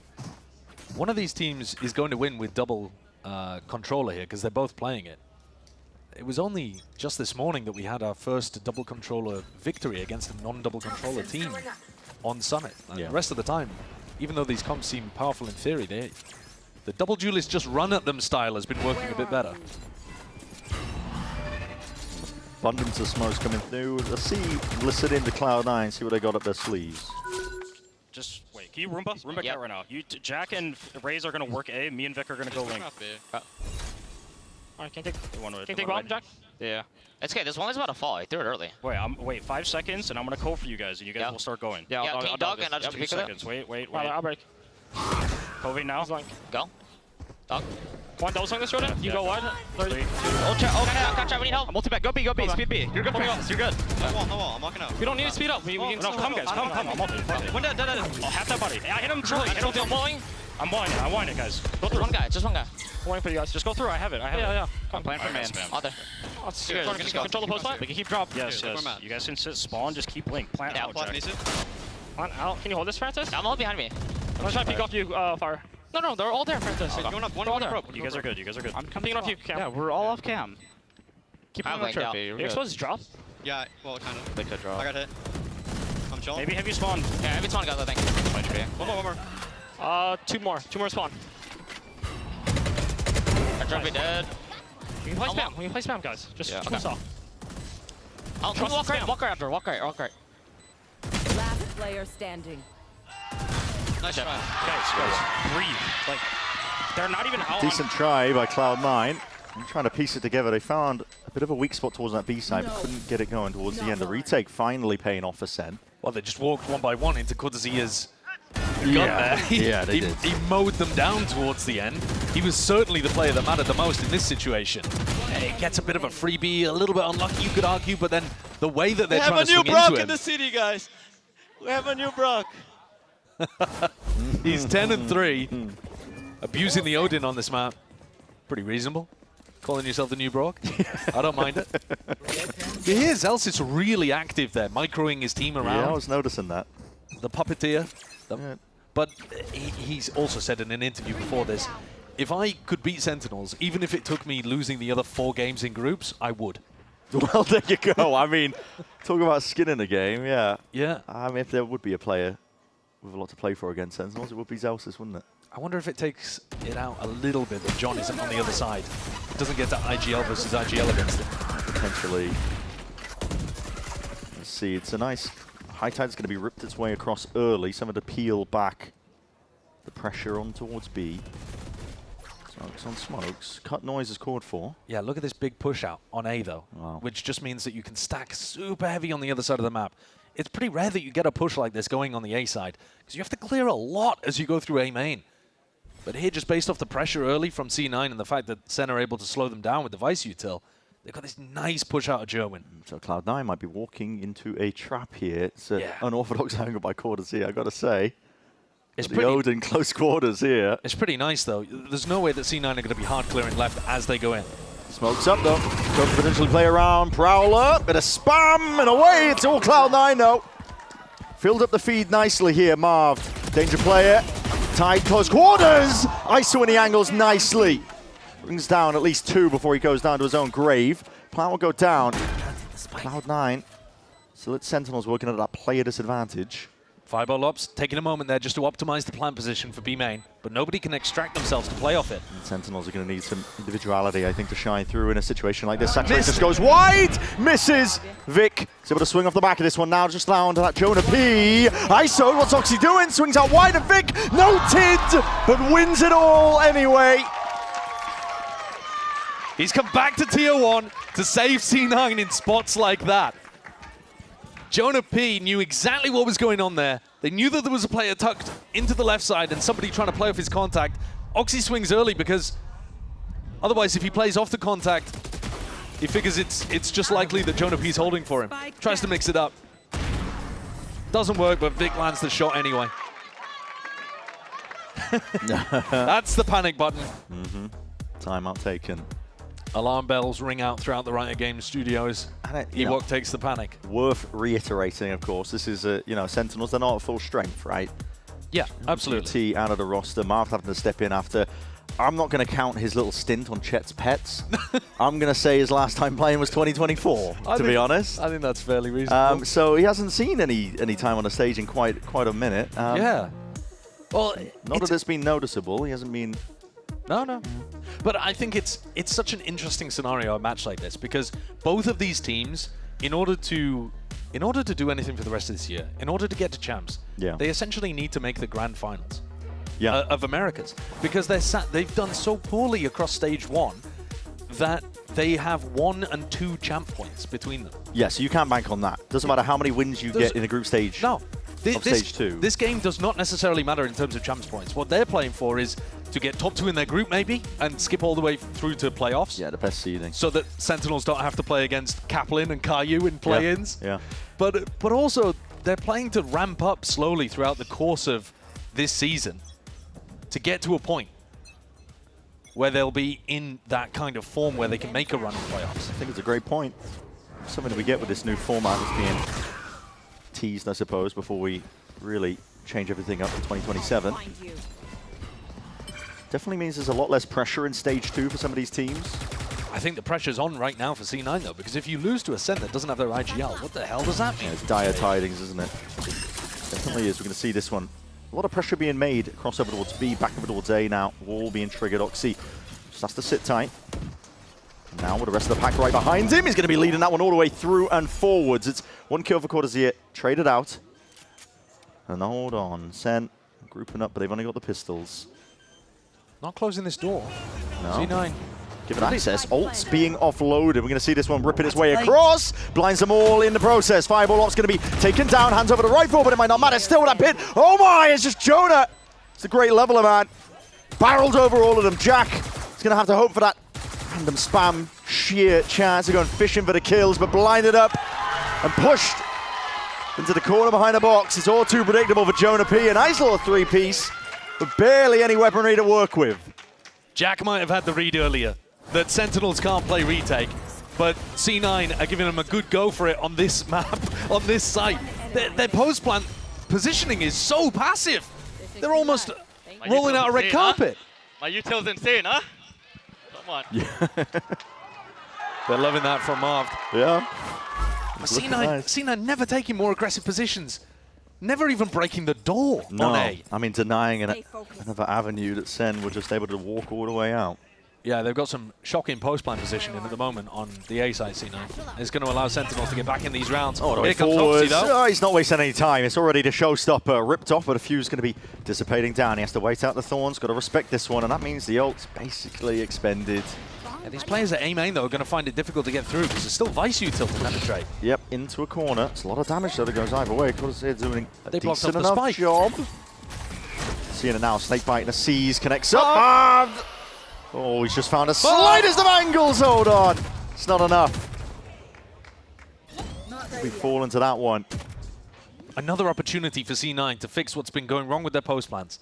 If they can get a little deeper, fight over cave, maybe they can hold on. Still Garden. Overlaps up here. It's going to be an ult for an ult, pound for pound, but Nightfall just with the classic. How's he doing that? Fireball Ops. Traded in the end here, but it does leave, again, Cloud9 in a player advantage situation, especially now. Last player standing. Cortesier going down, and this should just be matter of fact. Jerwin. Hold on. Speaking way too soon. Saturate flying forwards. Ace claimed. And with the double dash, plenty of time left in the bank. One of the best aces that we've seen in Americas this year. Never mind this stage. This stage has only just begun. It's a play of the day, the play of the tournament so far, and that'll take some beating. That was a monstrously good ace. Yeah, my bad for calling it too early. No, but it should have been. It absolutely should been. have been an easy cleanup. And I'm not even mad about how C9 played that. Yeah. They were really trying to swing off each other's contact. That's a crazy play. Crispy. That's why they brought him in. Struggled a little throughout stage 1, but Jerwin, if he can access form that's anywhere near that, SEN will have a great chance. Looking real nice here. Cove. Cloud9 needs to be broken. They don't account for Marv though whatsoever. Cortez is right there alongside him. Shoulder to shoulder. Marv might have gone down, but he just follows the traces, connects the dots through the smoke. And SEN mix up their defense. A much deeper smoke this time. And C9 think it's fake. They just try to walk through it. That was on a 4-spy round for Cloud9. Their money is now broken. What are they thinking? Just wandering through that one? Not too sure. Joe No Biden respect. into the Amazon type beat. It was... No respect whatsoever on that deeper smoke. Marv is having a cultural impact on He the team. really is, yeah. It's bleeding through. Love to see it. He's got 11 assists so far as well. I mean, Yeah. half of them might come from that round. 5 C9 players just walking through a code. Bizarre. Emmy's got his hands all over his face already. I mean, that's standard for me, though. A little bit of exasperation. Yeah, a little bit. It can always get worse. We've seen. 6-4 for SEN. Off the back of 3 rounds in a row here that have been pure magic. Brilliant to watch. Yeah. Again, reminder, without John QT in the server, some of your new map theory is just going to be laid out already. Some of it is going to be you winging it on the fly. Oh, for sure, yeah. I mean, we're already seeing evidence of it. I think Cloud9, a couple of their post plans been going a bit miss, not closing the door. Yeah. A few of them, and playing entirely too much on site from time to time. I mean, if you're a C9 fan, you're losing your mind at that Jerwin ace, but I'm much more inclined to give the credit to Jerwin on how he played that. Oh, for sure, yeah. But Sentinels, maybe they'll get tested a little more when the sides swap and they're attacking without their IGL. For now, though, they're looking good. They're trying to do it for John QT still. That is a nasty shot. Straight through the wall, Jonah P going down. That's going to be handing over a rifle to the opposition. Whoa! Okay. That goes both ways. All right. Instinctual. And this is one of the reasons why the defenders have been closing the door a lot. Yeah, but still Vic doesn't manage to find it. Oh, it's brutal. Didn't have the gun for it, did he? Yeah, that's pure weaponry differential. But we've been seeing, like you were mentioning, a lot of teams in China playing Summit. They close this door off the rip to not allow this angle, this avenue. I mean, look at Marv's positioning right now. Yeah. He's just having to cover It so makes deep. It makes it so much more complicated. Having to worry about the lurk. Angle, he's already revealed the shot off. Knife out. Mine's going to be ricocheting off the back wall. Util held out. He's potentially in a bit of a troubling spot, but it's being sealed up, at least the gaps in the play. Cloud9's positioning now noted, and with that Odin spam and sprayed out. Cortez has done amazing to get another one there. 17 and 7, this guy. Ryan right now doing it for John QT. 30 seconds left. Zelsis pressed into a 1v3 just with the stinger. Util will be coming online, but that is not the angle you were hoping for. Certainly didn't want to be turning a corner and seeing 3 Sentinels players running at him. Zelsis is the one that could have made a difference in this round by trying to connect the dots, create those short-range fights for his team to be able to flourish with a stinger. Crazy shots going around over towards B main to start this. I mean, how else are you going to react to that? Yeah. So far, Cortez is having a game and a half with the Odin. Just getting into really defensive positions, utilizing the Vice. First time we've seen Vice be picked on this map as well. Nobody's really given it a try, even though it looks like a great map for the Agent. Yeah. Almost everyone playing Cypher. Seeing so much Cypher. A lot of the buffs really helping out, actually, across the board. Look at this. This time, Cortesia putting that wall deep into A link, which is a strange one. Just anticipating that the Harbor ult is going to get used on a split. Instead, Zellsis grouping up to pop into Jerwin. It's going to be sailing up and overhead. That's just to deal with any potential Vice Thorns. Prowler, though, will need to be respected. Convergent pass going to be layered down. The damage, though, surely not. That was Jerwin escaping with his life. Redux with a peel that was necessary. Helps out his teammate now. Cloud9 puts a stop to any plans that they might have had. That's absurd. Jerwin should have been caught in the middle of his ult, and then the Saturate helps him get out. C9 committed so much to that, and they got absolutely nothing. Yeah. I mean, worse than nothing. They lost their entry player. Take quite a lot from SEN. Jonah P committed his own Nightfall just to peel them back and push them away. Celsius is now leading them into the Vice setup as well. They know that they didn't contact into a wall over towards B. I just realized they have double up on the ground. What is it? Holding this one down now. Look at this. It's cheeky as anything, isn't it? Vice setup here is a bit of a backup, but he's going to be holding his nerve, holding his ground. There it is. Source a sign of life. Door's going to be broken down, but already damage has been done. And Steel Garden has been saved here. There's not much time at all. They've only got 17 seconds. Cloud9 have got to get a bit of a move on. They need to get this plant down and out now. SEN, wait this one out. Plenty of util ult while they're at it. Steel Garden now going to be utilized. He's going to be pushing them all the way to the sides. Jack is going to have to be that pivotal player to put a stop to it. Open is the sight line right now. Cortesia just steps right back into it, but that ADS angle is not ideal for it still. Earns his mark. Fireball ups there instantaneously with the trade, but he's going to have to earn it a bit more where that came from. SEN, the triple face up. It's up to Vic. Lift onto the side. Nasty shot to just under Jerwin. But a trade once more. Immaculate stuff. Sentinels, an 8-4 half. Nothing to scoff at all. Amazing rounds coming out of Cortesia, out of Jerwin. Outrageous stuff without their IGL even in the server. Now the sides are going to swap, and they'll have to do it on the attack side. But so far, this gambit from C9 of taking SEN to a new map. A map that we haven't seen yet in Americas, barely seen at all across VCT, really, has not paid off. Not for now, but we'll find out if it can over towards that second half of Summit. Don't go anywhere.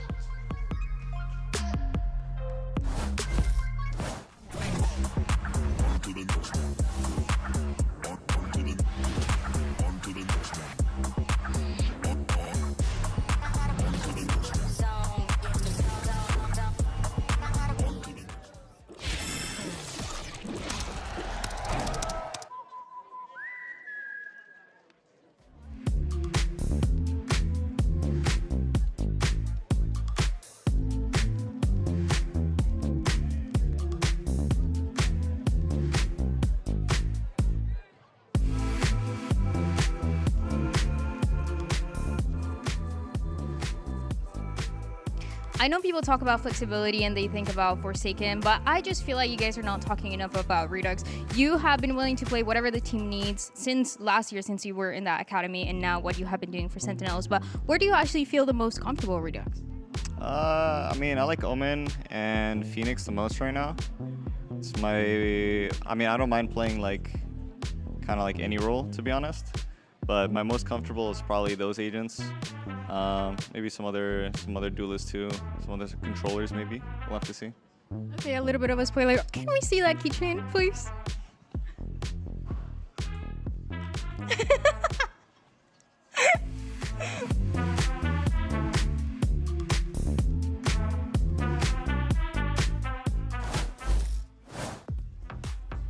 There's a palpable groan from the crowd there at that motion. I mean, I don't blame them. Yeah, we are going to be getting into the second half of Summit momentarily.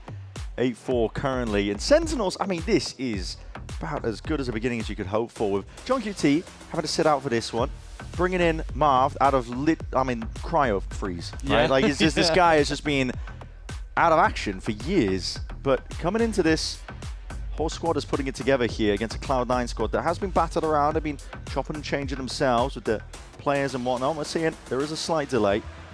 Settings are being messed with. It all comes down to that little swap.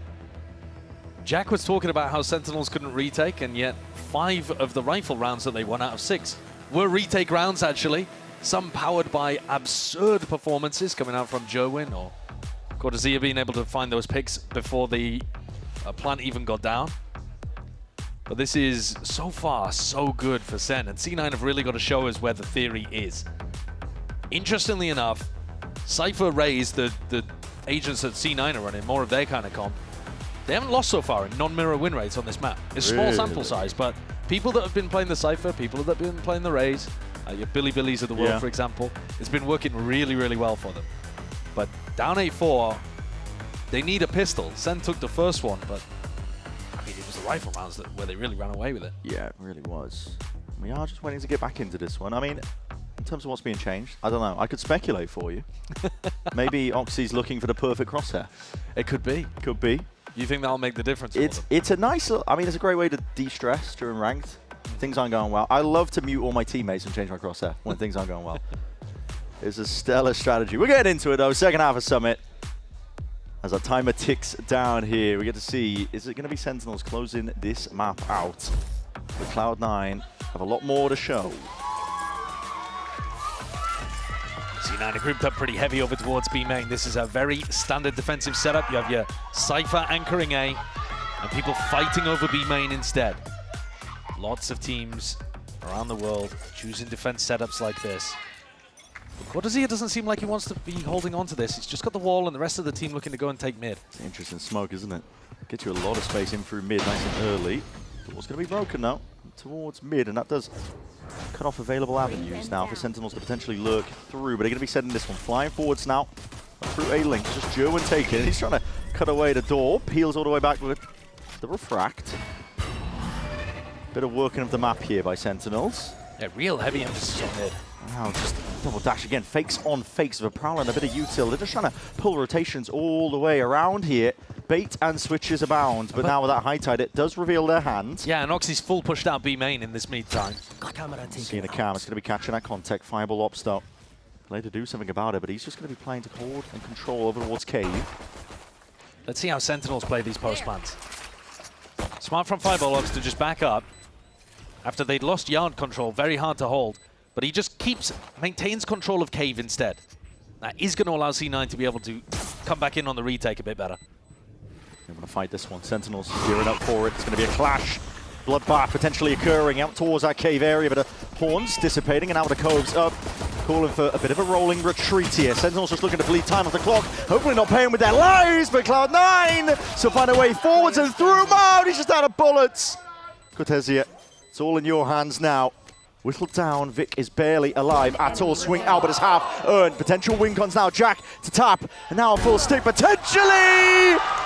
Slight swing, slightest of adjustments. And all the aura in the world there for the Red Bull clutch. Cortezia, no slowing down. 21 kills, 21 and 7. He's having an astonishingly good map. So clean with these one taps as well with Bandit in hand. Deletes Jack at the end. The more pushed up position in the post plant, C9 actually managed to barrel their way out through the cove. Didn't help. And that's double pistol now for Sentinels. Up 9-4. It's going to be incredibly tough for C9, who picked this map to be able to come back. This was their gambit. Okay. Seen teams do this as well. You just want to deny the orbs. Yeah. In real time. Celsius couldn't join the rest of them, so he's going to look to see if he can do as much damage as possible. And he does the Redux as he's peeking over the top of his monitor, trying to lock eyes with Cortezia. I don't think you can really get in the head of a guy who's 21 and 8. No. After you just kill him in a pistol v pistol duel. He's not worried about that. Sentinels looking at an incredibly healthy bonus round coming up. I don't mean to be rude, but Celsius has almost as many kills on his teammates as he does on the other team. he just got a 4K on C9. It's absurd. it's I don't think we've ever seen that before. It's quite funny though, isn't it? It's quite funny. Yeah. And that's a stat for the ages. All right, Sentinels, you got a lot of guns. And you're running away with this map now. Big reveal off onto the one, but no spam in sight. Jerwin insert over towards that drop angle. Redux on a deep TP. They weren't anticipating that at all. It's a crazy timing to take. Vic taken out of the picture. How does the retake look now for Cloud9? High Tide ready. Celsius. That's it loose now, just to the side, but it's going to be difficult. It's just going to be partitioning it up. Take it into one direction. That nade should be good. Yep. It's going to be pushing these players right into the open. And that's a pick your poison situation. It's a lovely nade. 2 players immediately removed. Earns another one back up. But Jonah P looking to see if he can play off the back of all this chaos. Weaving in and out past the cove. And he's found his mark. Found his timing. Strikes true. Puts a stake through the heart of the opposition there. That is 11 rounds now for SEN. C9 had the idea of what they wanted to do on the retake. They throw down the harbor wall. They get into position. Slowly work their way through the site. But the smokes on the site just allowed Jonah P the perfect angle to play around. And a 3K from this spot. Yo, Cortez, what time is it? What time is it?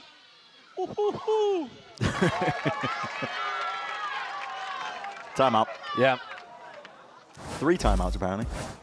Don't think it works like that. If he could, he would. Yeah. It's the final timeout being used here by C9. At this point, it's pure desperation on Summit. The gambit of picking into the newest map in a pool.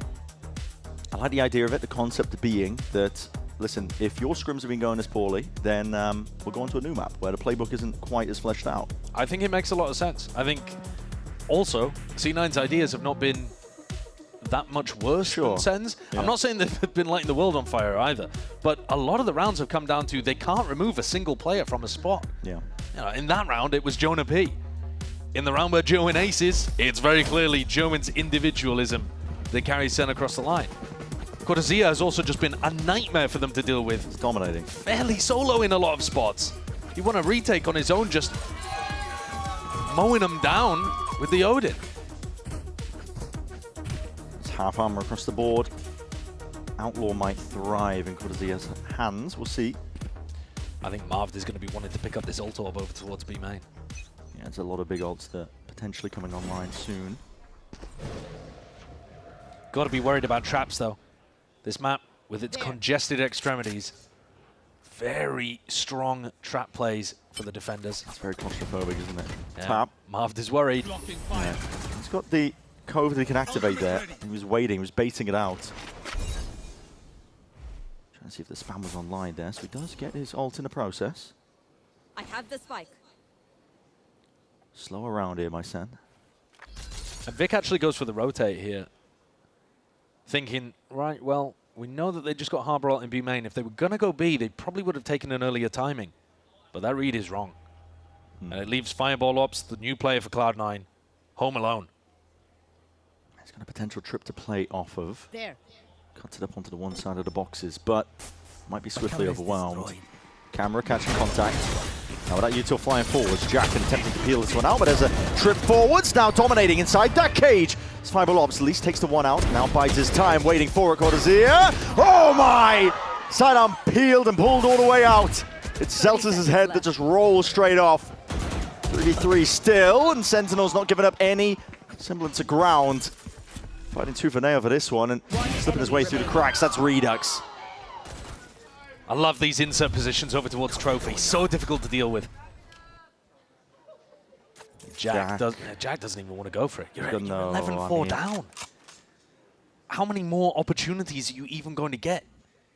Doesn't seem likely, does it? The chance of winning 8 rounds in a row are surely less than the chance of you winning this 1v3.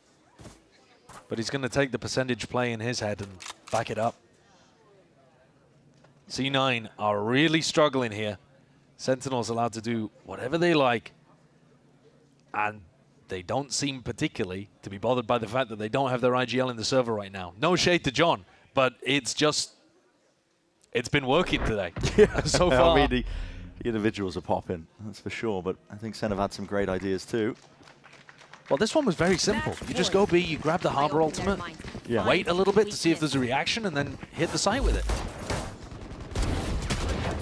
But they were thinking, I mean, this is shocking. You can't be letting him pull out his Sheriff and then still get the kill.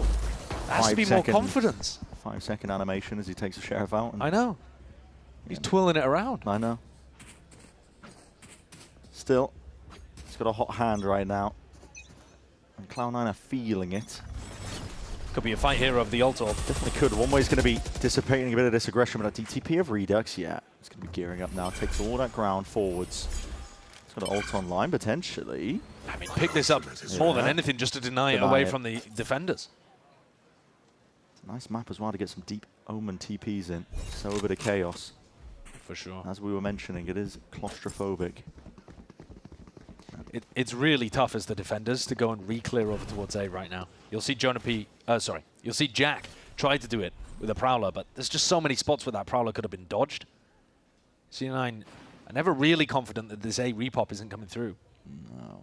We'll see, they do have a stack of bodies over towards A, but... Yeah, they're going to go for the B fake. Yeah, it's Sentinels trying to fake with the B pressure, at least. Deep smokes overlapped. See if this gets sold to Cloud9. Double dash from German, going to be sending him all the way in. It does have the Refractor peel back anyway. Deep Omen TP into Cave. This is layers on layers towards this one. It's a masterclass from the Marved IGL. Yeah, he's just worked him.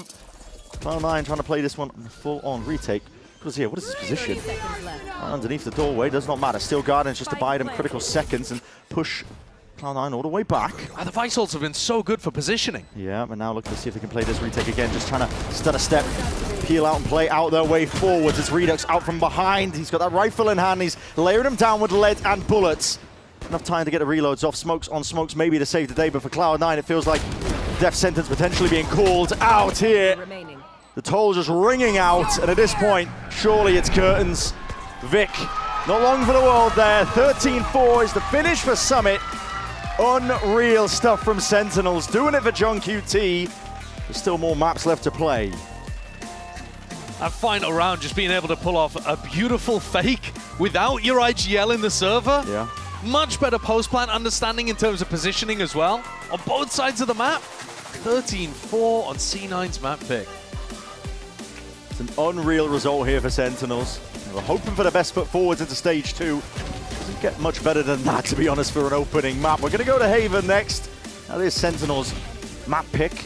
Potential territory for them as well to really excel and look to see if they can close out this series.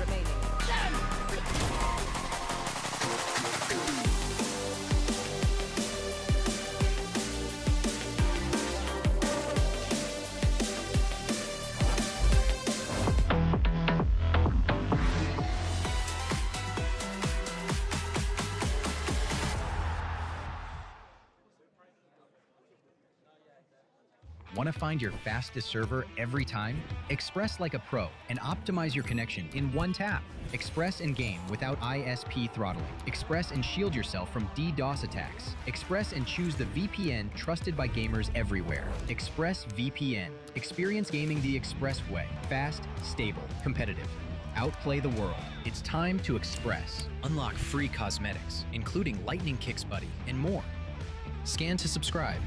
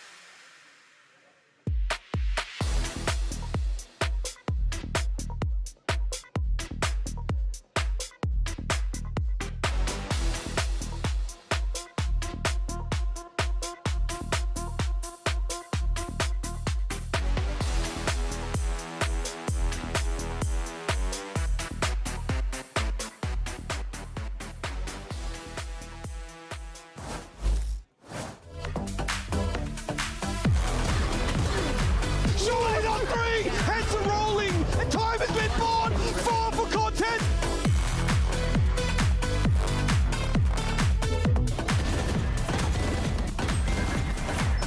Oxy hits 4 to his name on that.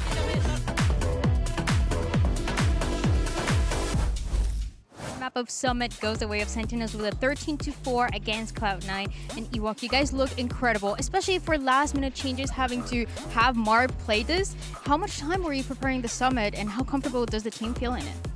Of course, since the map came out, and it's something that I enjoyed as a coach, and our assistant coach Gunter also enjoys new maps coming out. So we tried to cook a couple of things, and we had a lot of like interaction from the boys as well, and everyone bringing ideas.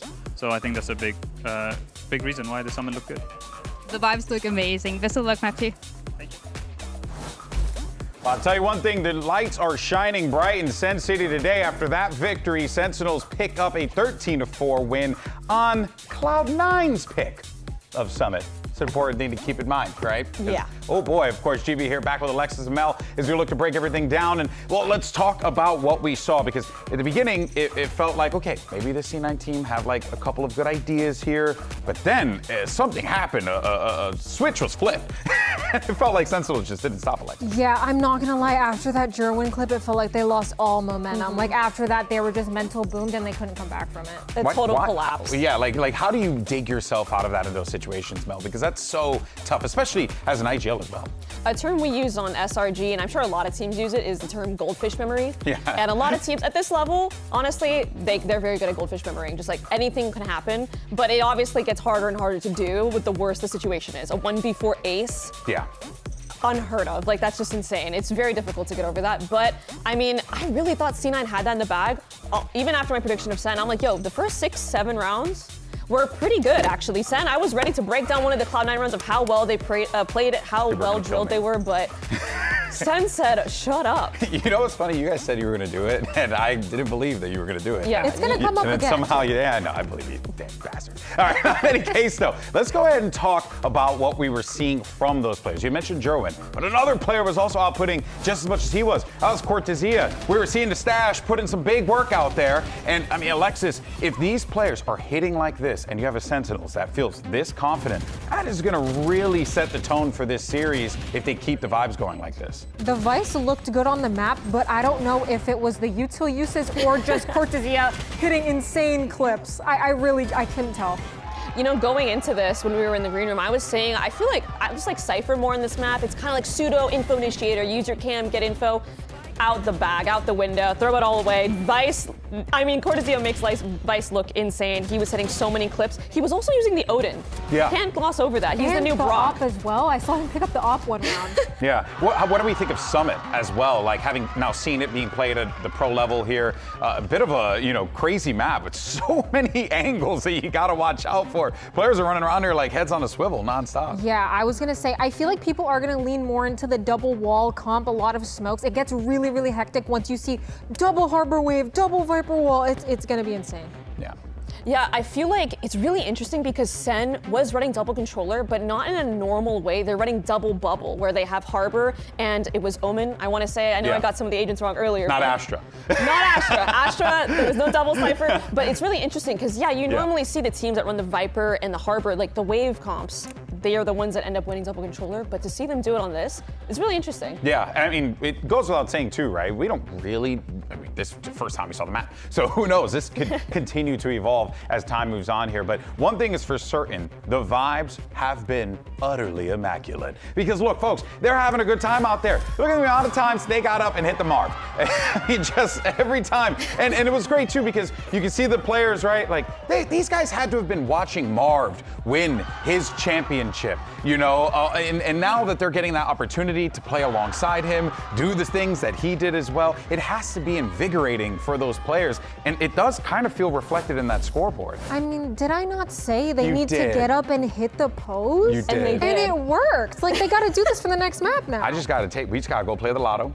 Okay, Yes. we just got to make some money off of this. She's got a gift, everyone. We got to find a way to take advantage of it. But look, folks, there's a lot of pressure here for Cloud9, without a doubt here, and Coach Emmy is certainly going to be feeling it. So let's see what he has to say as we get ready for Map 2. sometimes at practice and the matches don't usually end up getting the same kind of results. But Amy, you guys had some great ideas going into the map of Summit. Unfortunately, it just didn't really go your way. What do you think was going wrong for the team? I actually felt like we had control of the game until the 4v1. I don't know what round it was. We've got a lot to learn in a very short time. And as long as we stop those things happening, and we can recover, if they do happen, we can actually recover our mental. It felt like our mental just completely boomed. That's it. What about this upcoming map of Haven? Are you a lot more confident in the team as well? Genuinely, if we can just play with confidence, I think we'll be okay. That's the main thing. I just want the boys to play like they belong on the stage. Yeah, we definitely want to see that map for you, so best of luck. Confidence is the name of the game, and it feels like Coach Imi, mentioning that multiple times now, speaks to potentially larger issue going into this map too, where if you get a situation where Sentinels, Mel, have a hot start, you know, maybe 2-0, 3-0 even, that confidence, how do you dig yourself out of that hole? I think it's a really good point to make by Imi. Really, when you look at the composition of this roster, not talking agents, but in terms of rookies, famously, right, they brought in so much tier 2 talent into this roster, so I really loved what he said there at the end. Play like you belong here, like play like you deserve to be on the stage, right? And that's exactly what they need to do. They got picked up for a reason, right? Yeah, ultimately. that's right. So tapping into that and reinvigorating that confidence in whatever way they know how is a really important shout. And honestly, I can get behind that. Yeah, of course. But Alexis, you have Sentinels in a situation here, knowing that they can very well lock up this 2-0. They have to be feeling good. I think so. I think they're feeling very confident after that map win. Yeah, they have every reason to feel good about that one. Whether or not they can close it out, that's going to be the question on our minds. Brennan Sideshore are going to navigate you through the action as we get ready for Haven right after this.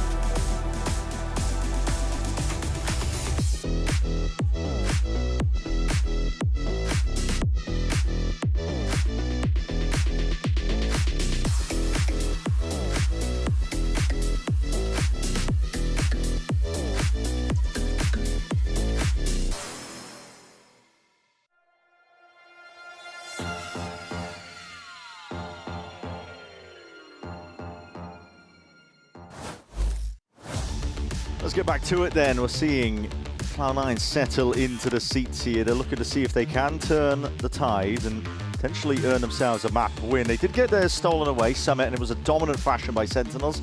Honestly, the entire team really stepping up for that one, but some individuals you can name. Yeah, and I think I agree with Imi's analysis of what was going on. They were in control of that map up until Jerwin, the guy on your screen right there, stole it away from them. A ridiculous 1v4 that seemed to power up Sentinels to make individual plays in lots of spots.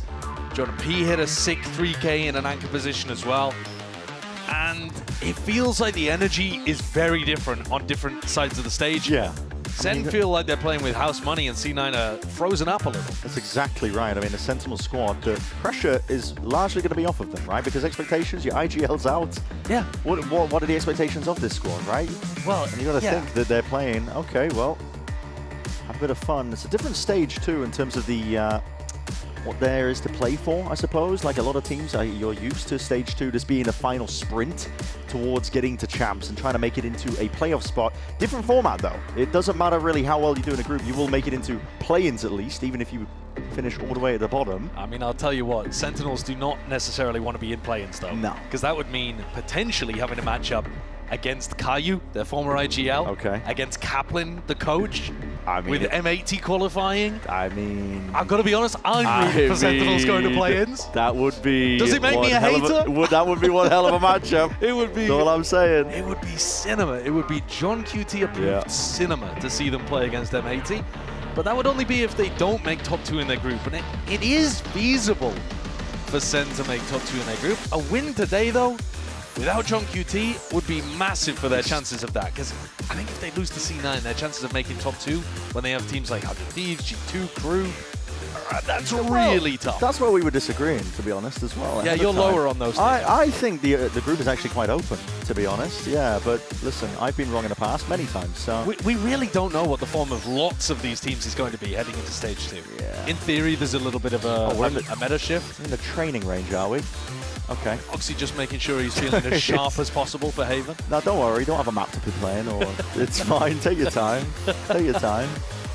For Sentinels too, if we zoom out a little bit about this squad, Rob Moore, when they made those roster changes to get rid of Kaplan and Caillou, who I was saying we're going to be meeting again in play-ins, Rob Moore said the primary goal with the roster change was to make champs for this year, or at minimum, judge them by their ability to make Masters 1 in 2027. Now, I know that is a little bit far out for us to be talking about, but certainly this is the road towards champions. And that would mean that they have to make grand finals in Americas. That is quite a task. It's a big ask, isn't it? And so both of these teams, it's about leveling up over the course of the coming, what, 6 or 7 weeks? Yeah, just to be able to get to that point. It's not so much in terms of like the pressure of every match must win, but you have to be getting into the best form possible by the time you end up in either play-ins or playoffs, right? If you're lucky for it. So it is a different vibe, I guess, because the pressure is a little bit less, but to be honest, I wouldn't really want to be playing at the bottom of the pack when it comes to the play-ins either. There's a lot of Tier 2 teams that are going to be clamoring for an opportunity to upset against the partnership teams, punch above their weight. Yeah, and a lot of former Tier 2 players in these teams who are going to be feeling like they're fending off other people looking for their spot in Tier 1 level teams as we head into 2027. We are getting into the game, aren't we? Seeing the agents locked in across the board for Haven here. Some interesting stuff as well that we'll witness as Agent Select comes up. Look at these comps. We've got Waylay Phoenix coming out for Cloud9. And then on the other side of things, a Jet Waylay comp. Like Foot were running, for example, over in London. Yeah. And then Cortezia on the Chamber, who's got a hot hand currently.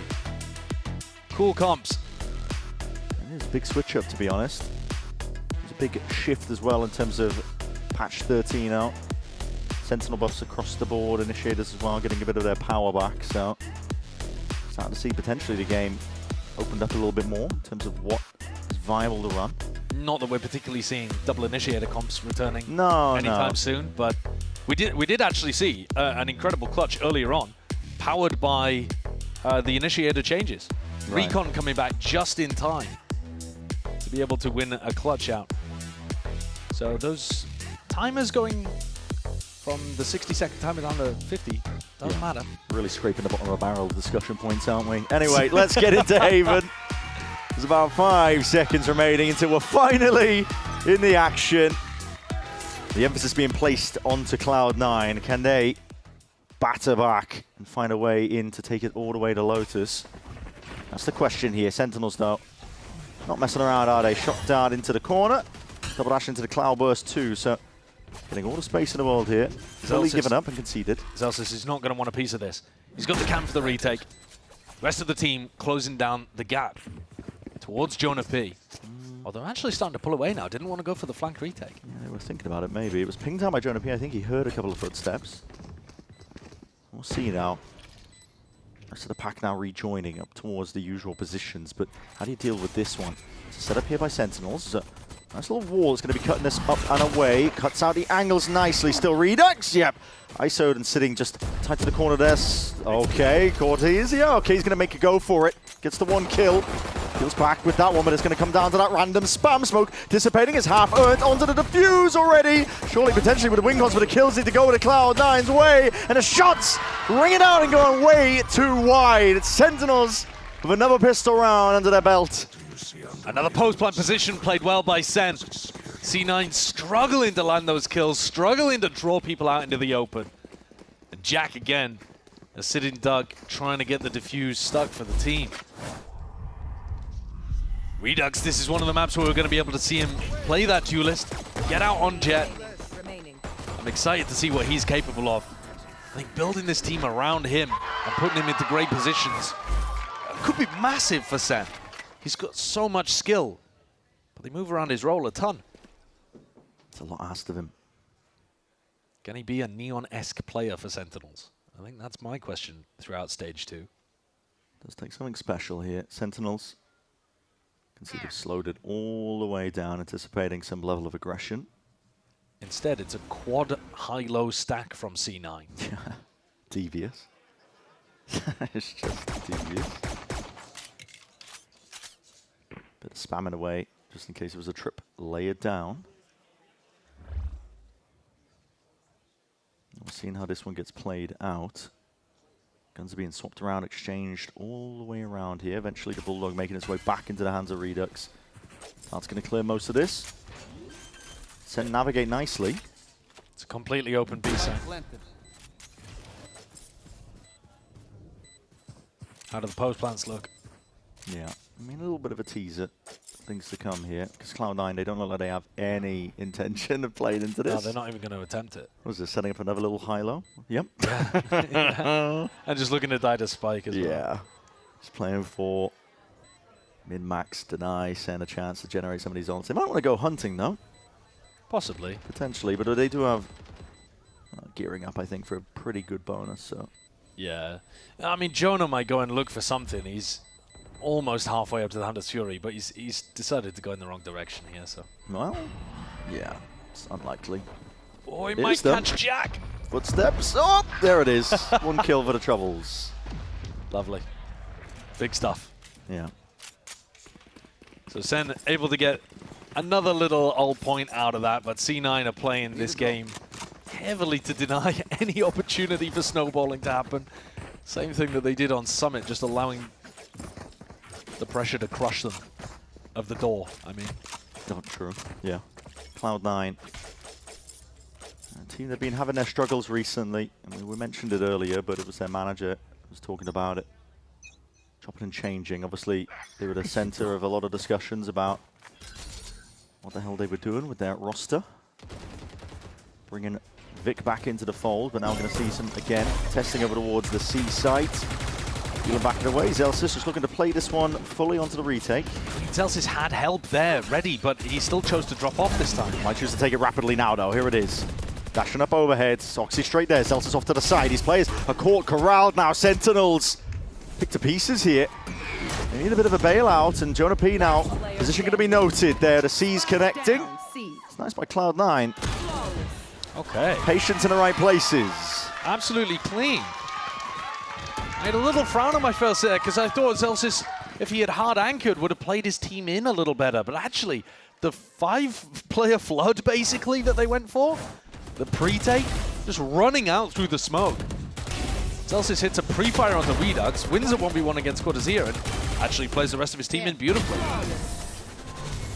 Let's go! Come on! Not fast enough to take back site control there. So C9 fend off the bonus.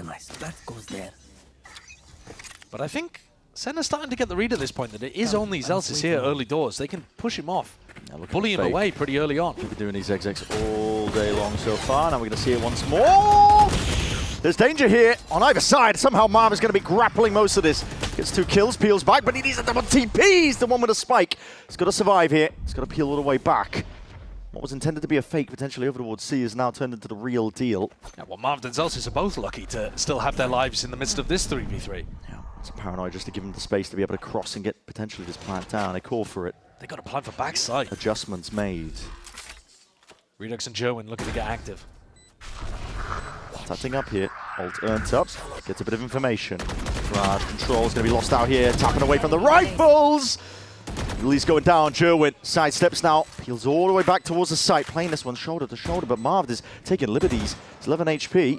It's already fast off onto the flank. Fireball ops now with that wall. Cuts its way through and across. Slight tap. Waiting for the insurance Polar C. There it is. Marv seals it all up. What an outrageous round from Marv. No fear when he was going for that flank all the way through garage. And who is calling these elaborate fake rounds from SEN on the attack side? Look at this. Oxy walks up, gets a free 2K, and yet Marv cleans things up, outplaying Vic. The mechanics are absolutely still there from Marv. And then has the presence of mind to be able to get away. It really is a beautiful round from him. 5-1. It's been Praken. The form is looking nice. Skipped a beat. Seen a lot of emphasis being placed over towards that lobby control. Oh, that's a seize into a molly. Yep, Redux burnt to a crisp and then just spotting the barest of angles. Tiniest of margins really to work with here. Vic unaccounted for up onto that corner to Paranoia. Enough to potentially bail him out here. Sentinels struggling for anything at all. Deep TP Evacuation by Vic. Gonna fall back here. Sentinels that are in a struggling situation here. These are the kind of rounds, though, that C9 cannot afford to lose. It was the 4v1 Amy was talking about. Well, this one's a 4v2. They've given over access towards a spike. Is potential there. Handing over a 1v1. It's all handled, though, in time. Cloud9 only trailing by the 1 round now. Looking like not letting that previous map affect them too much. Oh, those are the kind of rounds that you need underneath you. You need the foundation of just being able to convert your advantage situations. Look at this. Redux, I think for a moment they thought that he was going to be able to get away with that. Cute set play from Cloud9. Comes away with A lobby control, dominant player advantage, and C9 pick up the second round. They also break the economy of Sentinels. They're not working with much, are they? There it is again. Another player that was at A lobby control. It's one of the things that the Fade gives you. Got to respect that with the C's. Yeah, the Fade is really good on this map. Jack's just going to be jiggling, looking for info. Picking up the Odin. Scanning ahead. A lot of noise being made here by Sentinels. Not worried about taking risks here when they have the weaker money. Paranoia being held. Hard. Cam does need to be broken. That Paranoia does swoop forwards, like you were saying. Held for the moment. Potential timings though to be taken. Trip taken out. C9 looking like they've got more ideas here than they did on their map pick, actually. Deep space by Oxy. This is the operator against an eco. There's danger here. Jack, though, just looking to see if he can jiggle. Catch the contact, and he sees those signs of life. The Prowler's going to give him the additional confirmation he needs. The question is, does he want to try and play onto the side? Anchoring, he's asking for a bit of backup. Fireball ops right there to flash through and over towards the side, but that saturate is pretty picture perfect. Zelsis just trying to work his way all the way in. A bit of spam and spraying him down. Better weaponry will win the day, at least it looks like for now. Marv, not long for it. Patezia can't quite nail those shots with a headhunter. 3-3. Sentinels are going to be able to get their money back online here, though. Rifles available for the attackers, and this is where C9 have got to hold on. Because it's all well and good being able to clean up rounds like this. The test is just going to get a little more difficult now. And this is why there's going to be attack timeout here as well, because this next round coming up, super critical for both sides. For C9, it's about establishing control over the game. For Sentinels, it's about stopping a snowball from happening for the defenders, because this is a round again where they would be fully bought up. Yeah. Tough tidings, really. I mean, immediately noticing Cloud9 lobby control early on, paying off for them. Sentinels, they don't have the luxury of having a cipher. Normally you can layer down at least a cage. Did it a little bit later. Feign like you've already crossed up. No, normally it's going to be the anytime you see a chamber composition on this map, it's the chamber looking to control the line with their gun, rather than threaten like you could be lurking down there with smokes. Sentinels, I would expect to go back to what was working for them early on, which was going towards C, pushing the anchor away, because C9 are really happy to play C retake. You can see with their defensive setup here, it's only Oxy. Fireball ups could come pretty quickly with a Phoenix ultimate. And run it back in the back pocket here. Second guessing what a setup might be. But I think even if you just go towards C, he's pre-aiming for the dart. To pick up Join's ult. Yeah. So much of this is going to be on Oxy and how he plays this. Trying to make sure that they can take care of any util that flies forwards. They've got that refract onto the corner, walks up steadily now, sees it with the signs of life, pulls all the way back. It's a lovely shot.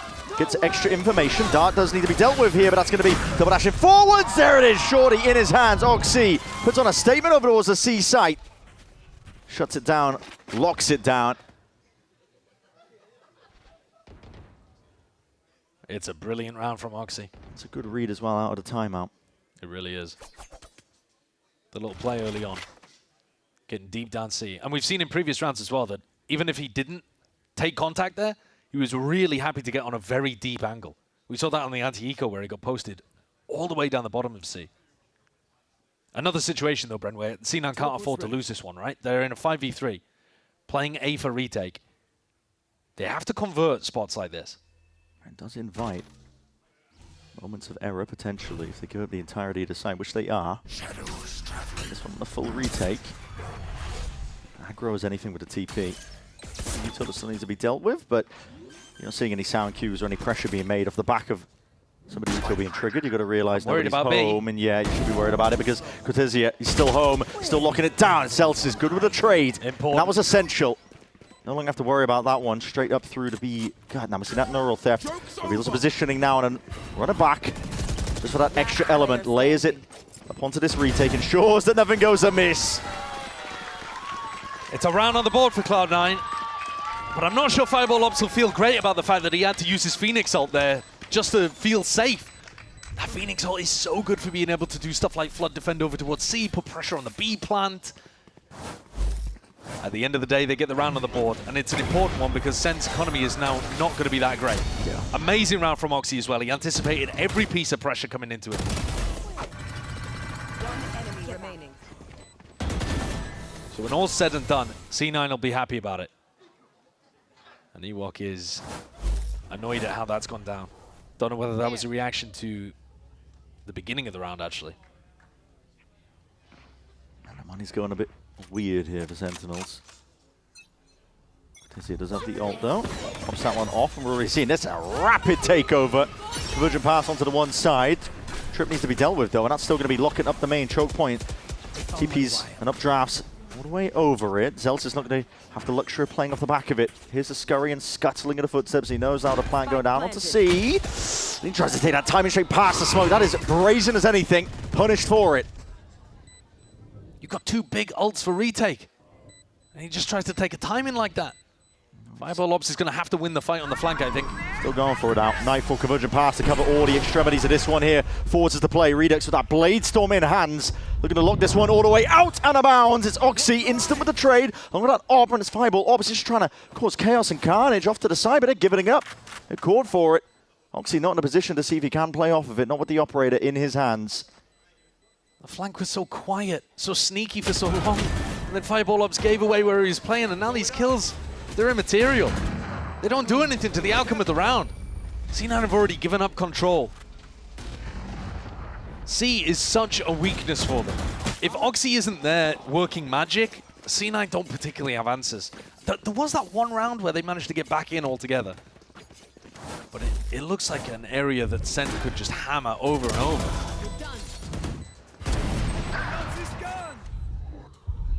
And that's a critical round win for Sentinels. There's a ton of ults being used by C9. Yeah. But they used the Blade Storm, they used the Tour de Force just to mitigate their economical problems. Now back up to even level. 4-4. Bit of parity as well with the weaponry. We're seeing that Horn going to be broken. Cloudburst as well to feign the cross. Let's listen in to see what Sen have got. Take garage window, take garage window. Break it. Go garage window. Fuck, I think they're in already. I can't go. Focus one. I'm gonna paranoia backside. Ready? Yeah, waiting. Tell me when. I'll hold log, okay? Ready. Ready now. Could be black, One backside for sure. Blinding me back. Can you wait the smoke? Just chill. We have up. I'm gonna drone. We're slowing it down. One flat tag. Flat backside. I'm playing fast. Logs. Spike down. 146. 146. All good. It is Cloud9. Seemed to sealed up the gaps over towards the C side, but they did have a very strong beginning and opening to the round. Yeah, the 2K early on is everything for them. Kind of spelled it out. You've lost both your duelists instantly. Yeah. I mean, it is a lot easier to defend the C side. When Sen are playing a double duelist comp and they both hit the dirt insta. C9 don't look like they have that belief that they can win rounds like that. That's good, honestly, off the back of what Imi was saying. Yeah, it didn't look like that on Summit. Here's Oxy back in this position. There it is, another refract off to the corner. He's just spotted it, signs of life. Poking out to the side. See you there. Refract gives him that window opportunity! What a shot! It's Oxy to one punish, though. He's handed over a potential gun to be reclaimed. Redux all the way up now, dashing into the cloud burst, trying to play this one off the back of the timings, and Joe and straight there. With the punish all the way into the back of the site. This is slapdash really from Cloud9. Held together with just duct tape and spit, and it's not really being put together well enough. They donated a gun with that play from Fireball Ops too. Just handed it over to Sentinels. But I don't really see a way back in for Celsius and Vic here. Especially with the position of Marved. He's just Got a backstab that should lock this one up. He's playing with no fear. Like you said, should be the player to really lock this one up. If they hand over a couple of individual kills, maybe, potentially, but Celsius chipped down, barely alive at all. We'll just have to scurry away, tail between his legs. Mostly for C9, this has been a good map. Oh, But they completely lost control of what they were up to here. Again, C being a weakness for them. Oxy got outplayed and suddenly everything crumbled behind him. Thrifty. Celsius not going to be keeping that gun into the next. 3 HP, the regen armor isn't going to do much for you there. Yeah. And SEN tie it back up at 5-5.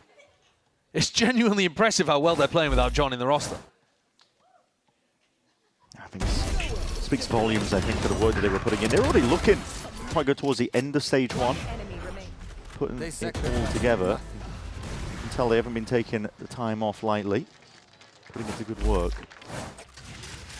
Ewok had a lot on his plate, didn't he? He had to prove that he could turn this ship around. Cloudburst is nice, at least, to feign like you've crossed up into A. It puts a lot of pressure onto Jack. He's going to have to clear that with the Prowler. But already he's going to be feeling not too confident, I think, about this. There is a possibility that somebody took a timing. It's a hard read in this round. The Sentinels are going to go over towards B. 3 players committed to this. Playing A full for retake. Trying to use that conditioning from earlier on that they were going to throw C's mollies into A lobby. And pack mentality here by Cloud9. The timing is good, though. It's going to let them get onto the flank retake. They at least need to break this trip, though, if they want to go back. No, plan's going to go down. There's no pushback. We'll see how this one goes. Settling into the post-plant positions. Oh, trip broken with the Phoenix wall of all things. Yeah. It's going to be causing a bit of concern, I think. Marv, he's worried about it, potentially. But now we're going to see it. Util sailing up and overhead. That's going to be the C's. Molly on top of it. Cloud9. It's long-range artillery that they are just lobbing into the fray. The A site being dissected in the process. Flick of the wrist will not matter. Does not come up with the goods that they were looking for there. All Cloud9 here and now. Well, that's a lovely round from C9. Beautifully put together. It was methodical. They had a B trap, deliberately played A for retake. Threatened like they could have been flanking there as well. 5-all ups, hitting that blaze wall. Onto the trip, and look at the way that the Waylay clears Redux's position too. Is fantastic. Yeah, if they could put more rounds together like this, they'd look very competent on the defense, C9. It's just been inconsistent. Sometimes they look very good, sometimes it all goes to pot. Now a slight lead just by the 1 round. Cloud9. Let's see if they can take it all the way here. Jack's alternating it up ever so slightly, but he is still just 1 play over towards the A side. It looks like the read is online here by Sen, but calling for reinforcements. Jack looking to see if he can hold this one all the way back, but he needs help, and he needs it now. The Horns, good with the connection. Odin span up and away, and there it is. Cloud9 flooding in. The reinforcements arriving, and quick up onto the flank is Zelsis. Trying that trip, though, he's going to have to get all the way back and out and Needs away. to play his life. He does indeed. Doing it nicely. He's got the cam as well to give him a bit of respite, and we're going to see how he plays this one. Of course, with the TP, Vic is going to be helping him out, and now a bit of a pseudo crossfire setup, but no one playing off the back of this one still. What are you, Till the tags? The darts being pulled out of them. That's when Cloud9 will strike. What a good round of finish as well. Using that conditioning of round 11, where they played A for full retake, this time they decide to flood. The call was made 5 seconds before the site hit even came through. Don't worry, Jack, stay on site. The cavalry's coming. Paid off massively. Come on! Here. Let's go, boys! Let's go, boys! That's an injection of energy that was sorely needed here by Cloud9. It's a 2-round lead for now, but they are in control of Haven.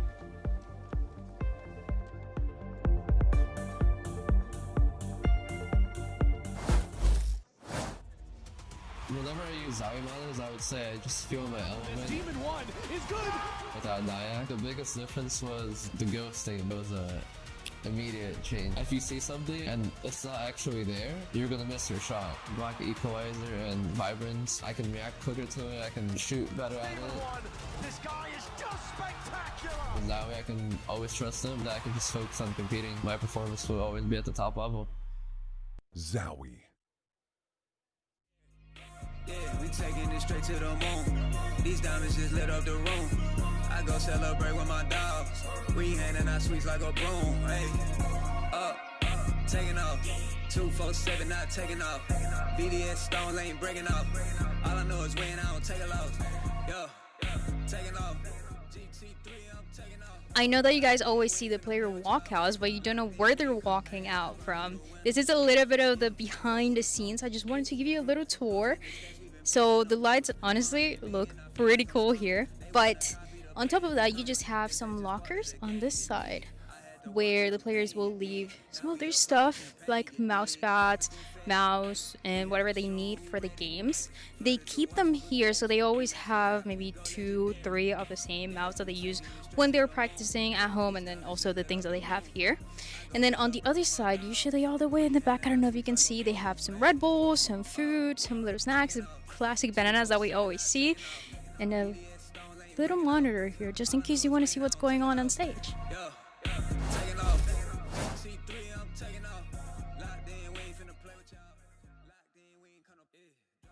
Shall chew on the cables, but as we get into it now, 2-round lead here for Cloud9. Make sure to lock in yourselves as well with ExpressVPN, #1 VPN. You can scan that QR code on your screen as well to check that one out here. But for Cloud9, you have a narrow margin in terms of the lead they have on this map of Haven. The potential, it's in their hands to see if they can take it all the way to Lotus, a map 3. They've looked like they have a lot more belief in this map, C9, which is a little bit strange because it is Sen's map pick, but Zelsis has come online. 11-4. The team captain for C9, the more experienced player, the guy who was anchoring in a lot of these spots and was giving up space, but then trying to come back in at the right times, trying to coordinate with the rest of the squad. Sentinels, they've been dominant on the pistol rounds. We'll see how this one gets off to a great start. Still Redux! Dismissing them with a wave of a hand, a few stray shots, and he's already doing even more damage. Putting the fear of God into the back of the Cloud9 players' heads. Both of these duelists are going to be looking to take aggro angles, Redux and Joen. Cortesia too. C9 are going to be chasing shadows, working around these slow defaults. Chipping down his Cloud9 players. Sheriff's doing all the damage now. Vic, no fear there. Straight into the B site, straight there with a plant. Moves forwards now. What is the next stage of this one? Util held down as that smoke dissipates here. The paranoia, it's good for the connection. Smoke to see if they can cut out even more space and hold this one away, but Celsius caught unaware. Crosshair placement, not quite ready for it. Deep dart now in a double phase. This is all Sentinels once more. They are just not losing pistol rounds. It's a big one for them to be able to take. Really nice shots coming through from Redux at the beginning of the round. Delight to see him out there on the duelist. Should be a good composition in terms of playing retakes as well. It's a lot of damage. It is. The Sheriff buys are just so powerful on pistol rounds. It's one of the highest win rates, at least it was. Nice! Has been for a couple of years, actually. At the end of London, right, for pistol rounds? Yeah, ever since Gen G started doing it a lot in 2024. Ton of value. Double body shot. And the headshot, obviously, but a double body shot kill is massive in rounds like this. Full eco for C9. They've been trying to deny ult points as much as possible in rounds like this. They're going to run it down here, though. That Marshall, it's going to be getting to work, isn't it? Pawn needs to be dealt with, and he's right there, Joey by his side. Rattling away with the shots on the Sheriff. This is swiftly being overwhelmed. Chomped to bits, really, with the classics in hand, but the cutting up, crossing up. Marv to mid-ball up. He's really getting that done. Okay, that's all Sen. 3 players survive at the end of that one. 2 Bulldogs and a Guardian kept in. Let's see what ideas they have. Who's even coming up and cooking up these ideas in the middle of the round like this? I don't know. I got to assume it's somebody like Jonah P. Maybe it is Marv coming back in. It's usually a team effort. Yeah. I think it's... to carry the burden with John out. Yeah, and even just in general, I think a lot of teams, they put a lot of responsibility on the IGL shoulders, but it's a lot of calling that goes on across pretty much every team. I know Jonah was extremely vocal when he was playing with G2. Oh yeah, with the listenings, you could tell. Yeah. Even with Sen. They do have some potency with this one. Jerwin can essentially lock down the entirety of Garage by himself with that Judge. Oh, the Prowler missed him. Hold on, Redux is all What's the way going up on there. here? This is what's going on? Timing's on timing. Straight past it. Redux punishes, and now with that Judge. Yep, that's where it thrives. Plenty of damage done. Oh, it's a tragedy in this round for C9. Fall of the pieces. Bonus round ideas, they're working out fully. SEN took risks in a couple of different areas around the map, and every single one of them paid off perfectly. Jack's slinking back into spawn here with 14 HP. Yeah. I mean, this would be a long time to save if that's what they've got on their mind. That looks like the play.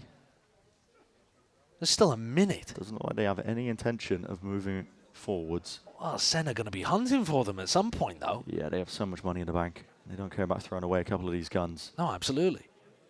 You tick down about 30 seconds, and then the hordes are going to be coming after Vic and Jack. Dart broken. Already giving away the positioning of one of them. 30 yeah, seconds and look left. at this. Cortesia slowly creeping up onto the angles. Going hunting. Let's see if he can sniff out the opposition. It's only Oxy that has any money in the bank. Try and keep a hold of these guns. Cortesia knows there's a second player around, but doesn't need to worry about Vic's position just now because the net is being cast out. These players are being pushed into a corner. Cloud9 desperate now to hold on to these guns. Being assailed from multiple directions. Now the Vic, and he's getting it all done. Not quite. Brought down and toppled. Jack lucky here. Tries that rifle into the next. Trying to blend into the landscape. Yeah. If he could, he'd be painting himself in leaf patterns. Yes. C9 get to keep one gun. And Jack has no money because he saved. And he had no armor because he was down on 14 HP. Jerwin didn't get spotted by a Prowler in Garage. Gets mad value out of the Judge. Yeah. In the meantime, Zelsis goes walking forwards and doesn't anticipate the fact that Redux has just walked up A long. It's a disaster of a round for Cloud9. After they were up 7-5 at the half and looked like they had that fire in them to be able to take it home. A double pistol and now a bonus from SEN. That's got to send the confidence spiraling. Yeah. I feel like they were taking a page out of Lev's book as well with some of these setups. Not that it was Lev who pioneered holding a Judge in Garage, but I do, listen, I think about it. Yeah, King loves holding aggro like Spike that. does it. They do love to really, really over-index into the Judge as much as they can. Get away with it for the bonus rounds and whatnot. And yeah, the trend continues here. SEN, like you said, I mean, winning a bonus, winning every single pistol so far in the series too. I think you've got to be really cautious as Cloud9, based on the fact that you're playing into a double duelist comp. And this comp will sometimes want to play a bit of retake on A, but if they try something at the beginning of the round, you've got to be ready for Jerwin or Redux going, peeking out Garage or walking down A long, doing something with the abilities that they have, that dash, that refract. Exactly right, they can take risks at the right moments.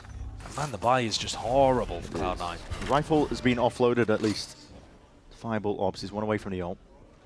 And he has been hitting in this run. Looking for it now. This deep smoke's going to be played into the... But see it! Just a no-scope shot goes wide here. Jerwin potentially there to be able to peel this one out. The refract all the way back. Jerwin is taking out Fireball Ops. That was the rifle player, but maybe it can be exchanged of hands. Refract back once more. And look at this, peeling all the way through and around. The anger smoke. Like shooting fish in a barrel. Redux just asserting himself, announcing himself to the conversation. There's not really any hope at all here for Zelsis. I said that before with Jerwin when he aced, but this one I do believe. If Zelsis gets one taps with a stinger, we truly are living in a different world. I'm saying. I might just need to quit. No, this one is truly unwinnable in this spot. And C9 desperately tried to hold on to a couple of rifles in the previous, and now, I mean, it didn't particularly help them. Fireball Ops got dropped instantly. Yeah, immediately. We're seeing 30 seconds left. One hell of a setup here. Zelsis. Not going to want to save the stinger, are you? Here. No. Trying to do any chip damage to the economy that he can, but Sense is out of control at this point. And they also know he's there, I'm pretty sure. They've also got Waylay Ultimate for the next round. They could play a trap play with it. They could play retake with it. There's tons of stuff that they could do. SEN are firmly in control of this series now. Yeah. Okay. And Zelsis, who was 11-4 to end the half, who said coming into this match that SEN was the team he wanted to beat most in America's Stage 2. It's got to be a sad feeling watching it slip away from you. Not over just yet, but certainly in control. Neon-esque. Cortezia.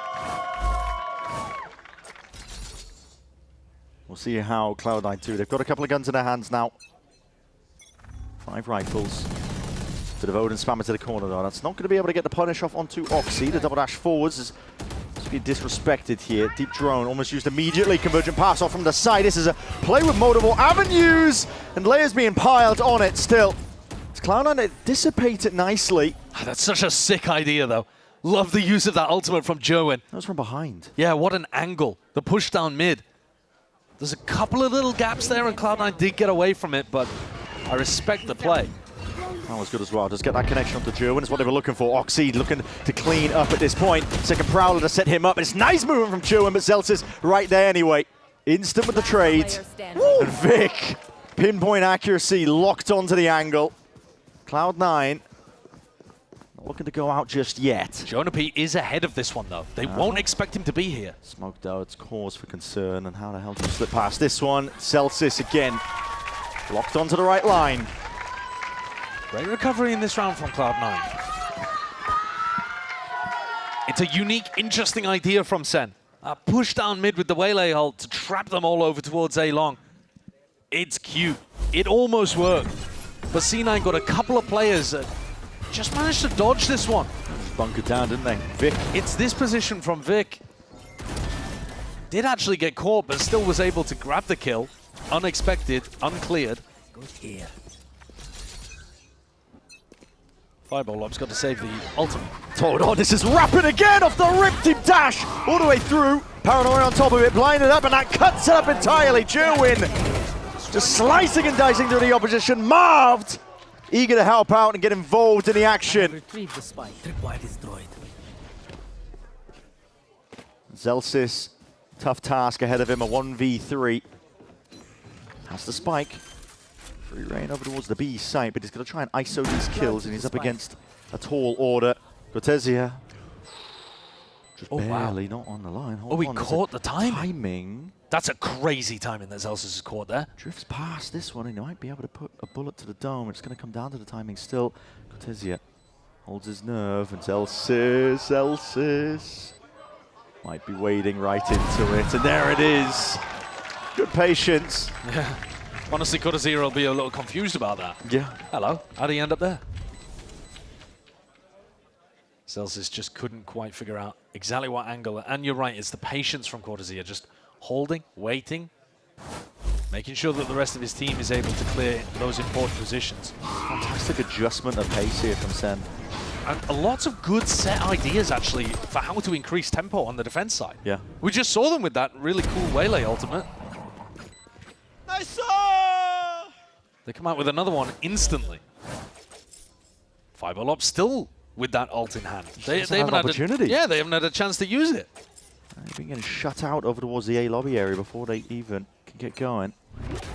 But Zelsis has got the troops in the same position again. Same Waylay dash, down short from Oxy. This time a fake though. Spotted out, it has pulled a bunch of players up and over. Deep TP in a play towards it! It's Joen. Same angle that Oxy was on from prior. I don't know what the idea was there. There's a deep TP onto C. I mean, if the idea was a pressure to pull rotates. What's the jump clear doing though? Yeah, not too sure. Marved. Has the util out into his hands, and he makes the call anyway. You could hear it from across the stage. Signs of life and a pressure now with a util flying forwards towards him. Prowler dealt with. All contained here by Sentinels, looking to play this one with a lot of discipline. Redux is behind them. And there it is. Redux strikes right where it hurts there. Unanticipated, unexpected, and now trying to just bleed out the remaining players. Cloud9, no choice but to be heads on a swivel. Oxy twisting and turning. No safe direction for him. ADS up. He's only got the Bulldog, and he's making as much as he can do with it, really. It's the best he possibly can in a spot like that. This is Sentinels, though, that are now running away with it. C9 have only been able to take a single round in this half. SEN have come out with aggression, with set plays. absolutely cooking them. And they've got a complete read of where they're moving around the map as well. Confusion writ across the face there. Didn't quite understand what was going on the C side. Somehow maybe expecting Vic to be able to deliver that information with the Omen ult, but he was way too far away. It's also pretty fast, right? Yeah. It was I mean, not leaving much room or space at all for Sen to over-rotate, whatever the reaction was that they were hunting for. But also, as soon as they realized in that round that the A pressure was fake, Redux is running down A long, flanking behind them, putting the pressure, putting the squeeze on the garage take. C9 are struggling to keep any control. Take a look at this as well. This is Fireball Ops Tier 2 stats. Really, really strong. 0.9 kill per round is astonishingly good. And the same thing could be said about Jack. Jack's stats, if anything, I think are actually even better than Fireball Ops in Tier 2. They pulled up some monster Tier 2 players, and yet they haven't been able to put it together so far. This is the first opportunity that we've seen for Fireball Ops, but you see Jack as well, 4-13.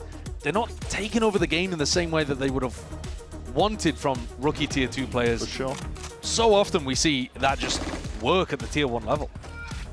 I will give a bit of credit here to Cloud9. They've been pretty candid and transparent in terms of the issues they had. In the middle of the season, trying to rebuild around some of these players. They haven't had the best of time to put it all together. Well, now they've got a lot of time. Yeah. Week in, week out, they will have plenty of matches to try to improve. There's danger here. Oxy spots multiple signs of life here, and it has pulled the rotation of the SEN plays, but this is real pressure. Cloud9 actually want to opt into this one. Finally, runner back going to be used! Oh, that's beautiful. Oh my! Straight to fruition. It's Fireball Ops immediately collecting a bundle of kills. Oxy right there behind it, playing off the pressure perfectly at that Redux. Stays his hand for but a moment to dash away, to dissipate. Potentially play his life, but it's still a 2v4 to work with. Cloud9. Last player standing. Driving seat. That's what they're playing for right now. Jonah P has to sit back in dismay. They're not out of it just yet. They have a sizable lead, but for Cloud9, not finished either. What a difference it makes when you can actually take control of the game yourself and be the one setting the tempo. Yeah. It's been a few rounds in a row now where C9 have just had to defend on their attack side. This time, they get Fireball Ops in a position where he can use the Phoenix ult, and he delivers for them. 2 big kills. Put them into a great position to win the round instantly. That's what they need more of. Doesn't have to be a Phoenix ult, but it does have to be C9 setting the tempo if they want to be able to come back and fix this 2-round lead that SEN have got. Made them end the fight. Who are we? I'll find you. This bundle of that util. It's okay. Marv just collateral damage at the end of that one, but still space created. Oxy able to capitalize off the back of it. Much more even game though, especially considering that SEN ended up winning both pistols, bonus conversion in Haven. It's been this half where Cloud9 have collapsed a little bit. They actually look great in the first. See if they can hold on though. I think it's all being used to see if they can cross this one up. Phoenix wall. Cuts off that A line. Waiting for it to dissipate and go for the flash re-fight, just in case anybody is pressed all the way up. Yeah, that's the kind of place that Redux has been loving to push up to. So it makes sense that you'd want to try to catch him in this spot. Walking all the way up here. There's no deep push from Sentinels on the other side of the map. They are unaware of this. If C9 can take A without using their Waylay ult, if they can recognize that SEN are playing A retake, they'll be in a really strong post-plant position. They've committed both prowlers, hasn't seen a soul, so you think that that might be able to stay to hand, at least temporarily. Flash over the top, out through there, now we see the double dash on top of it. Oxy claiming a lot of space off the back of it. I realise that nobody's home. Yeah, this is great. Oxy's now in a perfect position to play his ult. Shot dart's going wide. Should be really tough to retake this. Convergent paths. That's what we're looking at here. Down towards Hell is going to be able to cut this one out from the choke point. See how SEN take this one now with a Paranoia. It's a Nightfall, all going to be used. Both ults on top of that to saturate. Barely dodged. Jack actually still active into the fight here, but slow to a crawl, but caught onto the lurk. Zelsis, not long for the world there. Now there's ults that go both ways, pound for pound. We're seeing it now. Sentinel seeing if they can gear all the way up, sidestepping, but it's all Fireball Ops towards the end. Slew of kills just going his way. That's really lovely play from Cloud9 there. recognizing the Sentinels were playing off-site, Vic got to keep the paranoia, Oxy got to keep his ultimate, and they just layer them through. Even with Zelsis getting caught. This Waylay ult retake that Jerwin was saving just got completely countered by Vic's paranoia in hell. Vic and Oxy layering that up. SEN are going to take a timeout. That big red button being hit by Ewok as the lead that they had, 11-8, gets cut down to 1. They've still got money in the bank. But we're starting to get towards the end of regulation here. They need to be able to put a round together at some point. I think the early aggression was the thing that was working for them. I want to see another set play coming out, being called here. Get Jerwin in an aggressive position. Get him using the refract early on. Get Redux pushing down mid or down A long. Maybe do you have a play in the playbook where you push down C? Yeah. How deep does the playbook go? That's what we want to see. It's going to be difficult as well because you're incorporating Marv as this late element, right? But they've been doing well so far. And a lot of the pre-barrier calls, Marv's just going to have a paranoia in his hand. You would imagine, right? And even in the listening, he's been quite vocal. Asking, what do you want me to do? Where do you want the paranoia? And I think if you hadn't taken a timeout, this would be one of those moments where you're expecting John QT to be the difference maker, to call the adaptation.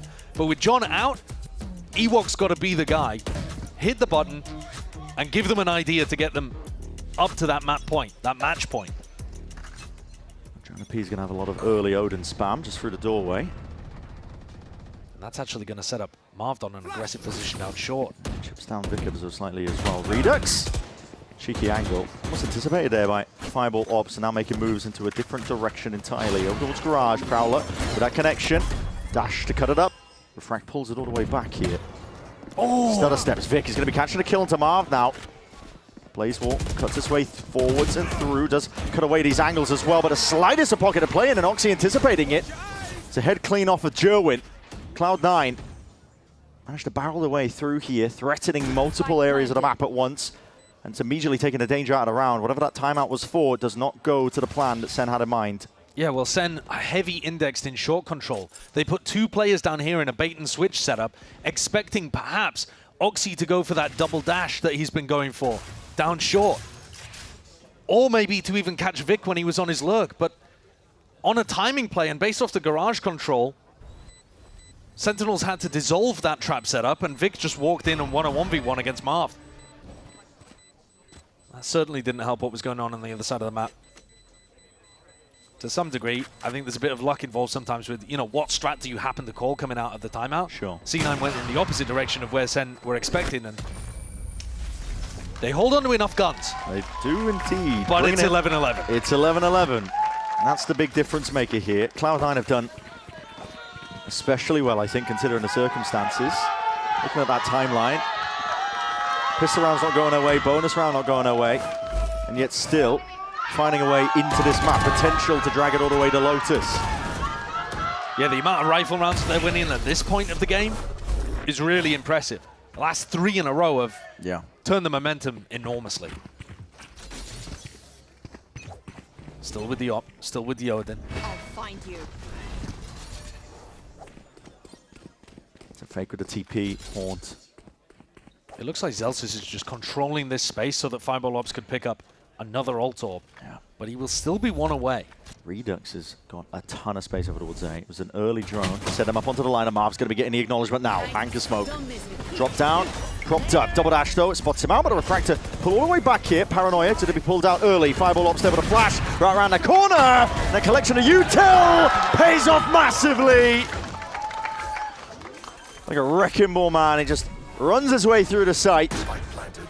Yeah, when they set him up, when he is the player that's involved in this death ball that goes towards the site, if they can get these rounds where SEN don't throw them off with some defensive aggro early, Fireball Ops is really clean on these site execs as a Phoenix. Been winning them a lot of rounds, and he's managed to generate up that Phoenix ult again. Redux is going for it. He's got a Blaze on for the next round anyway. Doesn't really care about throwing this gun away. He wants to do damage. Take it now, but that Haunt just revealing it, and Vic more than ready. Still with that Odin spam. This one have to be saved. A potential final chance, and away. That operator too precious to really throw away a chance. What a string of rounds here that Zelsis and team have been able to put together against his former squad. been incredibly impressive. Yeah, and SEN still struggling to come up with the answer. No charges left. We asked the question, how deep is the playbook in terms of these early round aggro plays? It kind of feels like they've run out, because a lot of the setups right now are more passive, are more defensive. Enemy remaining. All right, boys, keep carrying me. Come on. Jack's 4 and 14 at the bottom of the scoreboard. Not an area that he's used to being in. Like I said, his stats in Tier 2 were monstrously good. It's relatable, though. Oh yeah, that's me in every rank game, man. The Cloud9 are doing it. One more round, and they can drag it all the way. Lotus abound. It is desperation at this point, isn't it? Cuts it up close now. Close quarters for Jonah P. Leaping into the Fredo. It's Fireball Ops, leaving no stone unturned. Off-angle Redux is already there, and he's whipped away at least 2 of the heads. Still to run it back to save the day. Updraft and around. Bladestorm just going wide on it. It's everything being thrown into the maw. An attempt and a play towards it, but they hear that gun exchange, and it points him directly towards where the action is. All down to Jerwin now. Looking to survive, stringing it together, and it's too much for him to overcome. Lotus abound, Cloud9. An insane amount of resilience and grit on display. What a recovery late on Haven. Some brilliant rounds being put together towards the end. Vic, who returns to the roster, goes 20 and 12. And what a surge up the scoreboard for Fireball Ops as well. Late into that second half, ends with 21 kills. Fantastic stuff. We've got a game on our hands, don't we? Don't go anywhere. I know you don't want to miss the conclusion of this.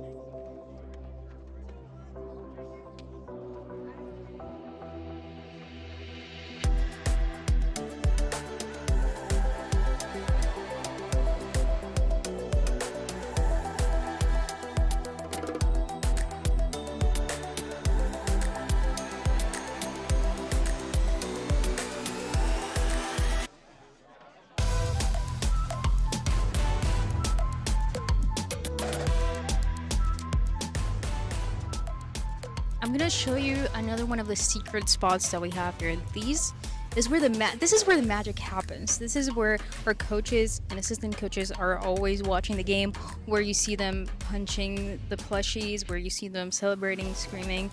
It is pretty much behind where the players are, but it's just this tiny little room. They have a few screens where they can see all the players, and also, you know, get mad, get happy. You get a little bit of everything. You guys know how those coaches go.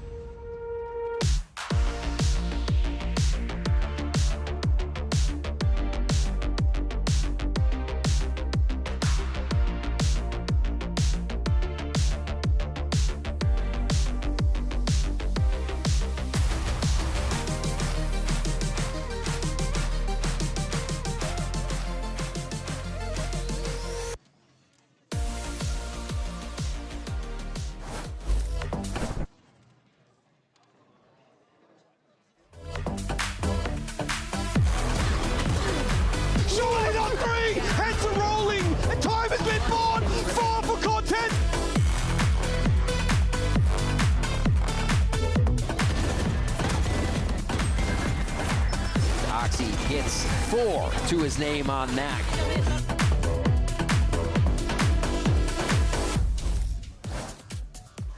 Well, ask and you shall receive. Map 3 is happening. What a way to kick off stage 2. And with a great matchup like this, and C9 managing to force the issue, pushing this series to its final battleground, which will be on, I believe, Lotus later on. So that's going to be exciting to watch here. But of course, folks, with that victory, C9, they showed that they have what it takes. We heard earlier from Coach Imi talk about confidence being the name of the game here. What better way to build that confidence up than not just win, but win from coming back into the lead. You had the lead, lost the lead, bit of a topsy-turvy game. C9 pulled it off. Yeah, exactly what Mel brought up earlier with the goldfish memory and how Imi was saying they need to play like they deserve to be on the stage. They did exactly that. They were able to bounce back from that first series, or that first map, I'm sorry, and they came out on top. Yeah, and I think what better way than to do in a double duelist dive comp. Like, not only was I saying, yeah, this guy's really good at Cypher and Chamber, that was Fireball Ops' first ever game on Phoenix. Wow, really? I wasn't expecting it, but I think they're trying to avoid having that thing happen where we see with other teams like Furia, where they have their IGL on Phoenix. Yeah. And in my opinion, it doesn't really bode well historically. So it's really interesting to see Fireball Ops take more of that duelist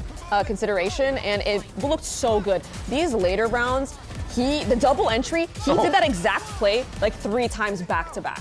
Yeah, he was finding so much value just with the Asian in general.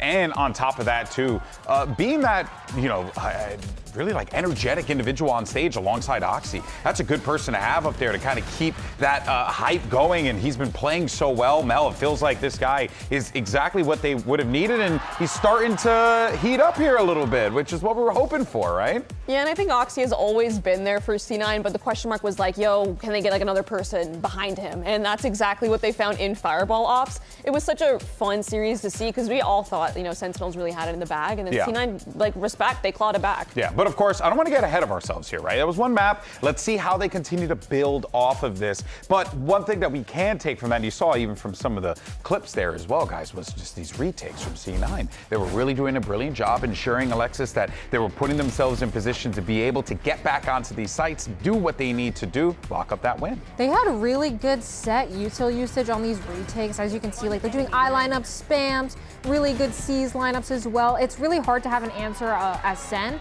and I know they walked into the site for free one round, and then C9 was like, screw the retake, let's just flood, because they thought, you know, SEN would maybe have an answer for it, and they didn't. Yeah, like, this such coordinated util, and once they baited Sentinels into that feeling of, hey, we're playing retake, this is the round they play immediately after. They're playing flood, they're getting onto the site quickly, and it's so disorienting to play as Sentinels when you're trying to get a read of what the defense is doing. Yeah, one thing that Sideshow was calling for in the cast, he wanted to see Sentinels change things up, maybe put Jerwin in a bit more aggressive positions. That was happening in the early goings, and we were seeing some good success with that, but then, you know, they kind of regressed, and they went back, Mel, to just things that they felt like were going to work for them, comfort, where they could just kind of zone out the map and figure out where the pushes were going to come from. But at that point, it seems like the pace from C9, it was too late. Especially on the C site, I swear, Fireball was getting double entries every round towards the end of the half. And I think, honestly, the fade util from Jack was great. Like, Jack wasn't topping the scoreboards by any means, but I swear his haunt was getting scans in garage. It was clearing backside. And it's such an annoying thing to deal with on the defense when you're dealing with the jet dashing in and then there's Phoenix flashing in your face. It's impossible to deal with, so well played. Yeah, I know. Jack's saying, carry me, guys. That's me in ranked all the time. So, hey, I feel that, He's Papa. so real for that, You know, I'm sorry. I respect it. I respect it. All right, but let's go ahead and set things up here. Let's get ready for map 3 and where we're going next, because the pressure is on. We're taking a trip to Lotus, another 3-site map here, Alexis. And after how things played out on Haven, you know, you got to be feeling pretty good for Cloud9, but I think we're going to be walking into a potential, you know, slugfest here between these two teams. Yeah, absolutely. I mean, C9 had 2 role swaps, and they looked the most comfortable that they've looked so far in the series. So I'm curious to see, like, are they going to do another double duelist, put Fireball Ops on a different role, or are they going to go back to their normal everyday comps? That's the question on my mind as well. It seems like they do play better when they put him on the double duelist. The only thing that's sticking out to me is Fireball Ops is relatively inexperienced on these double duelists. We really see him thrive in Tier 2 on the Senti, so can they replicate that success again? Yeah, it does feel like the plan might just be, okay, Fireball, go kill, figure it out. Like, hey, and that might work out for him, right? Give him the least amount of stress, funny enough. Just have him do the thing that he's good at, you know, click heads, and then focus on that. It seems like that is probably the plan of attack here for them, and so far it is working, but there's so much more that needs to be done from C9 in this Lotus game, and how does Sentinels bounce back as well? Yeah, absolutely. They kind of have to adopt that goldfish memory as well.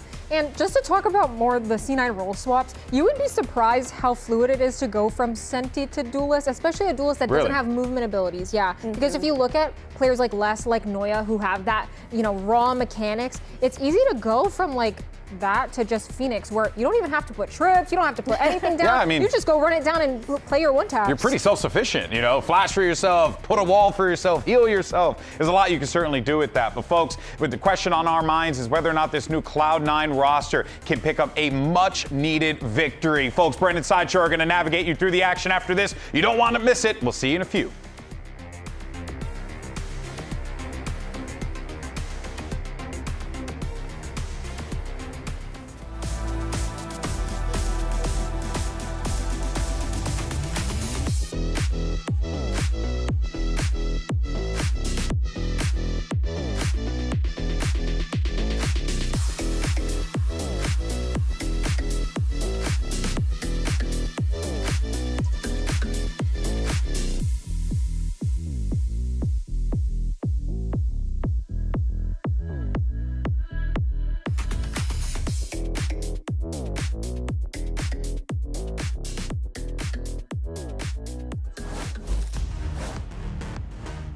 Well, let's get to it then. It is map 3 up for grabs, and it's Lotus going to be the staging ground between these two teams. I got to say, a lot of resilience on display by Cloud9. They managed to overcome a lot of the odds against them, despite the fact that SEN were taken away. Pistol rounds, a bonus conversion in the midst of it. We are going to map 3. It's a great point, but I think, again, you have to set the context, though. Sure. It's great resilience from Sentinels to be playing without their IGL, without one of their most experienced players who's been there all the time for this squad. And they are still pushing C9, even on the map that C9 won, to the limit. It looked like Sentinels were going to run away with that 2-0, to be honest with you. And now we go to Lotus, which, funnily enough, is a map that neither of these teams have won on this year in VCT. Both teams 0-2 on Lotus throughout Stage 1, didn't play it in kickoff. So for one of these teams, they're going to be able to pick up that first win on the map. Sentinels, from what I was looking at, did look a little more competent on this map when they played it. They were playing against tough competition, people like NRG, G2, those kind of teams. Sure. Because it was a tough group that SEN had in Stage 1. So we'll see if any of that translates, whether they've got new compositions, new ideas, all of that good stuff that you expect when teams are debuting at the start of a new stage. I mean, it's been about 2 months, right? So it's been a long time. You'd expect these teams to have improvements being made, especially on maps where they weren't as strong as in the past. I mean, both of these teams, I think, lucked out a little bit, I think, as well, with the map rule changes. Yes, both of these squads were banning Pearl and Fracture. Yeah. What have we lost? Pearl and Fracture. So there you go. So it's Big pretty winners. fantastic. I mean, they were able, we don't 100% know, because again, it's the beginning of the stage, but I think they were target banning in this game, both of them, against their opponents. Yeah. They managed to ban maps that they weren't that great on and their opponents were good at. So who knows if either of these squads are going to have a perma, or maybe they'll grow into one as they figure out their map pools a little more. We'll see. From matches. Impromptu head-to-head between, well, IGL versus Vocal Player. Yes. I mean, I'm not going to call Jonah P the IGL. Stand-in IGL for today. I'm not 100% how things are working. He's normally very, very good at the communication, even regardless when John's in. So, okay, Lotus though. Loading into the map now, we see the compositions. Guess what? Pretty standard stuff. Yes, very standard stuff. Yeah. But even that in itself is a little bit moving away from the norm, because both of these teams were down to experiment on lots of different maps. We've seen them run double duelist before, for example, on Lotus at various points. So going to what is pretty much considered the best composition that you can run here, the Viper with the Vice, with the Fade. And we've seen the Marved Viper work up some astonishing lurks on this map before. He's devious. He really is. Don't give him the space. He'll take over without you realizing. And we get to see Fireball Ops on the Viper too. He looked super competent on the Phoenix, but it's not really very popular here on Lotus. Not a map where you can run that pick. Getting the ready checks abound here to see if we can get into the action. It will be a real test here for both of these teams. Obviously, caveat being added that we've been talking about with Marv filling in on the roster, but I see it, the exchange of fist bumps, that makes me a happy man because it means we will be getting into the pistol. And the pistols have been the domain of Sentinels today. Oh, yeah. C9 would love to be able to take one away on the decider map. Zelsis has been talking about how this is the one he wants. There it is. What did he say? He would give up the other 4 games? Happy to lose all of them as long as he can beat out Sentinels. Well, they dragged it to the 3rd and final map in this series here. Hell of an opener for stage 2 for these 2 teams. Ball's going to open up nice and early here. Puts a bit of fear into the minds of Sentinels.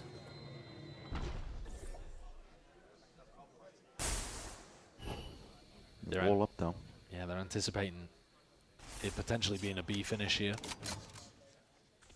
Putting Zelsis on A. More than other Vice players, I think. Likes to move his setup around from C to A. There's a lot of noise being made here. The Vice Util is going to be stalling out Sentinels, waiting for the timing though, and they do coordinate well, at least stepping up and over towards the wall. Zelsis, couple of pot shots. He'll be playing his way all the way back here. Order Util are going to be deaded in the process, but all that space regained by Cloud9. They've cleared out Rubble entirely now, and now looking to make the move over towards Door. Flip of the switch. Prowler going to be leading the charge on top of it. Backside positions though.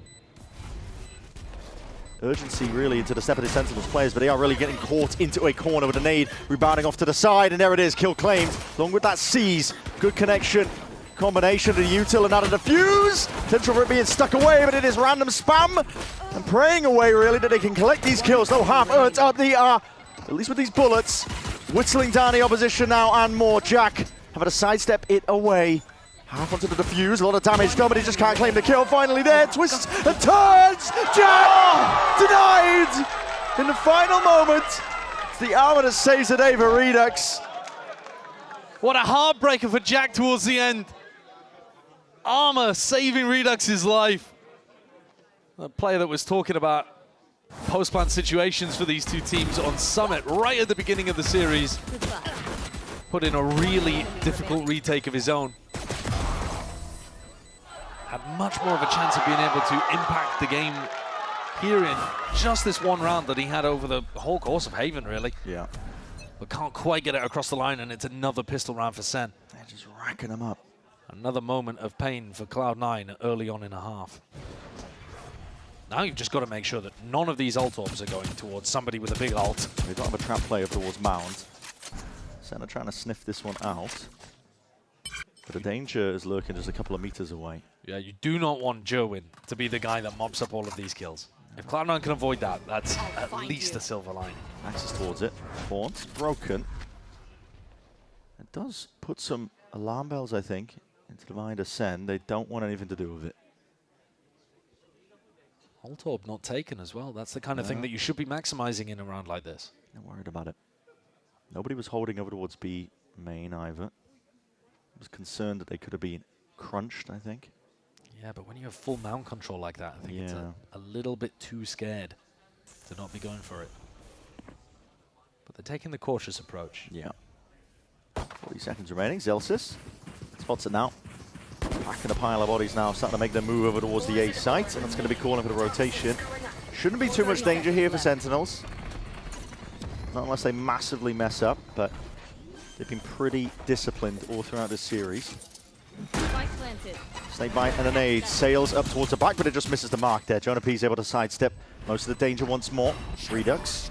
Smoke's going to be offloaded, revealing a couple of these players, and that swing will be punished. Redux, it's bullet straight to the dome. Jack takes him out. It's a gun for Oxy. It is. It's a Bulldog picked up, and now they're playing these players all the way in. Hold on. Finding their way all the way forwards. Paranoia. It's a great connection. Lining up the remaining of these Sen players, and with that gun in hand, Oxy taking over now. Prowler spotting it out. German can't quite get anything online, and it's up to Marv now, just with that classic to ward and triggered over anyway. This is all Cloud9. What a way to get back into things. Who needs a pistol round? Not C9, just come back in. The swarm of classics. They have not been buying into these rounds either. Once they lose the pistol, They are full ecoing, and this is a full Thrifty round that they win. Redux just handed over the bulldog of his death there, but anticipated there would just be one player out into heaven, I think, from the Haunt. Yeah. Yeah, wasn't expecting to swing into the Horde. And I was talking about silver linings being Sentinels not building up towards an ultimate. Yeah, how about a round win? Moxie, high ground, hold on. Walls overlapping, crisscrossed up. Trying to use his crouch here just to play over the top. Players right in front of him, though. Could be an opportunity to farm up a couple of kills, but he is caught into the corner now with that nade. Satchel, trying to skip his way across. The bullet tag, slow to a crawl. Will be paying for it with his life. Oh, trying to peek. Hello. What's going on there? Slipped his way through. Absolutely bizarre scenes. Jonah B trying to like no clip into the wall? Don't know. It's just. He may have been pushed there by the Vice wall.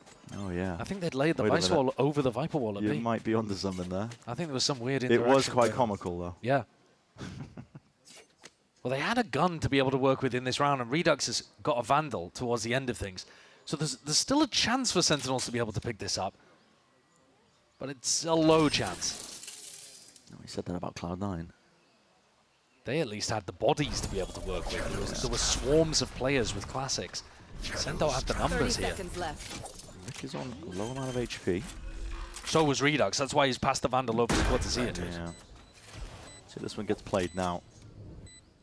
Probably some risks in the mind of SEN. They're splitting up for now. Util was saved. Going to be deaded off now. Time ticking. They're taking their time. They're bleeding a little bit too much time off the clock, to be honest with you. Sentinels now are really being put into a prime position to potentially win and take this one away, because it's about to start getting rapidly, the beeps getting more and more urgent. And Reed is just playing his timing, takes the timing, it's picture perfect! Snake bite vulnerable up! Like a dagger to the back, that one's gonna hurt. Too much caution from Cloud9, and SEN steal the round away. C9 took so long getting into position for the retake, they realized the time had essentially run out for them, and they just had to run forwards, giving all of the sound cues. What did happen there? He's playing Mecha Chameleon. He's just blending into the corner. That's what he's trying to do.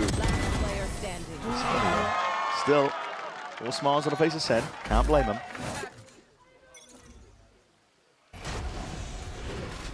On that position there from Cortesia, he's looking to see if he can pre-aim. Defensive haunt that might get thrown out, but... Oh, and what a weird buy it is from Cloud9 now. Yeah. They've got 2 players with classics and 3 with rifles. Because this economy has not been stable for either squad. 2 of the players with rifles holding over towards that C mount control, but one section of B. Trying to bait out the wall. It's a successful operation. That puts a bit of fear of God into Oxy, because at any point this door could be tapped. It's good. Going to be pushing them all the way back here. Sidestepping a lot of this util. Fireball Ops. Trying to take that peek here, but he doesn't really have the weapon at hand. This is Joe now taking a lot of space off the back of it. Still, it's a good paranoia. Vic there. Rifle in play. Oxy. Waits it out, waits it out, waits it out! Oh! Unfortunate tidings. Instant snap back. It's good from the Professor. Celsius. Bait and switch play, just trying to play this one late in through main, but now reveals his hand. And now surely should be curtains. Cortesia though, now he's going to be pressed into a 1v2. Suddenly turns his way and around. The damage being done though, surely not. Vic lowers anything. Single bullet will do him in! But the positioning and the movement, just a little bit better. Vic's impact has been massive returning to the Tier 1 stage for Cloud9. He wins a critical round there in a 1v1. Luring Cortesia out into the open and being able to finish him off. It's massive. This skill as well. The whole time he's on 45 HP. I mean, one shot to the chest. Yeah, and he's basically takes him out. One to the chest and one to the toe, and he'd be done. 8-2 right now. And nobody able to get a string of rounds in a row whatsoever. Can Cloud9 be the first? SEN might have something to say about it, especially with the ults they built up. Yeah, they're forcing up as well.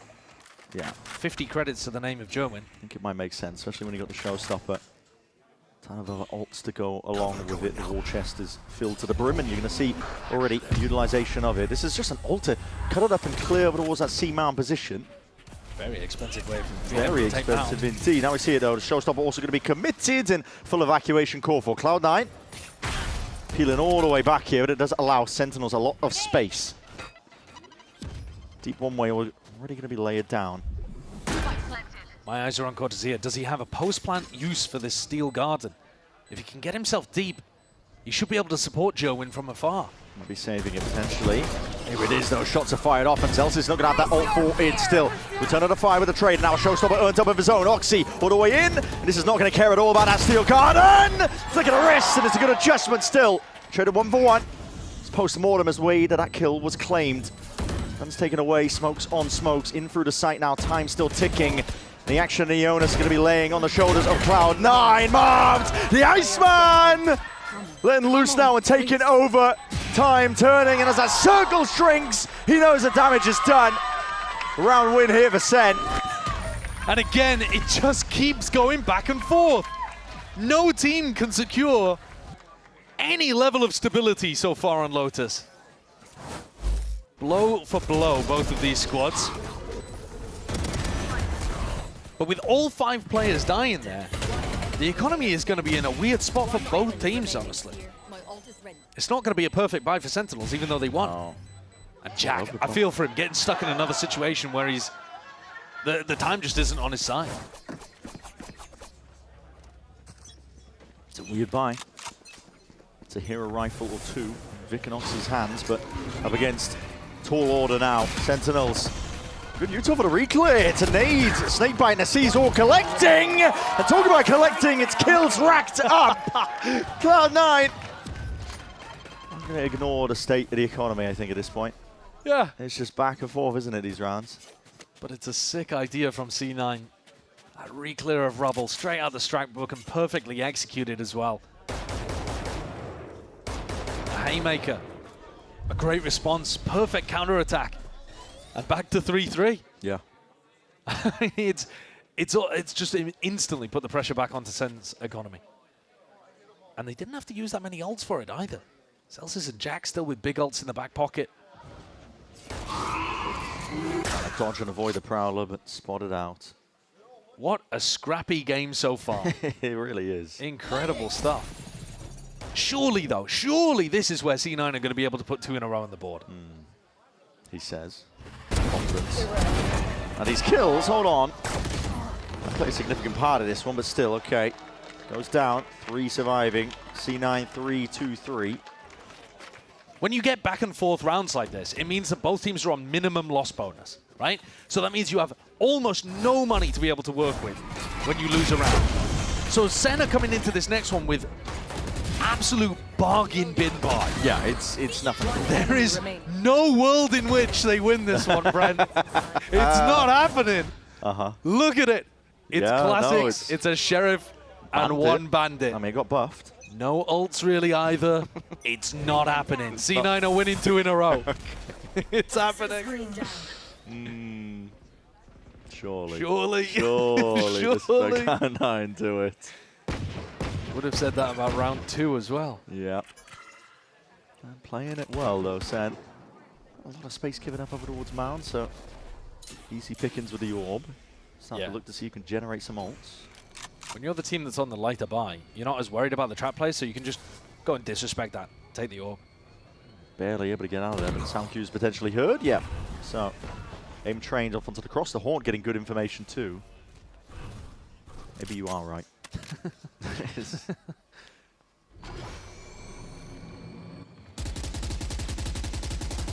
holding down towards the Paranoia. Nice spray of the bullets though. That Paranoia is going to be good for it. Double dash forwards, blind as anything. Sharp shooting. Vic. 1 enemy remaining. Walking onto heads here. This guy's like a Terminator, man. Don't stop him. He said he was excited to be back in Tier 1. Learn a bit from his journeys down in Tier 2 as well. Yeah. Returning back to the squad that he decided to leave. He said it himself as well, I think, that he sees it as a moment of redemption, I think, as well, to do what's right by Cloud9, because he was saying he was feeling bad about leaving them. He did put them in a very difficult spot at the end of stage 1. Yeah, he definitely did leave them in the lurch. But if he's going to come back and put on big performances in map 2 and 3 and take him to an early win in stage 2, then I think all could be forgiven. Yeah. It's in the past. Don't worry about it, Vic. Yeah. Just don't leave us again. It's all good. Next week. No, don't say it. Don't say it. It's all right. Marv did step in at that point, wouldn't he? What? Well, I mean, he's a traveling mercenary at this point. Although I think he's more attached to. I mean, that was Demon 1 in stage 1. It was, yeah. Going around. Yeah. All right, timeout here for SEN. You're seeing Redux's stats across stage 1 on your screen right now. He's a player that has been rotating his role around a ton. They've not really built the comps and strats around him. I like the idea of what they were going for on Haven, but the strat book didn't really seem deep enough to be able to put Redux in all the best positions possible on the defense side. Now he's back onto the Omen. He says he's very comfortable on a ton of these type of roles. But can Sentinels find what is needed here to be able to run uphill against the ult economy now? Yeah. Because now it's not really about guns anymore, it's about the ult. You're exactly right. Still a tall order for them. The ults are online, largely pretty much for Cloud9. Just missing a 1. You're seeing a level of aggression here. Deep walk up into that B main control. It's a bait and switch setup. Oxy's there to absorb up a lot of this utility. He's going to be peeling all the way back and hoping that they overchase, but Vic just got absolutely deleted. Yeah, where's he gone? Well, he was opening the door. Yeah, looking to see if they can bait that aggression. But yeah, with Vic going down, it does complicate things, doesn't it? He's 11 and 3. I think he just thought he's got a hot hand. He's willing to take the fight. But he got sat down there. The C site is going to be really, really difficult to get through. You've got a Vice Wall to help Fireball Ops play inside the Viper's Pit. It's tough. I think this has got to be a round where you're looking for a mid-round walk back into A. Perhaps Cortesia could fake. Ooh. The Haunt. Half-hearted is the clearance, and it is a fake here with a Steel Garden. Overlapped on either side. This is an attempt to try and push them back and away, but it's into the hands of Oxy now. How do they play this one? Guns ripped away. In danger now. Oxy's trying to make the most of this one. Now it's clean. Doesn't expel all the bullets. Resets his aim in time, sidestepping a lot of this going his way, and it's long range of the util. Nightfall being sent flying forwards, anything to see if they can bail him out. He has to be the player, gets one more for his trouble. Celsius played in off the back of it. It's Jonah P cleaned up and traded now, and that spike has been dropped down potentially into his lap. Snakebite though, potentially good. No, there's a slight corner and a pocket of playing, but it gives a bit of breathing room enough to reclaim space and positioning over towards this spike. Tucking around the corner, it's up to Cortesia. Can you deliver? Can you defend? Pushing him back and away. Very wide face. Jack there instantly with the trade, and now Pit. Lay it down. All up to Marv. 1v2. Circling around. It's a guessing game. He's going to let that Pit drop down and expire. Keep them guessing as to where he could be playing.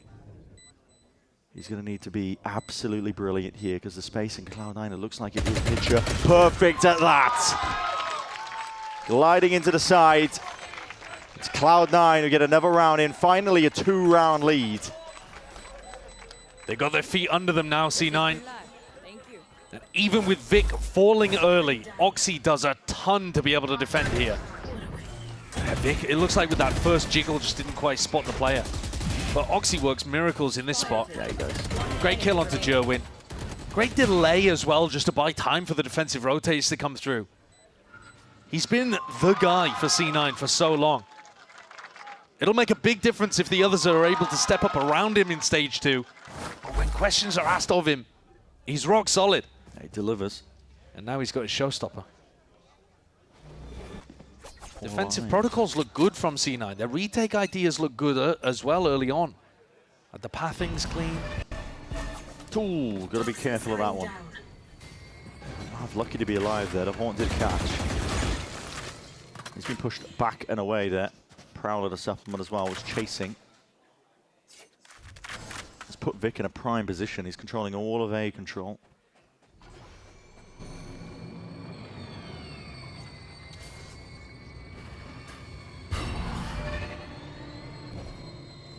See that slowly gearing up over towards this B side. Looks to be the goal, at least to pull some of the util out initially.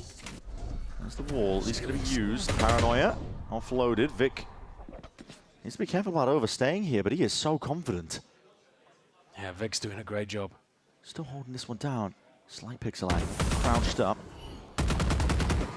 Spray of bullets here. Narrowly avoiding a lot of the util going his way. Finally, just has to give up this position. But the hit is coming over towards C. It's so brave that he's got so much info. Yeah. No one's budged off the C site. And Oxy is here with Showstopper. 30 seconds remaining. SEN are going to have no luck here. Oxy, Showstopper in hand, and now looking to put a stop to the round entirely. Straight to the skybox with that one. Zelsis, unaware the corner that was just occupied by Redux, but it might matter. Or it might not at the end of the day here. Redux has got a lot to do from this position. 15 seconds remaining. Hold on, He's got the time. Yeah, that's his ult now. Only just. Only just. Pulls it back from the brink here in this deep position of Jonah P. Could have been a critical kill, but Jack stays alive. Plant down. In a prime position here, 2v4 to play around. Everything to do from this spot. Jonah P. ISO'd, but still collecting the kills and brings it now into the 1v1. The damage has been done. And somehow from the brink, somehow, Sentinels in the right place at the right time. Redux of the 3-piece. Quick thinking all around.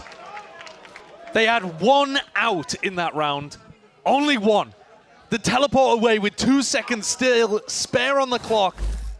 Redux puts the plant down and they had to play for a kill. They've got to. And Jonah just holds this angle beautifully. It's so good by SEN.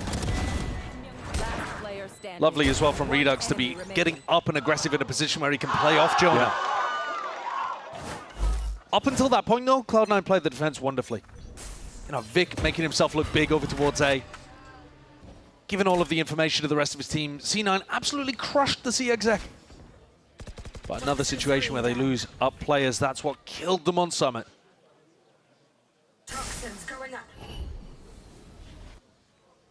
Guessing game with this wall up, but just spotting contact, Vic. Seeing it, signs alive. It's such a gamble. Still holding the angle down. Takes the timing there, rattles off a couple of bullets. Those wobbles of the Viper wall are client side, so you never are really sure what your opponent's seeing, what you're seeing.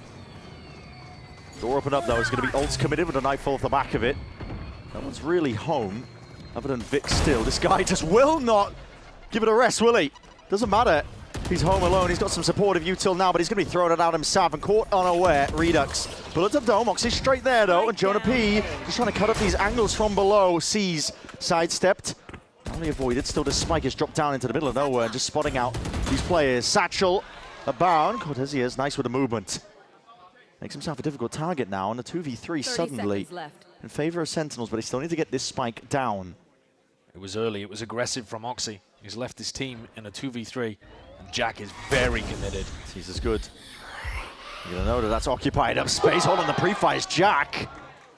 Lighting them up. They still don't have this spike left. There's 12 seconds remaining, and Sentinels just can't find a way back in. Cortez he's grabbed hold of it at least. The spike is down. He's bought himself at least a chance, a win con, but he is being assailed from multiple directions. It's Cloud9 that weathered a storm and find a way through it regardless. When the pressure is on, map 1, they crumbled. But here in map 2 and map 3, C9 have been resilient. They've had a backbone to them. It's impressive to see. This looked like another one of those rounds where they got themselves into a difficult position, but it's actually the spike just being lost in no man's land that ended up being the perfect thing for C9 to play around. Are those words of encouragement? I don't know. I mean, Vic has a lot to say. Yeah. I don't know what Vic was spitting there. But they've see that. They've killed the economy for Sentinels. Yeah. The timer paused here, so was this last timeout now for SEN? Yeah, double timeout being used in the first half of Lotus. They're really being pressed into a hard spot here. I think SEN have done incredibly well considering all the circumstances. We've been talking about it. Yeah. The viewers at home aren't blind either. You can see it. John QT's not playing for them, so they've done incredibly well despite these circumstances. Yeah, if you're a SEN fan, you're taking this as a bit of a freebie, this opening game. It's an exhibition match. Yeah, you don't know exactly what your true level of the team is going to be. You just know that it's going to be some level of improvement above what you're watching today. But I think, you know, you can still have an idea about player form. You can still have an idea about what the coach's ideas look like on certain certain maps, the comps that they're going to be looking to play, that kind of idea. Here, though, it does look like C9 are grinding out the rounds that matter. The early beginning to Lotus could have gone in any direction, but it was C9 that got their feet under them first. And it is C9 that are winning the crucial rounds to knock Sen's economy down. And it is C9 that have been able to preserve those 2 tack timeouts. Yeah. Whereas Ewoks had his last chance there, of his own volition at least, to go and have a chat with the team. Sen, no chance to catch your breath. Outlaw in the hands of Oxy.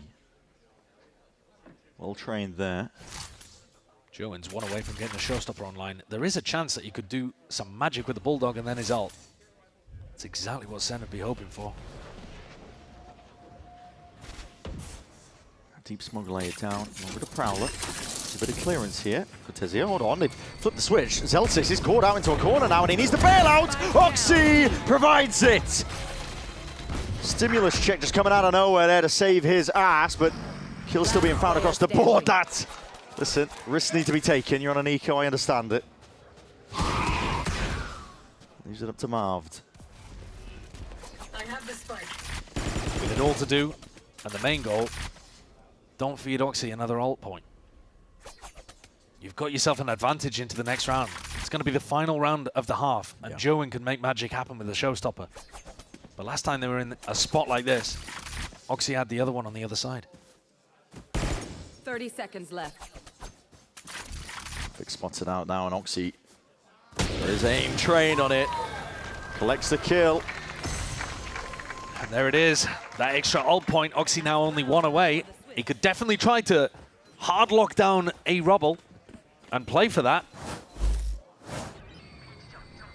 Look at this, it's actually Zelsis, I believe, who tapped the door. Okay. So it wasn't the attackers going for that B default trying to clear Mound. I think it was Zelsis deliberately opening it so that Oxy could get that sightline. Nice! Hey! Good shit, friend. Yeah, I'm just so happy to invite the pressure onto him, but all good. And it is going to be that Rubble clearance that I was talking about. Here we go. They're going to try to hard fight here over A. Clear some space for Oxy to grab that orb. Jowen has a showstopper. It's going to be played on watch now. It's going to be offloaded. Sends it flying forwards. Oxy does his best to try and avoid most of that one, but like a clay pigeon, decimated in the air. Nade rebound to the Paranoia. Line it up. Pushed into a corner. Fireball Ops can only do so much from this spot. Vic, hold on. Bails him all the way out, but the damage surely done. Low as anything. And Redux is right there. Tip tapping away Zelsis. Last round and a half, might as well use it. Ult's expended and a perfect peek off the back of it. Brings it to that 1v1. Redux has got to be good for this one. Sen need it. There's got a lot of util to play around here. Make his mark known. Deep TP up towards heaven. Zelsis unaware of it. 7-5, that'll be the half. And Sentinels, you can see, out of their seats, smiles on their faces. Yeah, because the read was correct. Great idea here, knowing that Oxy would look to try to play for that ult. Jowen's there, ready for the punish. He gets a critical kill. Oxy forced up, Marv cleans him. And then Redux wins the 1v1 towards the end. Come on, Jordan, what's up? Sentinels are winning every pistol round. And if they get another, they could easily be drawing 7-7 here on a crucial map 3.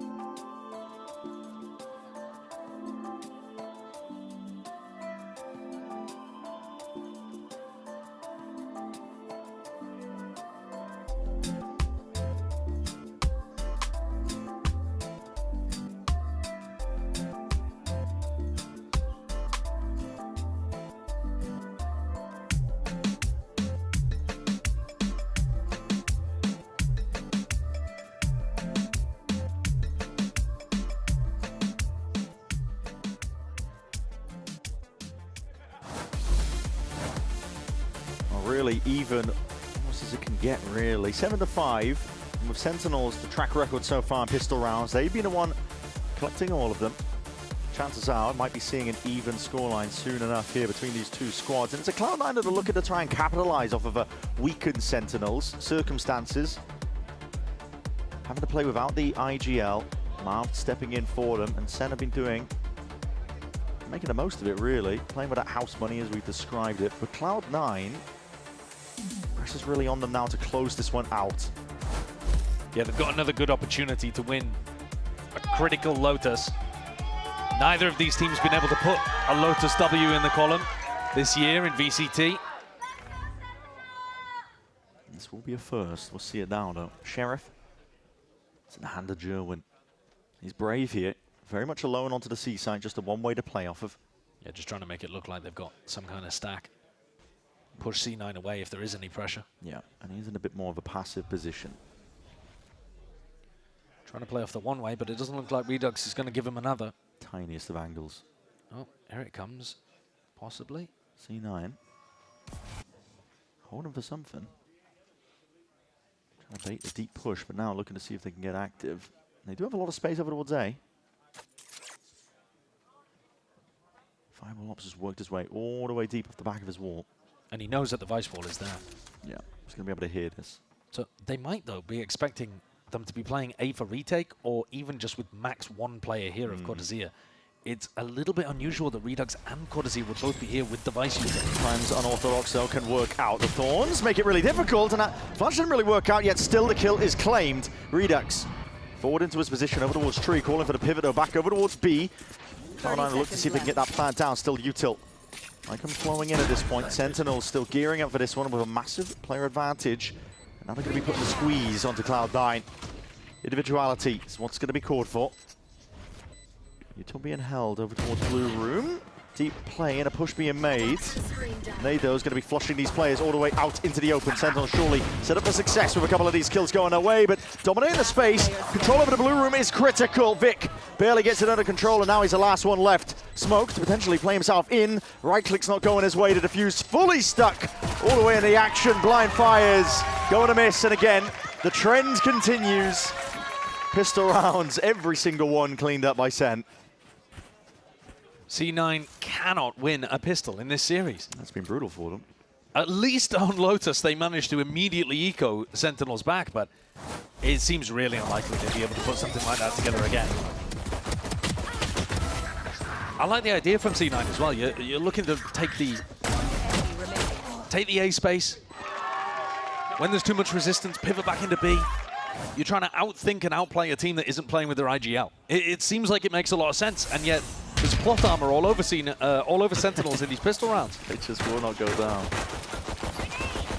All right, this is throwing the absolute kitchen sink over towards C and seeing what can stick. DTP from Vic is immediately going to be cleaned up from that one. Util went both ways. Enough of it as well that Sentinels were able to just slam the door shut. 3 players waiting in the wings. They're going to take a time and just drifting straight past that one. That is clean as anything. One away now from the ult. It's a big one from SEN. Yeah, it's a disaster. You do not want to be feeding a steel garden one away from being online on a defensive bonus. It couldn't get worse. They walk into Cortezia, who to his credit is willing to take the fight, willing to take those aggro angles. Oh my god. This Bulldog is skin trailer. He's just in disbelief. It begins. Yeah, it's not the most ideal start to the second half. As you mentioned, aiming towards the top just in case the horn is landing there. A lot of space over towards that mound control. Sentinels not making a play to build up the ult. Onto Cortezia, they're happy to just allow him to play his setup over towards the A site. Yeah, if he catches one as C9 go for the entry, then the steel garden in the back pocket might come through. But otherwise, this round is going to center around that mound control. Where are you? It's all there for SEN. It's really passive from C9 as well. Yeah. That deep B main control, but they're now looking to dissipate a bit back. Double TPs, fakes on fakes, but Joe's still holding on to a lot of this control. Looking to potentially concede it now, though. It's very jump spot. It's very similar to what they did on the pistol round, and that's why Sen are already getting the read. Joewin is so brave. Yeah. But he never really got pressured. Yeah. And he's informing a double rotate. There are now 3 sight anchors on A with the Vice Wall, with the Thorns. Good luck. That's all I'm going to say. And if the B pivot comes through, Jonah P's tucked into this angle. There it is. Wall's going to be cutting this one up. That's missed time. That's going to be players separated away from this one. Nade going to be dropped down towards their feet. Sees a little bit delayed at that. Sen swarming out of possible positions and making sure to clean up and dissect these players away. Sharp shooting from Marved. And here it is into the bitter end. There's 12 seconds remaining. It's all or nothing. Jack not going to be caught out by that Seas. Managed to slip his way back and away. Plant down. Nade though. Oh my. Just has to commit towards the plant just to buy that possible win con. Now Vic in a 1v2. What can he do? Circling his way around. It's all Sentinels. The defensive setup far too strong for C9 to crack. Joewin, massive control over towards Mound. He's made it way too easy for Sen. That is way too passive. You're completely right. C9 at no point actually tried to take Mound control. They just sat outside Mound. Nice, baby.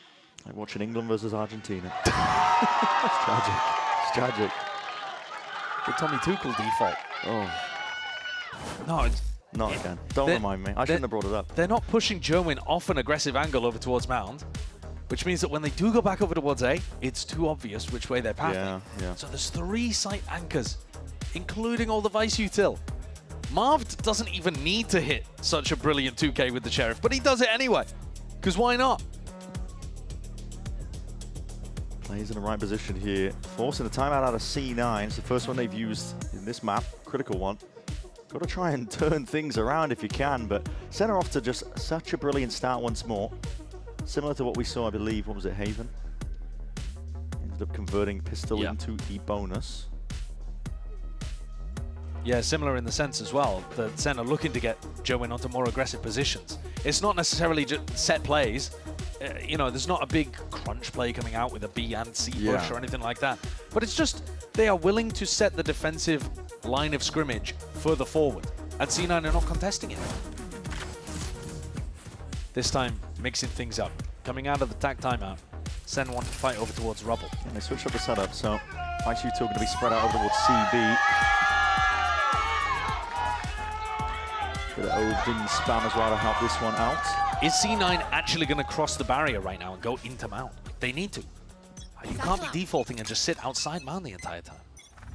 Pre-aiming some of that util here. Satchel, lay it down. Nade sails over towards the back. Now you're going to be hearing an abundance of util. Yeah, that calls for the right reaction. Cloud9, they are moving towards this C site. Okay, this is better. This now means that they can go and trigger the wall, bait things out. Oh, they're just going in. He's got a Steel Guardian and an Odin to boot. Hold on. Satchel movement's going a bit of miss. Odin peeling all the way back. To be honest, they might have caught Cortesia there. Yeah. If they committed to it, if Oxy's movement had been a bit better. He's not expecting it, was he? Very much all in. Only got a pause now, though. Gearing up to see if a couple of these kills can go their way. Oxy gets to 1. Now evacuation. Sidestepping that one. The Steel Guardian doesn't quite reach far enough, so guns are still intact now for Cloud9. Moving forwards onto this pixel angle. Damage done, no. Doubled up. Now Haunt dealt with. Broken into pieces. 3v3 still. Onto that retake. Big now that forward approach. Cuts it up close. Waiting for the signs of life, a bit of Odin spam. Cortesia is looking to see if he can put the hurt onto them. It's a lovely kill. Good return of the fire though, and a great trade at that fireball. Oh, still down to it now to 1v1. Oxy just spots the top of it. And that's more than a haircut, more than Cortesia bargained for. Lovely work by Oxy. C9 go forwards, take control, grab control of the round themselves. And Oxy cleans up with a 4K. Again, working magic. Gets that entry over towards Waterfall. Sits actually in quite a passive position in the post plant as well. Lets the rest of his team take the contact and die to Redux, but he mops up at the end. But from Cloud9's perspective, they have to do that more than just once. And they have to do it sometimes where they don't hit into C. Okay, so again, similar level of open, but this time, nobody as yet dips a toe into Mount. No. Are they going to? Yes, they do walk forwards this time. Looking to try to pick up the ult orb. Worried about the trap play. My ult's ready. SEN have also dropped off from defending Mound as aggressively. They're now trying to play anchor positions with the op on Joen. Trying to bait potentially the overextension. Jonah P. It's close here. That ult does need to be dealt with. Potential information gathered. Yeah, I Too think sure how much Vic saw? I think they saw the operator there. Yeah, they're gone. And they're gone. They want nothing to do with it. These are positions, though, in the past where we've seen C9 run up into a stack on A. This time there's only one player home.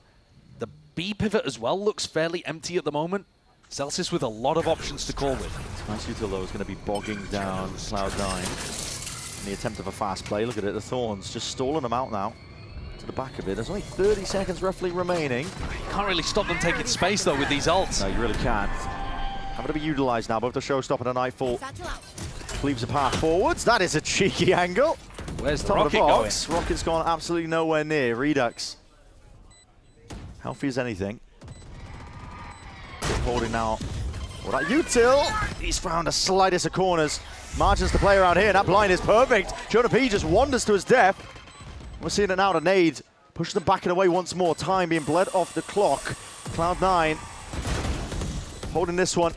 Tooth for nail up towards that heaven angle. The one way back online as well. That's going to be calling it here for SEN.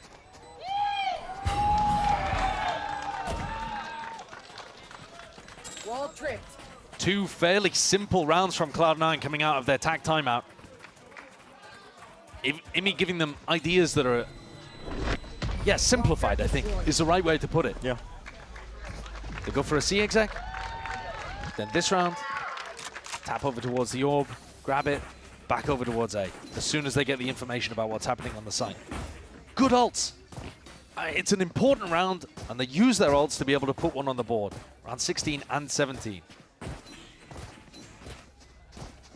But now it's going to be more of an uphill battle, because they don't have any of those available. And SEN have been giving them Mound control. We haven't seen a Mound fight, which is a little bit strange. SEN made their own adjustment to tuck in and play a little bit more passive.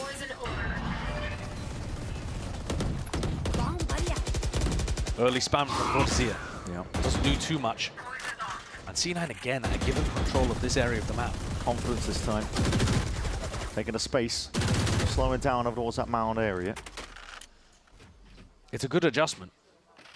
You do have to be concerned about this one, though. Operator held. There's a passive angle from Jerwin. Not pressed up deep here, just holding for the inevitable peak if there are players over towards C-Mound. Yeah, holding a paranoia is a really unusual way of doing it. They're expecting some kind of refight.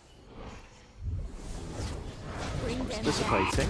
There's danger here. Jonah P just catches the contact there with a Prowler. Gets it loose now. Boombox. That's going to be spotted. So tight to the corner is Oxy still. It's going to be destroying a bit of the util in the process. They don't bait the wall. No. And so even though they go and take Mound, they haven't put that much pressure onto C. And there's a 3-player stack on A. The spike's finishing B, though. This is all going to be on Cortesia. Let's see what he can do. All the way back here with the Odin spam in his hands. Potential now to do some serious damage into the corner. He knows the angles well. Going for the right timing onto this one. The plant slightly ajar. Jack's going to be holding his breath there in that position and spot like that. Still with a hail of the bullets. Nade on top of it. Barely alive. Lucky as a result of it. Wide swing in the face now with a paranoia. It's perfect to try and set this one up, but it goes both ways. Util to try and cut out. Send from the pitcher. And away from this retake, still gearing up, comes down to the trades at this point. And they're just collided up together here. Still, Sentinels, they have their ins down as that 2v2. Sharp shooting. Jonah P. Sidestep most of this one now. Ticking away is the spike. Fireball Ops needs to be dragged out into the open here. Slight tab with a fade away. Bullets raining down, just not working out in the Professor's favor. There's a shrug of the shoulders there from Fireball Hops towards the end as he backpedals and hits a fadeaway headshot. He's gone from top of the scoreboard to bottom of the scoreboard with that agent swap on map 2 to map 3. But he's coming up big when they need him to in a 1v1 here. Take a look at it from his perspective. It is an unusual one. Vic and Zelsis popping off at each other towards the end of some of these critical rounds. Jerwin's traded the op for the ult. You're seeing it now, the Lost One is really kicking in. Hold on, showstopper, that's gone wide. Straight into the back wall, still need to deal with this player. What is that? Bullet to the dome. Just about connects. Magnetic is the aim, and Redux looking to snap back away from the C's, but he commits now into the smoke. First gives him a bit of cover and away. The Prowler chasing down at the heels, needs to defend in time. Bullets through the walls, there's the slightest of dings, but no kills claimed. This is carnage occurring, and it plays directly to Cortesia's hands. Just the top. Barely an angle to be seen. What a pacey round. And you're right that it favored Sentinels in the midst of all of that. Some wild stuff going on. And Joe absolutely misses that ultimate, but this shot, absurd. While he's moving, manages to control the rifle in the midst of it. And the aggro play, that 1-2 combo from those duelist-esque players of Joe and Redux, comes through to put an important one on the board and stop that momentum. 3 in a row for Cloud9 and the streak is broken. Yeah, it's inspiring stuff from SEN. Holding on, but still, okay, early damage being done with a kill there. Cortesia, no setup, but all the play around. Redux matters into his own hands now. He's going to have to be the playmaker. Twists and turns! Oh my God! Spilling it out entirely for this opposition. C9, wondering where the hell has he gone? Thorn in their sides and still active, still kicking. Marv spotted out. Yuto going to be laid down at his feet, but he's bought time now for the rest of the pack to arrive. Oxy, bullet straight to the dome to answer that one back.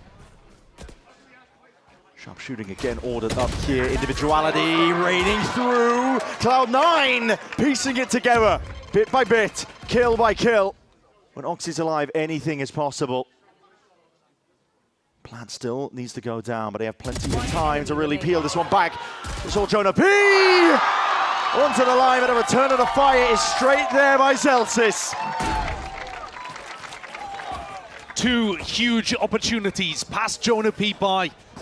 He's normally absolutely rock solid in clutch situations, but there is some madness going on here in this match towards the end. It's the right play to make by Redux. It's a crazy play to make as well, though. I mean, he's very good at that. Responding in a moment to do high-risk plays. And he is beat for beat alongside Vic. 20 and 14 against 20 and 15. Despite all of that, it is Cloud9 with the lead. There. 2 rounds. Nothing but resilience and grit. Oxy's making the difference for them. He really is. It's a classic Oxy game. Surely should be Cloud9 in a prime position to close out the series. Yeah, they've had a lot of really useful anti-ecos. We're up against an eco again. You can generate these ults. Oxy, shots going wide here. Jonah P does the best he possibly can in a spot like that. Oxy one away from ult, Jack one away, yeah. Zelsis one away. These are massive ultimates to be able to convert once you get up to 12. It was C9 that had the grit to be able to come back on Haven, to pull it away, steal it away from SEN, who looked like they were in control of the game. Jerwin, it's risky business. He's on the eco, might as well just see if he can be that playmaker, but inserts himself back onto that line, punished for it. Switch being flipped, Vic unaccounted for. 30 seconds left. Look tight to the corner here. They're just looking to see if they can pull out these players. 2v5, 24 seconds left. Plant does need to go down at some point. Not enough pressure to stop it. Planted. My ult is ready. These ults are racking up. Oxy's death is going to be earned in this one up. 1v3 now for Redux. Going to make a good go of things. Looking for a gun. Redux can't quite find any upgrades in his vicinity. No, the 2 C9 players that have died are in tree. Yeah, peeled back all the way here. Redux smoke's going to be fading, dissipating now, time ticking. Look at that, pure discipline from Cloud9, not looking to throw away any opportunity. And up to 12 they go with every single ult online. 3 opportunities to close out Lotus. Get a big win on this map. A big win to open stage 2. It is. Can propaganda, and it is against a weakened Sentinels, but One enemy in a position to take an early win. I think the important thing for C9 as well is if they have a hope of being able to dodge play-ins, they have to be able to get wins like this. Yeah. And it's a great opportunity to steal a win away against a weakened opponent. Here it is. All or nothing. What can Sen do in a spot like this? The flip, the switch.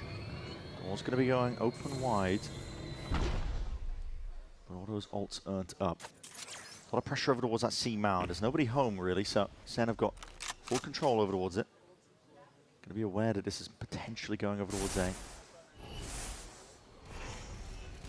I think you need to be in unexpected positions here. You need to be trying to steal the tempo away from Cloud9, because if you just let them walk forwards at you with the Raze ult, how are you ever going to hold on? Cortezia, Redux' ult now going to be offloaded. Paranoia, that is crazy! Redux! He knows when to take the right timings. He knows when to strike when the iron is hot. No better moment than that. What a play to make. He's a master of finding the right time for the right risk. 23 kills. We said you couldn't just allow C9 to walk at you with those ults. That's what it looks like to take the tempo into your own hands. 30 seconds left. Still a 4v2 for them to close out, though. Still, how does Jack get out of this one? How does he evacuate the spike? Spike down A. Deep space. Gained by Fireball Ops, but to no avail. For Sentinels, how the hell have they pulled him back from that? I have the spike. It's going to be spelling it all the way out. There's 9 seconds remaining. German's going to be holding down the fort over towards the B site. Along for the wall there. Still alive in it.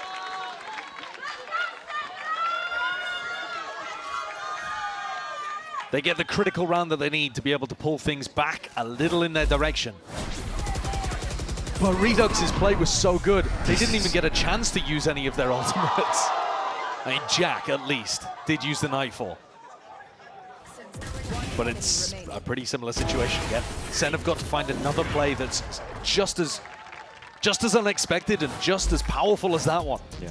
In order to get past or in front of what Oxy and Zelsis are going to be bringing to the table. Timeout here. Cloud9. They have a difficult decision to make here for round 23. The money is really just being pushed to the brink. They don't have the loser's bonus racked up. They all in here with their ults as well. They're going to be looking at pretty poor buy for potential round 24. Yeah, but you got to go for it. You've just got to think to yourself, we have the advantage. We got to close the game out right now. This is one of those spots where you can't possibly play to, you know, the classic phrase, you got to play to win. Right. You can't play to avoid losing. Yeah. They need to be the ones to set the tempo, to have their idea, their game. And for Sen, if they can hold on for one more round, Jomin's going to start to activate with the showstopper that will actually start to level the playing field a little bit. And Jomin and Cortezia are one away from being able to get ults that would equalize the playing field. And Jomin with his op is the guy to try to shut down the showstopper right now. Yeah. The Raze v Raze is massively important here in round 23. They've been using resilience, grit terms to describe Cloud9, but same as applying for Sentinels now. If Sen were able to hold this on and come away with a win in OT, without John QT, that really would be unreal for them! Hold on. Part 1, obstacle removed. No more showstopper. Takes out the Raze adversary. Couldn't have better anticipation of where that was going. He's been up and over towards C the majority of these rounds. What a time to swat it up. Jonah P. This is a dangerous position to be in, just speed. Okay, seeing it, signs of life now. All the way out and around! What a paranoia. That's an incredible paranoia. Long range with the util, Redux just supplementing and augmenting, helping it out entirely.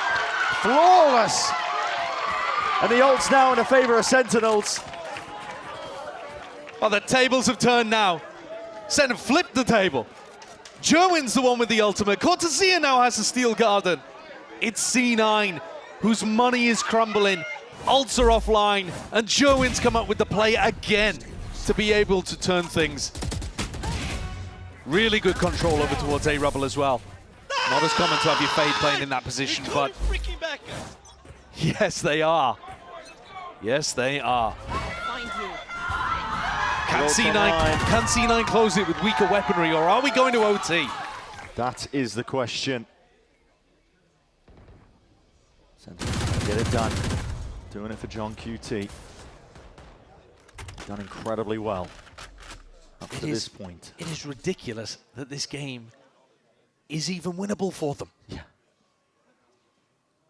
Finding ways to do it. Very cautious here.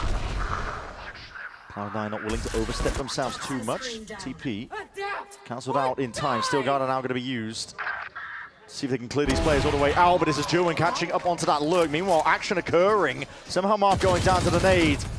What are you two now going to be offloaded? Blinds into the face of Cortez. He's going to be sidestepping most of this one now with a Steel Garden going his way. Nightfall on top of it. All this util, all these ults being used to try and peel them all the way back, but Oxy, it's like a rabid dog. It's all the way in there, forwards and through. Joen now an ult of his own. Showstopper, looking for it and finds it. Target acquired. Like a heat-seeking missile. It's a Ray's adversary taken out now. 30 seconds to try to get the plant down. They're being bled down to the bitter end here for Cloud9. They need a miracle. Try and close out this series here and now. But Sentinel, they've got OT in their minds. OT in their hearts. They got the weaponry to do it on top of it.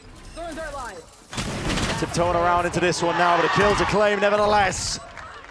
The issue being forced here for Cloud9. Sentinels! Blinder of a shot here to bring it all the way to OT. Mirroring what Cloud9 did to them on Haven. Astonishing rounds to be able to put together with the dying embers of Lotus. Redux's play is the one that starts it. That monstrous paranoia TP stuff over towards Tree. Rounds ago. And it's Joen's op, really, that closes it from there. Shutting down Oxy with the showstopper, getting a 3K there to be able to close things out.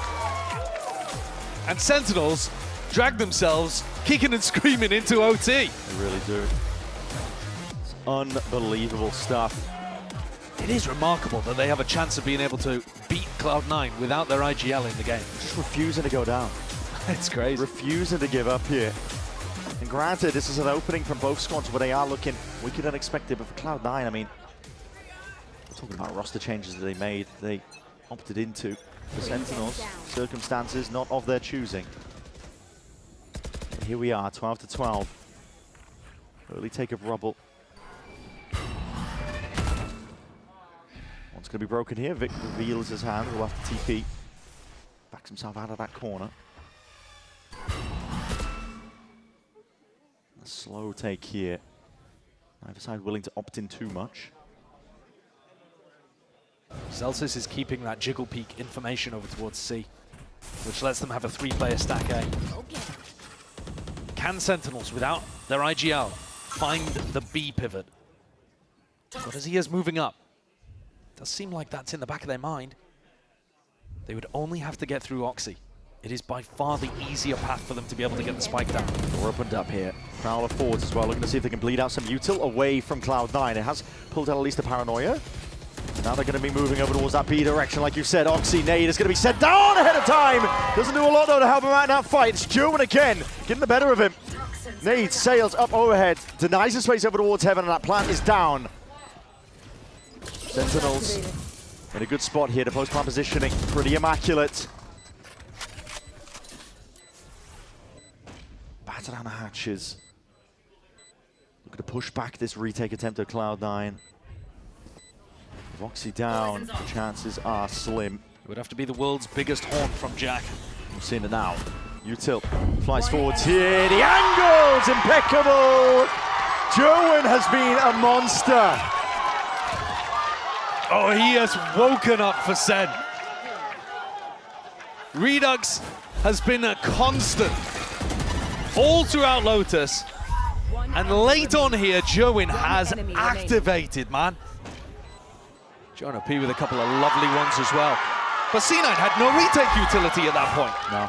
They did not expect to have to play B for retake like that. Bled out from the first tap of the door over towards A now.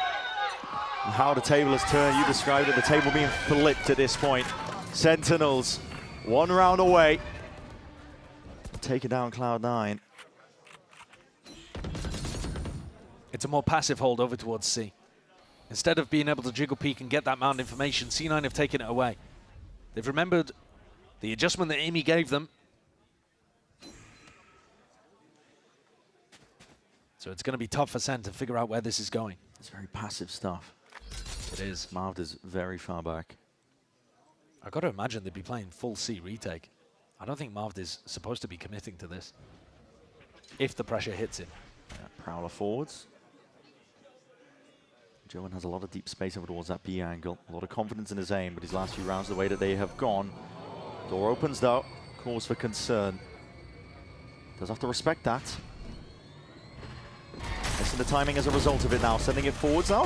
Abundance of util, Vic with that deep TP. First one in to take that contact. Okay, Boombot has missed it. Potentially timing here, but a Prowler round 2.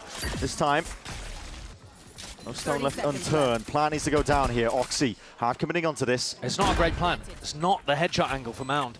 They have to play on-site post plants here.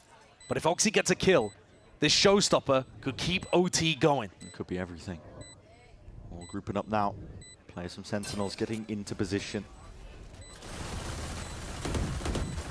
Supplementary is the spam now. Satchel movement, Jerwin. Not too sure what happened there, but it went a bit amiss. Season a nade over towards the back of the wall. It's able to be sidestepped now, and Oxy's still alive here. Jack, spam again up into the angle. Players, collateral dump, and absolutely slammed down to the ground. That is Cloud9. Dragging it to 13. We are going again. Post plants have been a nightmare for Cloud9 across this series, but there they stand strong. Good crossfires, good support for each other. When Oxy fell, unable to pop the ult, there were others ready and up to the task. One enemy remaining. Vic and Fireball Ops clean things up with those last 3 kills. Light from them. 13 to 13. C9 not out of it yet. Oh, Zelsis taps the door. Remember, they did this last time with Oxy looking to take an aggressive angle. Incredibly brave. Yeah, so Sen don't want to peek into this. They know that something aggro is going on, but actually Zelsis is kind of faking it here. It makes it feel like there is so much pressure over towards B main and C. Yeah, it feels like a stack over towards Mound, which is not true at all. Senegably sending it forwards though. Straight into the open arms of Oxy. Blind as anything still, he manages to track it out and away. It's a wonderful movement. Redux! Beautiful work. Sidesteps the bullets coming his way. Dodges the ire of the opponents. And just like that, that is how it's done. The macro idea is pretty nice from Cloud9, but when the B-pop came through, their players were lost. They had no clue where Redux had got to. The mechanics of Redux are just unbelievable right now. Hey, TP's in, and Jack is completely befuddled. Fireball Ops tries to swing in, but he's got no info to work with because Jack's been crossed up. His ankles have been broken. Sen get another match point. One more to do it. Who's going to give first? That is the question. The beginning of this map was back and forth, back and forth. No team able to stabilize off the back of a pistol and then a thrifty. The OT could be so similar. Kozir is alone here. He's got the util to play off of, and his aim, gun in hand. Full confidence now to play for this one. Out towards the back of the side, he does need a bit of a bailout. Someone to help him out.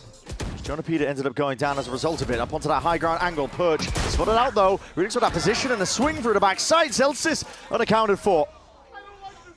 Plant down. Redux looking to see if he can play spoiler, punish the play. Not quite.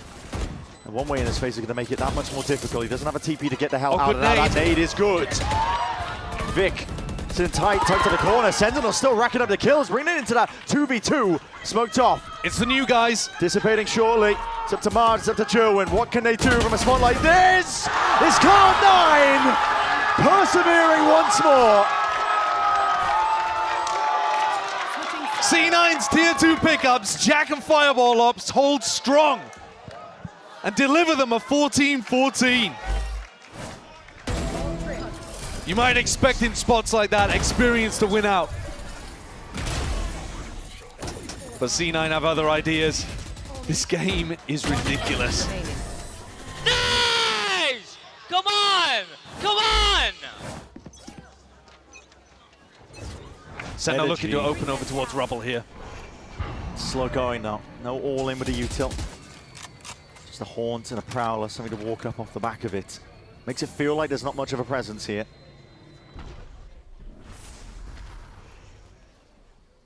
Smokes are being layered up over towards A. This is no slow default, no spread of players from Sentinels. Whole pack of them waiting to strike over towards A, but Cloud9 are waiting in the wings. It's one of the first times where C9 are not trying to get mound information. Yeah, very passive positions across the board, isn't it? Yeah, but they've stacked A and then Scry. It's a good call. See if it pays off now, though. Slow siege being played for here. Picks up angles. Double Sandra's in, though. That cuts it up entirely. And now Oxley's left unaware on top of it. He's trying to take a timing. Straight past that smoke to their own demise. Blink of an eye. It's all Sentinels. Complete control over towards A. So many bodies. The blast pack movement pulling the crosshair away. Yeah, they weren't ready for that. No, they were on the angle, but they couldn't do anything about it. Oh, Redux. And if Sen are given this many opportunities to close out the match, oh my God! At some point, surely they're going to get it across the line. Redux goes to 31 kills. This is unbelievable. Keeping up a kill per round in OT is remarkably impressive. And he's at over that right now. You just can't hit him. He's gliding with the movement right now. Enemy remaining. Always making it difficult. Always a jar. I'm not losing to Jordan. There's no way. It's just... This match is personal. It feels like it. It's a lot on the line now. Which team will give first? Util sails overhead. It's a nade and a paranoia is going to be spotted out, called for. Instant reaction here by Cloud9. Got to get past this one though with a vice set up on the wall. Odin spam as well, raining down Zelsis. Barely alive at all. Satchel's through and around. What a shot by Oxy. The Marv straight there. Instant answer. Straight there with a trade. Marv uses a snake bite as well. Trying to hope that Cloud9 get put off from going for this, but it's going to be a 4v4 retake. Spike planted. No Oxy to save them this time though in the C post plant. Cloud9 is a matter of survival for Sentinels. Best chance in a while to see if they can close out this series. Double facing up now, dodge on a flash and a fight. Called for! That is an insane transfer! It still brings it to the 2v2. Damage done though, damage done! Bullets firing down and raining down the lead and the hail of it! It's all too much! It's all up to Zelsis, it's all up to Jordan. What can you do? Marved on the defuse, it's half already earned, the full stick, full trust, the swing, denied, and Sentinels persevere through it all. IGL on the bench, it matters not. It's a memorable match by the end of it. 16-14 in OT to get Sen the win on Lotus. And you heard it from Redux's mouth. They were not about to lose to Zelsis today. There was so much personal stock on the line between these two teams, Really but that was. is honestly a devastating loss for Cloud9. This is a Cloud9 squad that had a grand opportunity to take a win against a weakened Sentinels now. It's not over just yet. Stage 2 is a very different game being played than we've ever had in VCT before. It's about the long con, it's about looking good when you get into play-ins and playoffs. Sportsmanship will be shown towards the end here, but today the day is Sentinels. Against all odds, everything thrown against them, they stepped up to the task. What a difficult task they had today. To be able to somehow persevere across 3 maps, playing the new map of Summit as well, yeah. All without John QT being able to be here. Well, they did it for him. And Marv made an impact. The vibes were great all day. They were playing with house money. Yeah. They were bringing it to C9, pushed them close even on Haven, and got it across the line in a really tough OT, showing a ton of grit. Yeah, I mean, if you're looking for a heat check on Sentinels, I think you're feeling pretty good about them. Yeah, definitely, especially when you consider they should be looking better with John back in the lineup. Yeah. So this is the floor, what you just watched. This is the floor of SEN. Individuals are popping though. Dude, I love watching Redux. He's unbelievable. I love the way that he takes the risk at the right time. It is. It's all intelligence. It's never a stupid play when it's Redux. It's always calculated. And the way that they've got him playing on lots of different roles makes it so difficult for him. Yeah. And yet he is up to the task. Some outrageous moments from Joen as well. The op shutdown on Oxy's showstopper to be able to start the run back into OT on Lotus, amazing. And it wasn't even close to Joen's best moment because he got a 1v4 on Summit. Crazy. Unreal stuff, honestly. Unreal stuff. Sentinels are going to be proud of themselves on that one. That is ridiculous to be able to pull that one all the way back from the brink. Cloud9 though, gutting stuff for them. It was an opportunity, as we were saying, to take down this weakened squad early. Yeah, I think in the broader scheme of things, you know, they're guaranteed to be able to make it to play-ins. They have a long road to try to improve time over time. The only issue is they've started out with a game that they should have won, and they failed. Yeah, not quite the case, was it? Well, let's send it down to Dryad. She's on the stage now for the Verizon post-match interview with Joen, so please take it away. It is really hard to believe that that was only the first game Sentinels and Cloud9 played on this stage too. Joen, congratulations, this was incredible, a back and forth, and I feel like we have to talk about your impact, both in that map 1, in that clutch that you had, and also here to finally close it out. Tell me about what it took to finally win today. It definitely took a lot. You know, coming back from like such a long break, coming back on stage, the nerves were definitely back. But I don't know, we stuck to our game plan, we put a lot of prep in this match, and it finally paid out. And also, you are playing under different circumstances with John not being here, but Marb stepping in. It felt like you guys were vibing with him. So what is it like to have him as a sub? Jimmy's like one of the funniest people I've played with. He always brings the vibes, but obviously it was a little bit hard losing our IGL of all people. So everyone had to step up, especially Jonah and the coaches put in so much work. It made it a lot easier. Yeah, and you guys have been looking incredible. I think you are showing the individual potential that we've always talked about, but especially because you're playing things that you feel really comfortable on. So I want to talk about the composition that we saw on Haven, where you were playing that Waylay and that Jet. How does this come to be? Is it just talk of what works for everybody, or why did you decide to change it? A lot of it is the coaches working with the IGL, you know, like looking at our strengths and how we play, and you know, they look at like our play style, how we work as a team. So, you know, whatever they want to talk about, we always disagree. And you talk about the coaches. Today you had perfect pistols. How much have you been practicing the pistols? Was it just like a great day? What happened? It's a lot of work at the pistols. You know, after prac, long day of prac, Ewok says no one move, and he puts us in a pistol DM versus each other. Okay. So, you know, he definitely put in work for that. It looked incredible. Joen, congratulations once again. Today you were the absolute difference maker. And this is everything that we have for the Verizon post-match interview. But if you think we're over, this is not over just yet. We have the big matchup coming up.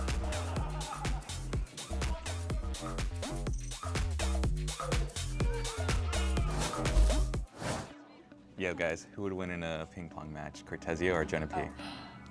Oh, or you? Jonah P. I gotta say Cortezia. I'm Team Jonah P. I gotta say Cortezia. I'm Team Jonah P. You're taking my sack. Team Jonah. Cortezia.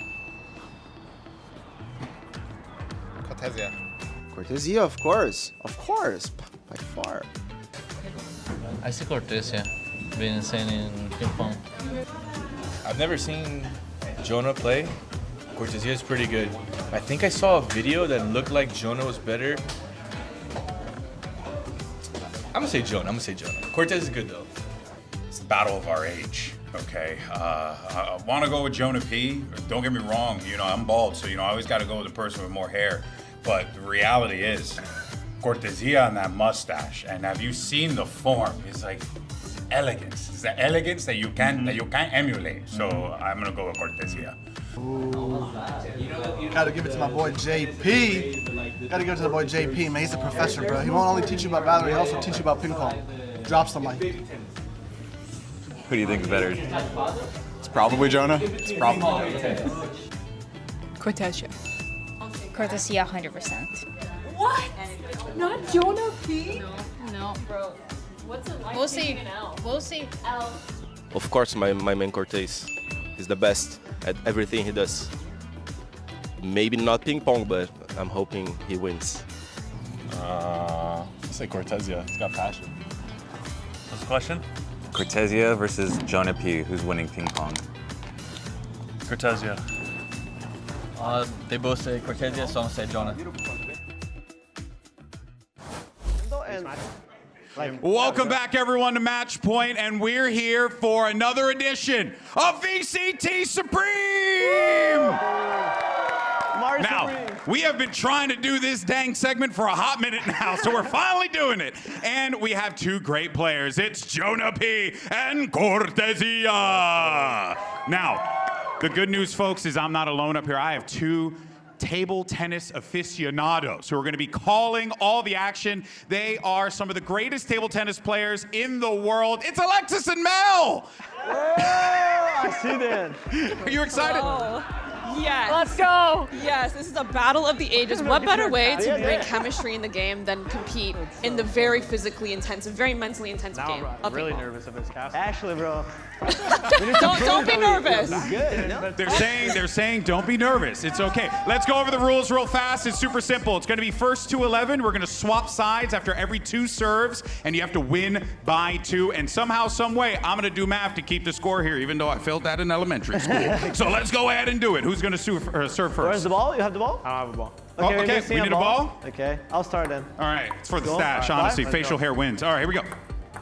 Okay, first serve. Oh, barely over the top. Oh, it's okay. It's a warm-up. It's a warm-up. It's chill. Wait, I'm Team Cortez. What am I saying? I'm Team Jake. Never mind. Okay, one for red team. One for red. Okay, thank you. Sorry, Mel. Sorry, Alexis. Cortesia was yelling at me. Let's go, Cortez! Let's go! Defense is looking like it's gonna need some work here from Jonah P. Rally. That's for you. That's one for back like that. That's him? Oh my God, this is going fast. I can't keep up with it. 4-0, 4-0. Let me get one. Give me one more. 4-0. JP, fight back! Oh, you jinxed him. You jinxed him. So Let's go, Cortesia. I didn't go over that. Okay. All right, hold on. Got it. And It's it. I got a ball. Hold on. Oh. There we go. Ref did something. I'm Let's go. sweating my butt off up there. For him. For him. Yeah. Uh-oh. Oh. You went through? If you blink and you miss it. That for you. 5-5. One more ball. 5-2. 5-2. Oh, we need a ball? I'm so sorry. I swear I'm good at this officiating referee stuff, but you know. Thank you. These are? Don't pre your day job. The kids. replay. Replay. Oh, that's clean. That's clean. I mean, just clinical. Oh. Wow. Between the legs, that's a trick shot. That might have been a trick shot. He might think he's Lamine Yamal. I don't know what to say. No, bro. Again? 5-4. Dang. I'll take that. We need a ball coming. Okay, we need a ball. Okay, we got a ball. I got one. Actually feeling the tennis court and the guys are throwing the balls back, you know what I mean? Nonchalant. Oh, that was clean. No. Uh-oh. Okay, I gave you that. I gave you that. It was 4-0? It was 4-0? No, who's serving? Who's serving? We're tied up. We are all tied up. Hold on, I got it. Okay, hold on. I don't want to right, actually lucky. destroy my back. Okay, here we go. No. It's too easy. Really? That would be 6, right? Yeah, that would be 6. Thank you so much, Mel. Oh my, the speed. That was crazy. Ball me. No. Oh. Wait, who wins the ball? I have it. It's fine. Is it your serve? All right, what score? 6 for me now. 6. One more. 6. Okay. Yeah. There we go. Oh no. Please don't hit the ref next time, please. Oh! For him. One more ball for him. Wait, did someone say 6-7? Ball flying. Oh, we got a ball coming in. What have you done? Never mind. Let's go. Of course. You're nervous. He's nervous. Oh! Where'd that shit going? 9-6 for him. Ball. Oh, there you go. One more. Hit him with it. Oh, the defense. Oh. Not bad. Okay, 9-7. 9-7. Oh, Cortez is back. Cortez is back. We're good. We're back in. Oh! Come on. The tempo is really getting up to by Cortesia. Oh, It's man. gonna be a long game. Here we go. Where's the ball? This might go OT, just like the game we just watched. Cortez has insane form. He actually Did looks like he hit it? played this. No, Really? the ref is not looking. The ref wasn't looking. The ref wasn't looking. Oh, look at his serve. I'm just now tapped into his serve. Right? Match point. Match point. Wait, Okay. him. Match point. Thank you. Sorry, I was No, it's trying. good, Oh, good. wait a minute. There's We a. gotta move the 1 and the Yep, 0. there we go. Yep, and then All right. nice. Bang. Overtime. Oh! No! Wait a minute. We tied up. Got a We're little up. too cocky Win with by the trick 2. shot, I Win would by say. 2. Overtime, win by 2. Oh, what is happening here? Where are What the is the 10? The ref is drunk, guys. Help me. The ref needs help. Are you done, man? Oh, okay. Help him out, There we go. guys. Wait. We're gonna have to get it reverse. I won! Where is it? All right, you guys keep track. Okay, 10. There we go. Okay. All right, ready? Yeah, GB! Oh my God, I'm sweating my butt off up here. All right. 11 for me. 11. Okay. Win by 2. This is how this Let's works. go, Cortez. Go back to. Yep. You got it, you got it. There we go. All of Canada is watching JP. Ooh. The deep carve. Ooh. The counter. No! Oh, the and trick shot mistake. again! Damn it. Put these ball. Is mine or yours? All right. It's 11. like trying to end the 11. DM with like a Deagle 1 tap instead of just using her 13 to Vandal. win. He's doing the same thing. Exactly. You ready? All right. Here we go. For me. Okay. 12. This might never end. It's over. It's over. It's okay, guys. I need to make up to run me a napkin up here. It's getting hot. Oh! Oh my. Oh! Oh! Did that curve off the side? That counts, Precision. Again? Wow. That's crazy. That is impossible to That's hit. illegal. Cortezia. That's crazy. Oh, we're missing. Okay, here we go. Ball referee, thank you. Got you. Yeah. 13-12. Beautiful. Oh! I went for it. Wow. I don't hear. GG. What a Absolutely stunning. Absolutely The stunning from Cortezia. the composure at the very Let's end go, there. mate. Unknown. Yeah. Guys, The give it up. first VCT champion. All right, folks, it's a late night, so yeah, let's go ahead and get y'all out of here. We have plenty more matches coming at you tomorrow. Great games you don't want to miss. But for now, enjoy your Samsung OLED Fast Replay. We'll see you mañana, folks. Get home safe. Bye, everybody. Thank you, everyone.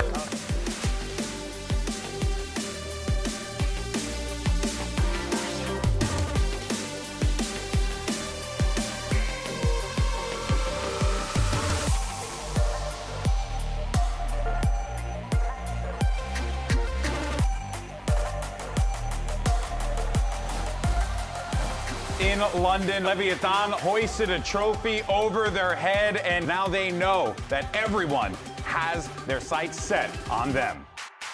That's just gross. Oh my God! King's able to find the frag, and all of a sudden, this might be on for young and old. EU is full health. King just doesn't have the time. Let's go, baby. It's a 1-for-1, but this knocks Fury now down to 3 players. But Sato to claim the frag. Can be finished off here with a shock dart. Oh, Spike not falling back far enough. King is still a wrap around the corner. You can do this. Miop's forced to get off the defuse, though, and EU keeps him busy, catnipping him. There's got to be a defuse at some point, and they know they've got to fight basic. He's looking like a raindrop right now. Sprays King down. Fury have found a bit of vindication. Sato is going to test the pit, try and make some space. Oh my goodness! There goes the Viper's pit, and 2 players are knocked. Oh, killed inside and running back. He's already on 6. Crossfire he's got to respond to. EU, okay, it's Wayward, it's hand-fisted, and it falls apart. Koala just stands there, and he gets it. Are you kidding me? Artson in mid. It's a trade. Does see a fair bit of an EU here, though, fighting for his life. Over the top, the Masters London MVP fights purchase. It's your Masters London champions who find the final word. This is a game, honestly, there's a lot to play for in terms of this one here. Stage 2, 2 teams that are looking to get off on the best foot forward.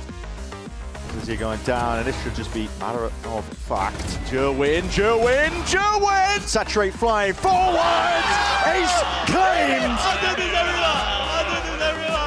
Jonah P looking to see if he can play off the back of all this chaos, weaving in and out past the cove, and he's found his mark! Found his timing! Oh, yo, Cortez, what time is it? What time is it?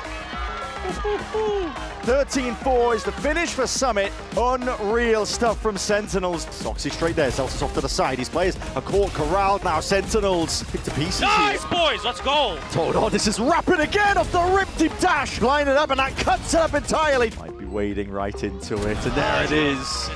We're seeing it now. Sentinels seeing if they can gear all the way up, sidestepping, but it's all 5 up towards the end. Lotus abound, Cloud9, an insane amount of resilience. See if a couple of these kills can go their way. Oxy gets the one, moving forwards onto this pixel angle. Still down to it now, the 1v1. Oxy just wants the top of it. Dangerous position to be in, just speed. Okay, seeing it, signs of life now. All the way out and around. Supplementing and augmenting, helping it out entirely.